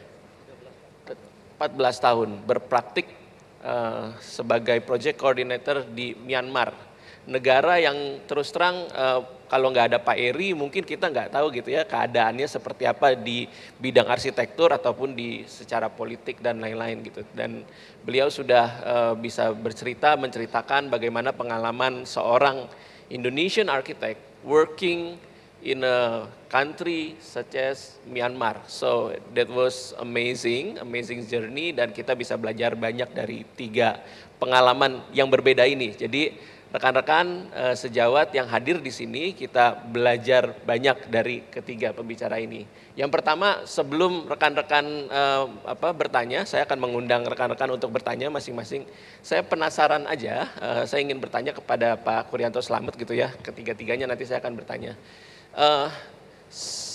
COVID mengajarkan kita banyak sekali Pak, termasuk remote working.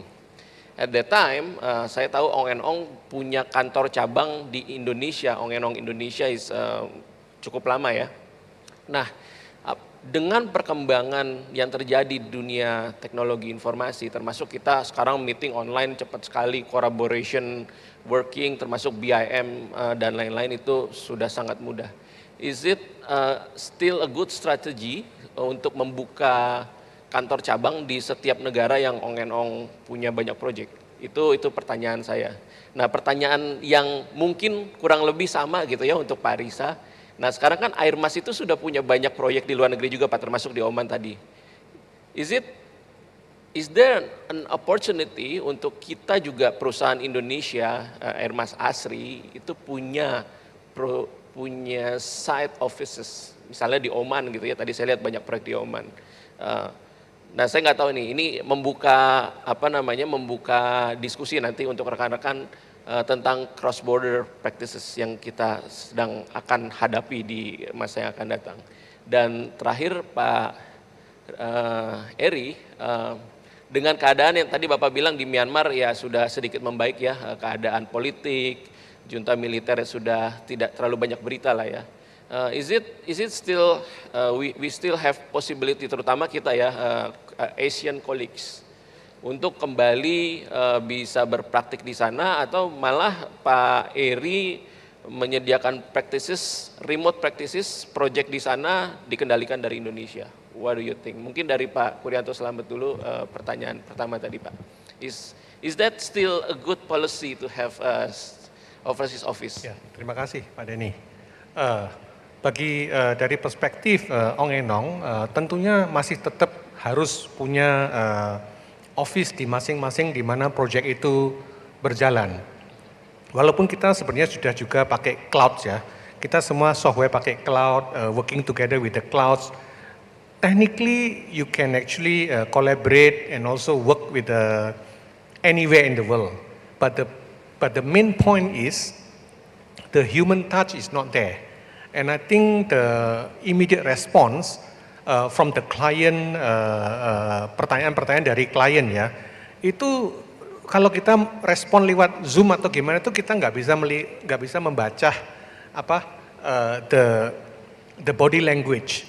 So I think it's very important for us to still have the local offices so that we can actually service the client and understand the client better.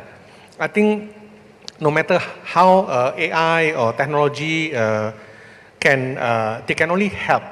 I don't think they can replace human, and I think locality, culture are still very important. You need to understand, for example, itself, if you are doing a Bali project, is so much to learn. It's not just simply putting a design, but really understanding the local context.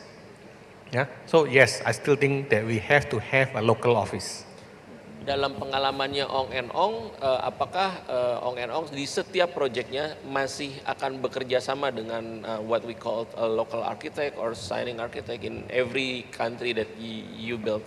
Saya rasa itu tergantung, depends. So let's say for example in Bali, for example, I do not think that, or rather, I think the possibility untuk menggandeng collaborator dari Bali karena materi-materi atau mungkin kebudayaannya ya, kita masih harus mempelajari kebudayaan itu. Kita nggak bisa langsung baca dari buku langsung bisa menerapkan. Jadi kita masih, saya rasa walaupun kita sudah ada full team yang bisa execute dari permulaan sampai habis, sampai SLF ya. Tapi saya rasa di proyek-proyek yang tertentu, seumpama di Bali atau mungkin di Papua itu saya rasa kolaborasi dengan lokal masih penting. I think it's still important. I think collaboration is always the keywords. Oke, Pak Risa mungkin mau menambahkan? Ya, tadi yang side office ya. Ya. It's very possible to have a side office in Oman, and actually we already have some sort of plan.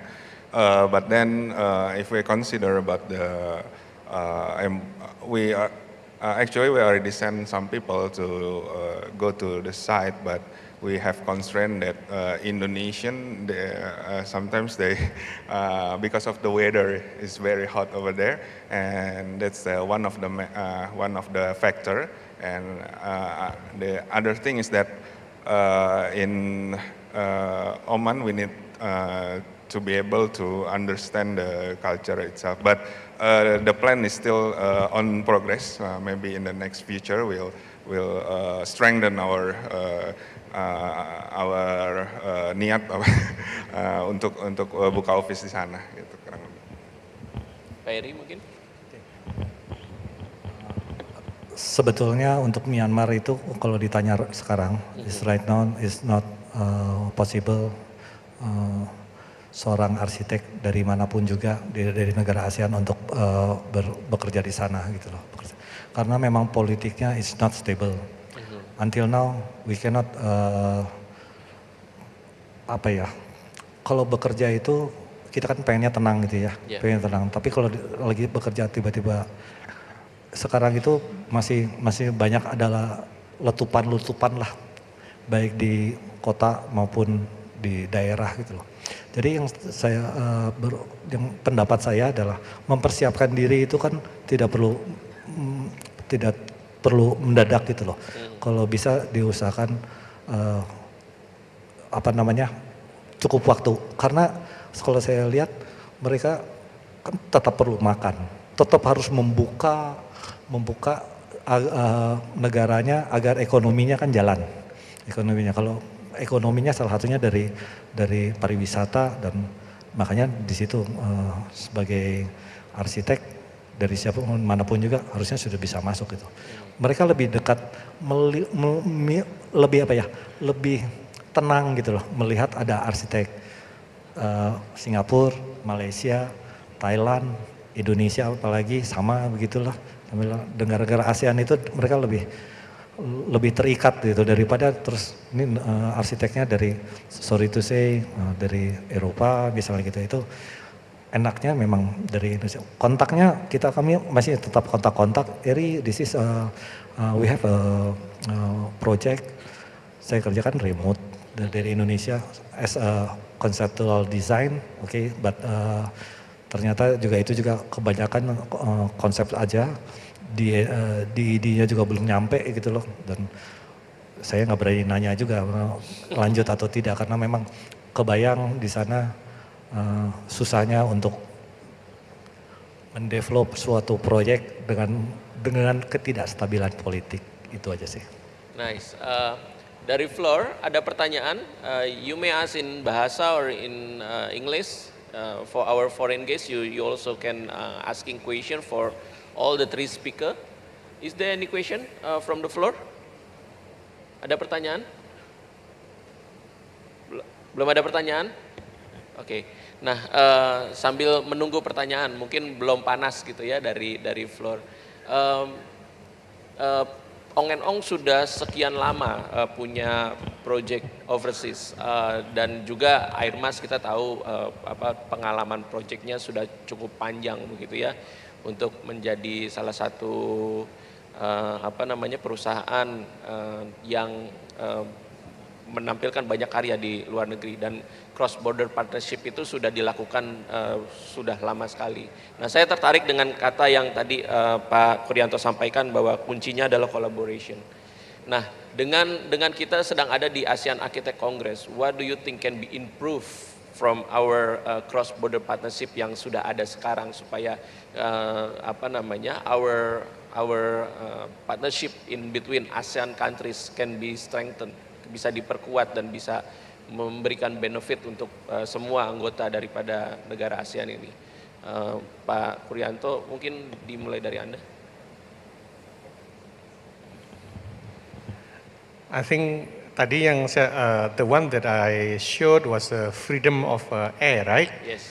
So I think each of the countries, each of the boards, I think we need to actually define the freedoms and the rights. So that actually there is always a bilateral or multilateral relationship. I think that kind of relationship is very important to have win-win situations. No one should be, I think we need to be sensitive, and I think as an ASEAN in fact is the fifth largest economy in the world. So ASEAN is quite a big and also is very big population. I think number 5 also in terms of population.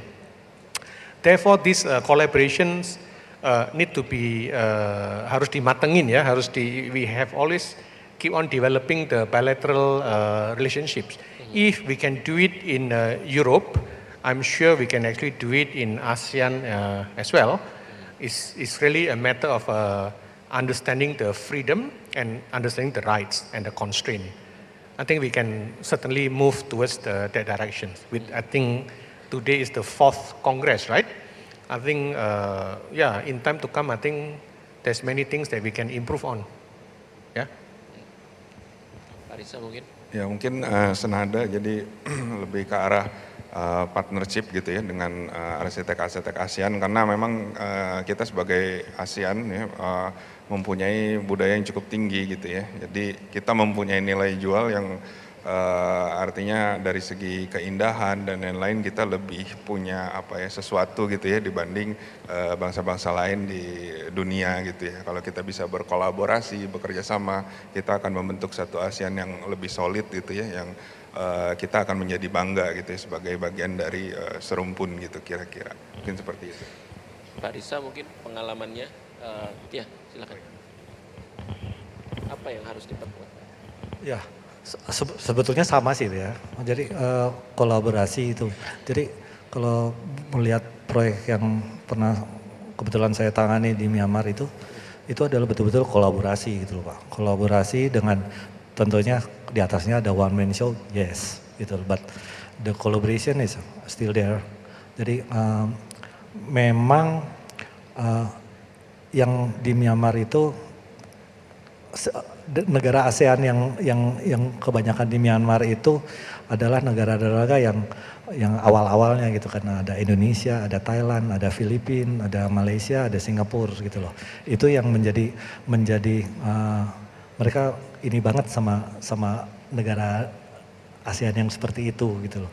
Memang saya nggak berani sebut negara yang ASEAN yang lainnya, tapi kenyataan di sana adalah kolaborasinya selalu ditanya Singapura, Malaysia, Indonesia, ya itu gitu loh. Jadi kalau itu sudah bisa ditingkatkan dan semua dengan sisa negara-negara lain mungkin juga lebih baik karena Indo-China juga kan sebetulnya juga kan serumpun dengan kita juga gitu loh. Memang kebudayaannya sedikit berbeda ke Asia Timur, tapi di sana juga kental kok. Gitu. Jadi kalau kolaborasi kita cuma bisa berkolaborasi, tidak bisa ini negara saya, kamu harus ikut permainan saya gitu loh. Ya nggak bisa begitu tuh. Kita punya regulasi, kita punya kebudayaan yang berbeda-beda. Jadi kalau kolaborasi ya saling, yang mana yang menjadi leader, yang lainnya akan mengikuti. Oke. Jawabannya menarik. Dari floor ada pertanyaan? Saya mengundang pertanyaan. Ada pertanyaan? Siap. Oke. Bang Pierre, mungkin ada yang lain? Boleh ada mic lagi untuk Bang Pierre? Oke. Silakan.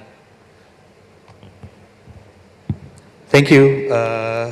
Good afternoon, ladies and gentlemen.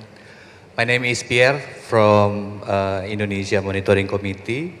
I have a question for the three speakers in front podium.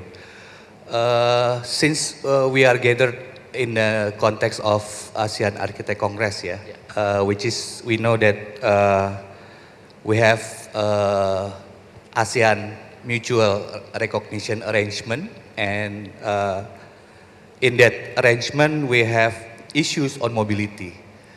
The issue is that the number of AA mobility recorded by the Asian Architect Council, only one from Philippines registered as foreign architect in Singapore. So we have an issue that from 603, if I'm not mistaken, the latest number, 603 AA registered, only one mobility is recorded. But from this session, we can see that the fact is several practice, cross-border practice have happened. Of course, it is not recorded in the, because the practice doesn't record in the RFA, registered as foreign architect. My question is, do you have any obstacle or mind, keberatan gitu ya, to register yourself to the local PRA or regulatory authorities tempat gitu ya. In Indonesia we have the Board of Architect, in Singapore also the Board of Architect. Do you have any mind if your practice is formally registered as a foreign register? This is the question for the three speakers. And other is for us monitoring committee from ASEAN member state. Of course, from this forum we can see that actually the cross-border practice have happened.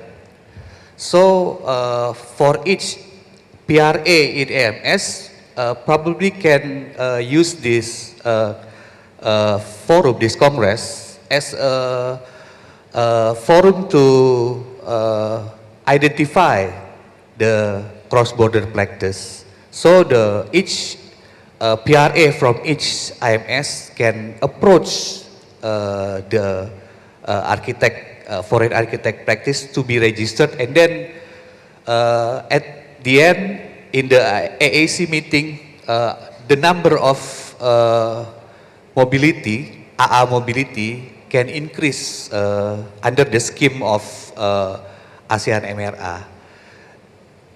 That's all, Koko Denny. Okay. Thank you. Thank you so much. Ada question? Oh, oke. Silakan. Kita kesana dulu ya, biar kita tampung dulu. Oke, Assalamualaikum. Waalaikumsalam. Nama saya Arsitek Khalid dari Brunei Darussalam. I just want to ask you, I know that you have a very good experience and knowledge which you actually bring abroad. Especially, I understand Ong and Ong, you have a lot of what they call is a global standard that they're very attractive to most of the countries. Okay, I'm just asking one question. What is the challenge actually when you decide your fees? You know, what is the challenge? Because you are actually competing with the locals, right? Or you know, to get a job. Of course, I mean, your overhead may be very expensive, that you can't afford to go for very low fees. I mean, you know, what's your experience on deciding your fees to win the job? Okay. Thank you. Once again, what's your name, sir? My name is Architect Khalid. I'm from Khalid. Brunei Darussalam. Okay. Thank you so much. Good question. Okay, kita jawab dulu ya dua pertanyaan ini. Yang pertama, is there any possibility or what's the challenge to register in your what you call it PRA, your local PRA, such as like Pak Kurianto in Singapore? What do you think about that? And the second question from Pak Khalid, it's also a good question. What's the challenge on the fees? Because as Pak Pierre tadi sampaikan, it's about mobility. Then the mobility itself need a big amount of money to manage. What do you think about the challenge to decide on the fees in every practices? Mungkin yang pertama ini memang mesti dijawab oleh Pak Kurianto. Selamat dulu ini pengalaman beliau di Singapura. Silakan Pak. Yang mana? Yang fee dulu atau yang itu dulu? Yang ini dulu, registered di local PRA. Okay, for the registrations, how do we? Memang actually it's not so easy to cross border. I think in my slides I mentioned two things.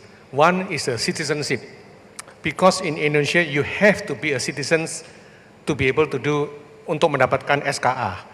Ya, ini memang di Ong and Ong lucky that actually I'm an Indonesian, so I took the exam and I can become the SKA. But there are many other companies, EDAS, Subana Jurong, they don't have. So that will be a challenge. Number one. Number two, I also mentioned about the exams, the exam language. So the exam language, if everybody standardized in English, then everybody have a level playing field. But let's say you are going to Thailand. Their exam is in Thai language. So even though you are a Singaporean convert into Thai, you also may not be able to take the exams. So those are some of the challenges. I think if we want to really make it into borderless, I think the level playing field must be done. Otherwise, it's difficult when the level playing field is not. The same thing, let's say we talk about Singapore. Singapore actually allows anyone, whether you are Japanese, whether you are Angmo, I mean, whether you are actually European, you can actually register yourself to take the exams.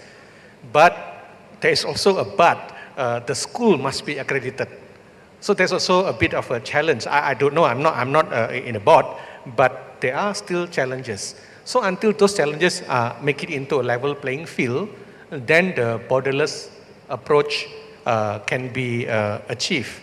So in respect to that, how do we still proceed with the borderless? So as I mentioned, which actually relating to the fee that Architect Khalid is mentioning, we do not use a Singapore Ong and Ong to do an Indonesian job. We do not use a Singapore Ong and Ong to do a Malaysian job.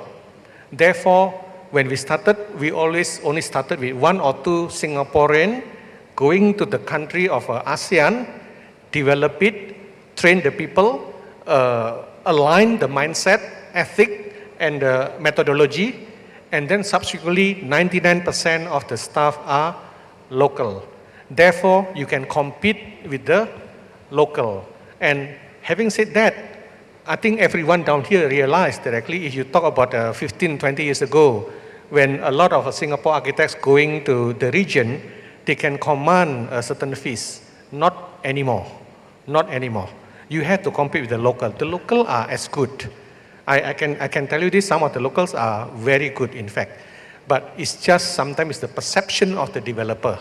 So it's not fighting for the fee alone is not going to get us the job. So what we bring on the table to the client is always the value that you bring to the client. So it's not merely about fee, but we must be able to make ourselves valuable. I mean, if you hire me, what can I offer you? I always look on that side of the perspective, not just simply whether you are the best aesthetic designers. You are not also the maksudnya you don't use the fee. You also don't use the best aesthetic, but the value. The value meaning to say that actually, usually most developers will look at whether our designs makes financial sense. A lot of our client happen to be a corporate client. So we always try to give them value rather than the aesthetic. Mungkin saya sudah menjawab. I answer your questions. Thank you. Yeah, for the PRA, I think we might be eager to register as a PRA, and that's a good thing to have good guidance because to do directly for cross-border practice, we need to be able to have some sort of guidance. So untuk kita lebih teratur gitu ya dalam prakteknya, kurang lebih seperti itu. Oke, Airmas sendiri untuk di kawasan ASEAN itu sudah ada berapa negara Pak yang ada proyek Airmas di sana? Kurang lebih ada di 4 negara ya. Ada di 4 negara. Cuma memang terakhir memang belum ada lagi gitu, terakhir tahun 2010-an ya, kurang lebih seperti itu. Dan di setiap fase pembangunan di proyek-proyek tersebut, apakah Airmas mengirimkan personel untuk berpraktik di sana? Kalau itu kita bekerja sama dengan arsitek lokal setempat gitu. Jadi lebih banyaknya kita dari konsep sampai kira-kira di working drawing, tapi diteruskan untuk permitnya gitu ya dari lokal arsitek setempat gitu. Jadi pola kerjasamanya seperti itu kira-kira ininya. Oke. Sebelum menyambung ke fee tadi, Pak Eri ada tanggapan Pak? Waktu Bapak di Myanmar, apakah terpikir oleh Bapak untuk registered in Myanmar? Saya lupa nama ininya apa, board of arsiteknya. AMA. Saya tidak terpikir, tapi mereka menawarkan. Tapi terus saya pikir juga oke. Tapi kenyataannya sih sebetulnya begini. Regulasinya kan belum jelas di sana. Belum jelas sehingga benefit adanya si ERI di EMA itu mereka belum dapat, dan saya juga tidak bisa menjawab apa benefit saya ada di terregister di sana. Itu sampai sekarang juga tidak terjawab. Tapi yang pasti sih sebetulnya kalau sudah terregister itu akan jadi pajak buat negara. Dan itu sangat tidak dilakukan oleh beberapa perusahaan, termasuk saya pakai bahasa Indonesia juga tetap oleh perusahaan lokalnya mereka, supaya pajaknya juga tidak terlacak oleh pemerintah setempat. Pak Risa mungkin bisa menjawab pertanyaan arsitek Khalid tadi about the fee. What do you think about the fee? The challenge on the fee. You decide the fee. Is your fee in Indonesia and your fee, let's say in another country in ASEAN, is the same fee? You may answer about that. Yeah, I think for in our case it's almost the same fee. So mostly Indonesian developer who has property in other countries. So it's kind of a similar fee with us working for projects in Indonesia. But maybe we can have a higher fee in projects in Oman, let's say, and Albania. Yeah, maybe they have a different course. So I think we have a similar fee between Indonesia and other country in Asia and ASEAN. Oke. Ini ada question? Ada pertanyaan lain? Mungkin yang bisa ditanyakan kepada 3 pembicara kita hari ini? Menarik ini. Oke, beli gede. Silakan. Sambil mic-nya ke beli gede. Saya ingin sebenarnya sambilan ya menunggu beli. Silakan. Mic-nya ke Gede Arista. Saya sebenarnya penasaran dengan Singapura, Pak Kuryanto. Singapore itself itu adalah negara yang banyak sekali mobilisasi atau mobilitas lintas batas pekerja arsitek di biro arsitektur gitu ya. Ada yang dari Filipina. I heard that Indonesian also so many Indonesian architect working. It's not architect, maybe mereka yang tidak teregistrasi tapi working di Singapore. What about in Ong and Ong? Do you mengalami hal yang sama, eksodus atau mobilisasi lintas batas arsitek Indonesia ke sana? Maksudnya gimana? Maksudnya apakah di Ong and Ong banyak orang Indonesia gitu? Yeah, I think in general there's a lot of Indonesian. I think kalau mungkin di Singapura itu sebenarnya ada Ikatan Arsitek Indonesia Singapore chapter. So actually we have our own Indonesian Ikatan Arsitek Indonesia, di mana mereka juga mengajarkan strata-strata sebetulnya. Ketuanya Alam, tahu Alam nggak? Alam. So we actually have quite a lot of populations of Indonesian architects. There is also happy to actually mendapatkan SKA ya dari yang sampai ke utama itu banyak juga. Di Ong and Ong juga banyak juga. Jadi mereka, yes, the population is big. Not only Indonesian, Philippines a lot, Thai also quite a lot, especially in the hospitality firm, yeah, hospitality design like WATG and all this. There's a lot of Thai as well. Filipino has always been around for the longest time.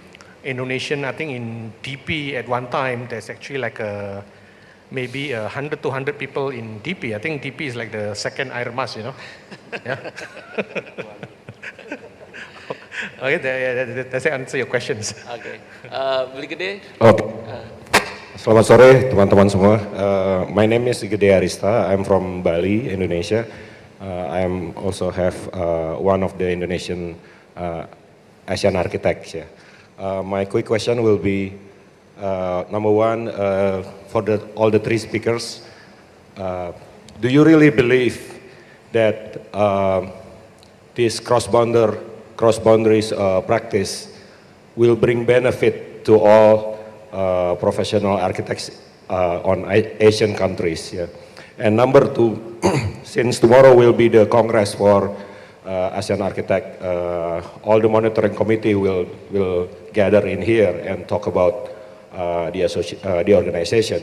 What would be your feedback or inputs for all these monitoring committees to encourage or empower or strengthen this cross-boundary practice? Thank you. Berat ini. Silakan Pak Risa dulu kali ya. Silakan.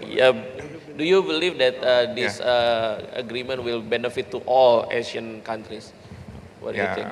Yeah, I think it will be beneficial for the whole Asian architect, because we will have, like I said, the same guidance, meaning that we're gonna have some sort of the same quality that we can be able to offer our service, not just in Asia, maybe to the world. So if we unite it all together, then we can have some sort of professional group, like in Asian countries. So we can have more competency and have a more understanding on how architecture, cross-border practice architect will be.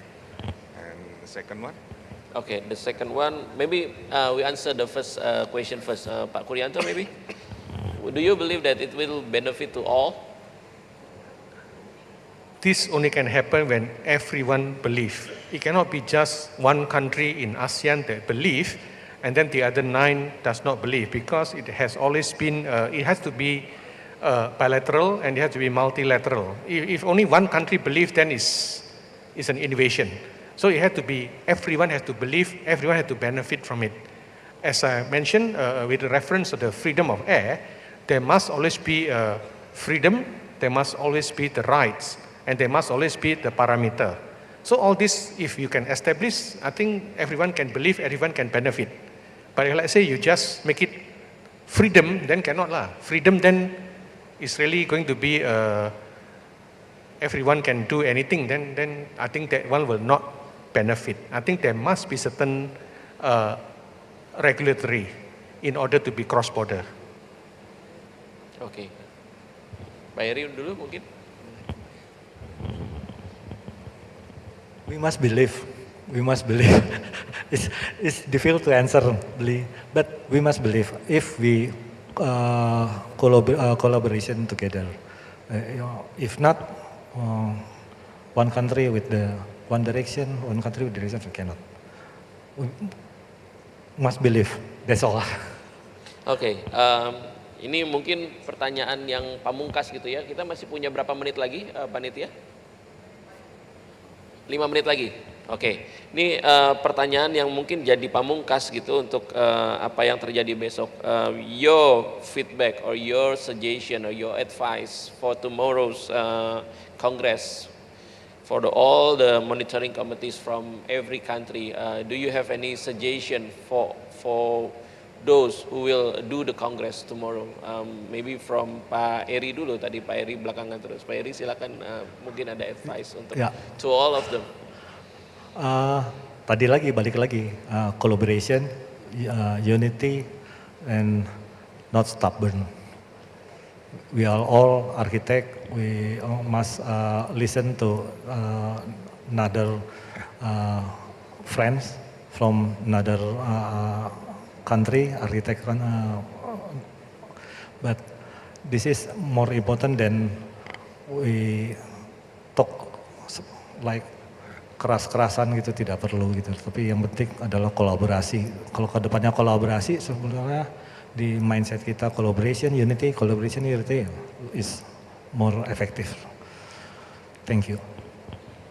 Silakan Pak Riza. Yeah, in the same token, maybe the first is to have realized that boundaries they already changed to more no boundaries, no physical boundaries, and the second one is we need to be able to understand the global standard, what is the competence that we need, and then the third one, collaboration, and little note that if we can work in collaboration, meaning that we are not separated between design architect and local architect, we are an equal partner, then we will have more fruitful collaboration between Asian countries.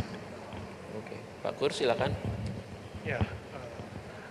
The other point that I missed highlighting was actually in order for us to be able to really work cross-border and borderless, I think we also need to align the roles and responsibility of architects.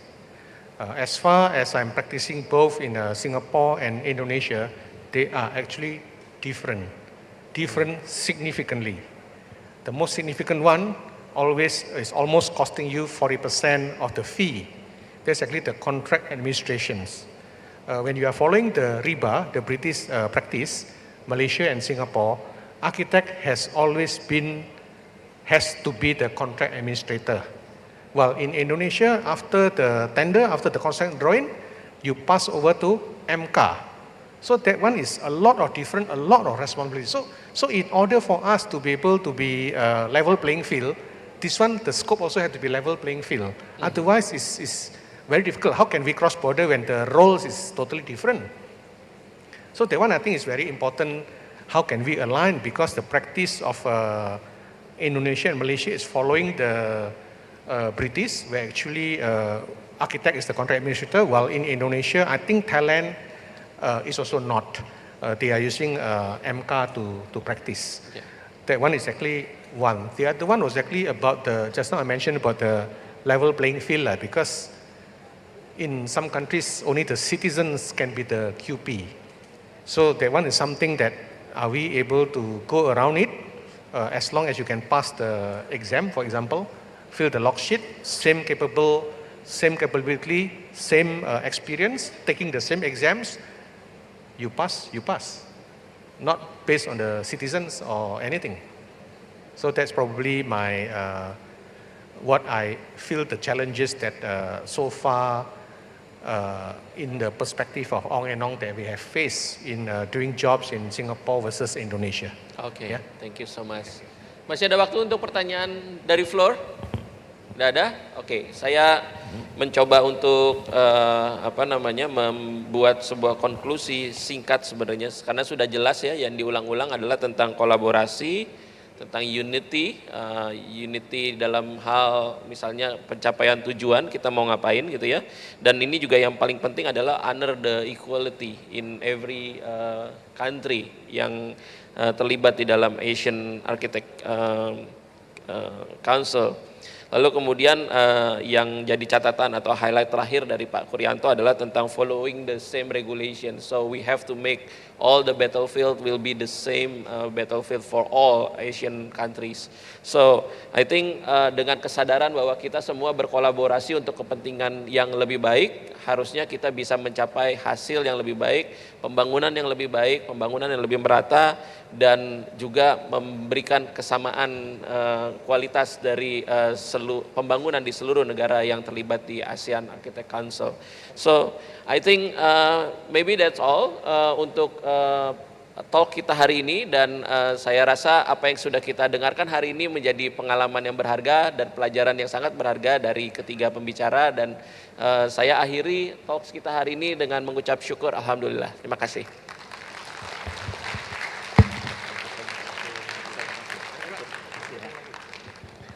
Saya kembalikan ke MC. Mana MC-nya?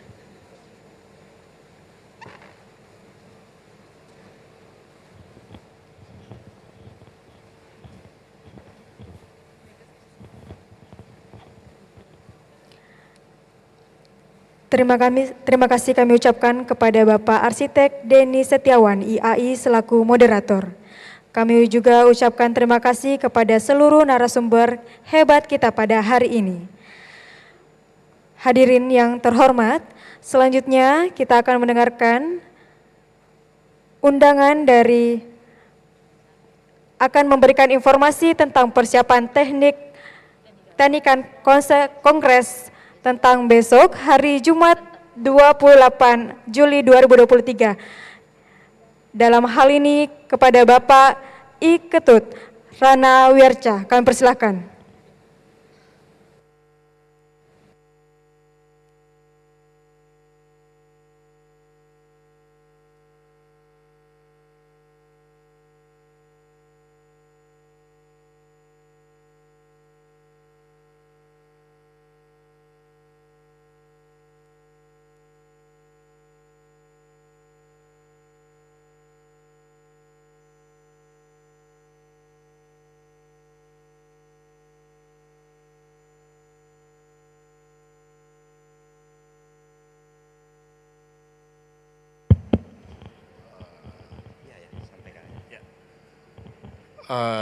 Good evening, ladies and gentlemen. Selamat sore, Bapak dan Ibu.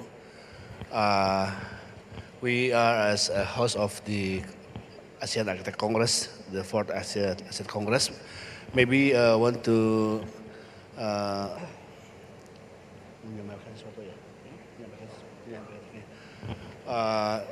tell about the technical for tomorrow. We will start tomorrow at 9.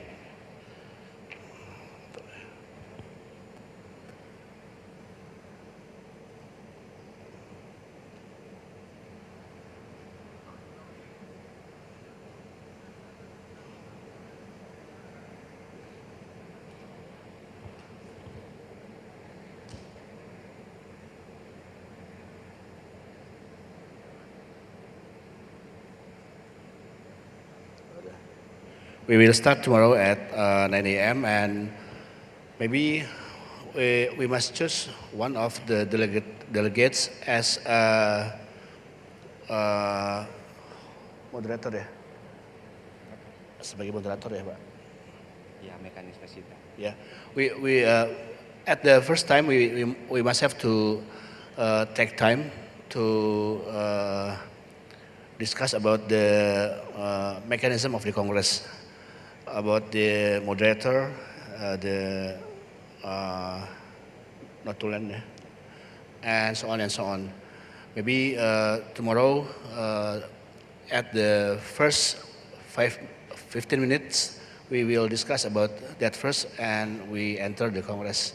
Ya, ada yang tambahkan? Yes. Thank you, President. Yeah, I'd like to emphasize a little bit regarding for Congress, 4th Congress Asean Architect.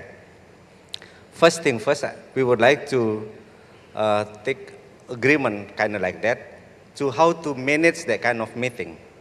First, we have to circulate the meeting because only one agenda on that kind of Congress. What is that? The obstacles regarding mobility among us in Asian member states. So that's why we need to solve the problem, the obstacles, what happened with us among ASEAN. The mobility is quite hard to proceed. So hopefully that kind of meeting would be held, not really formal, a little bit informal, casual, but we focus to how to solve the problem. The problem is how to manage the mobility, cross-border practice, just like question from Brigadier from Bali. Is it really give us the benefit about the cross-border? Yeah, that's why tomorrow we have to discuss about that, Brigadier. Hopefully there is really give us the benefit, not only benefit, profit of this. Thank you very much. I just want to add a little bit emphasize for your explanation, President. Okay, thank you, Pak Rana. And ladies and gentlemen, Bapak Ibu semua, the Mayor of Makassar invite us for dinner today at 7 p.m. Makan enak, right? Ya? Makan enak at Pantai Losari.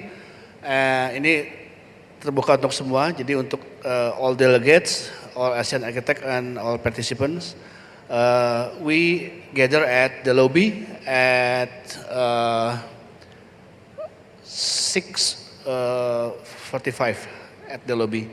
Maybe that's the additional information I must to say to you. Thank you Pak Rana, thank you all delegates participant. Saya kembalikan kepada MC. Terima kasih. Selamat sore. So the point from President supposed to invite all of us to get gala dinner, right? That's all. Tonight. Thank you. Thank you.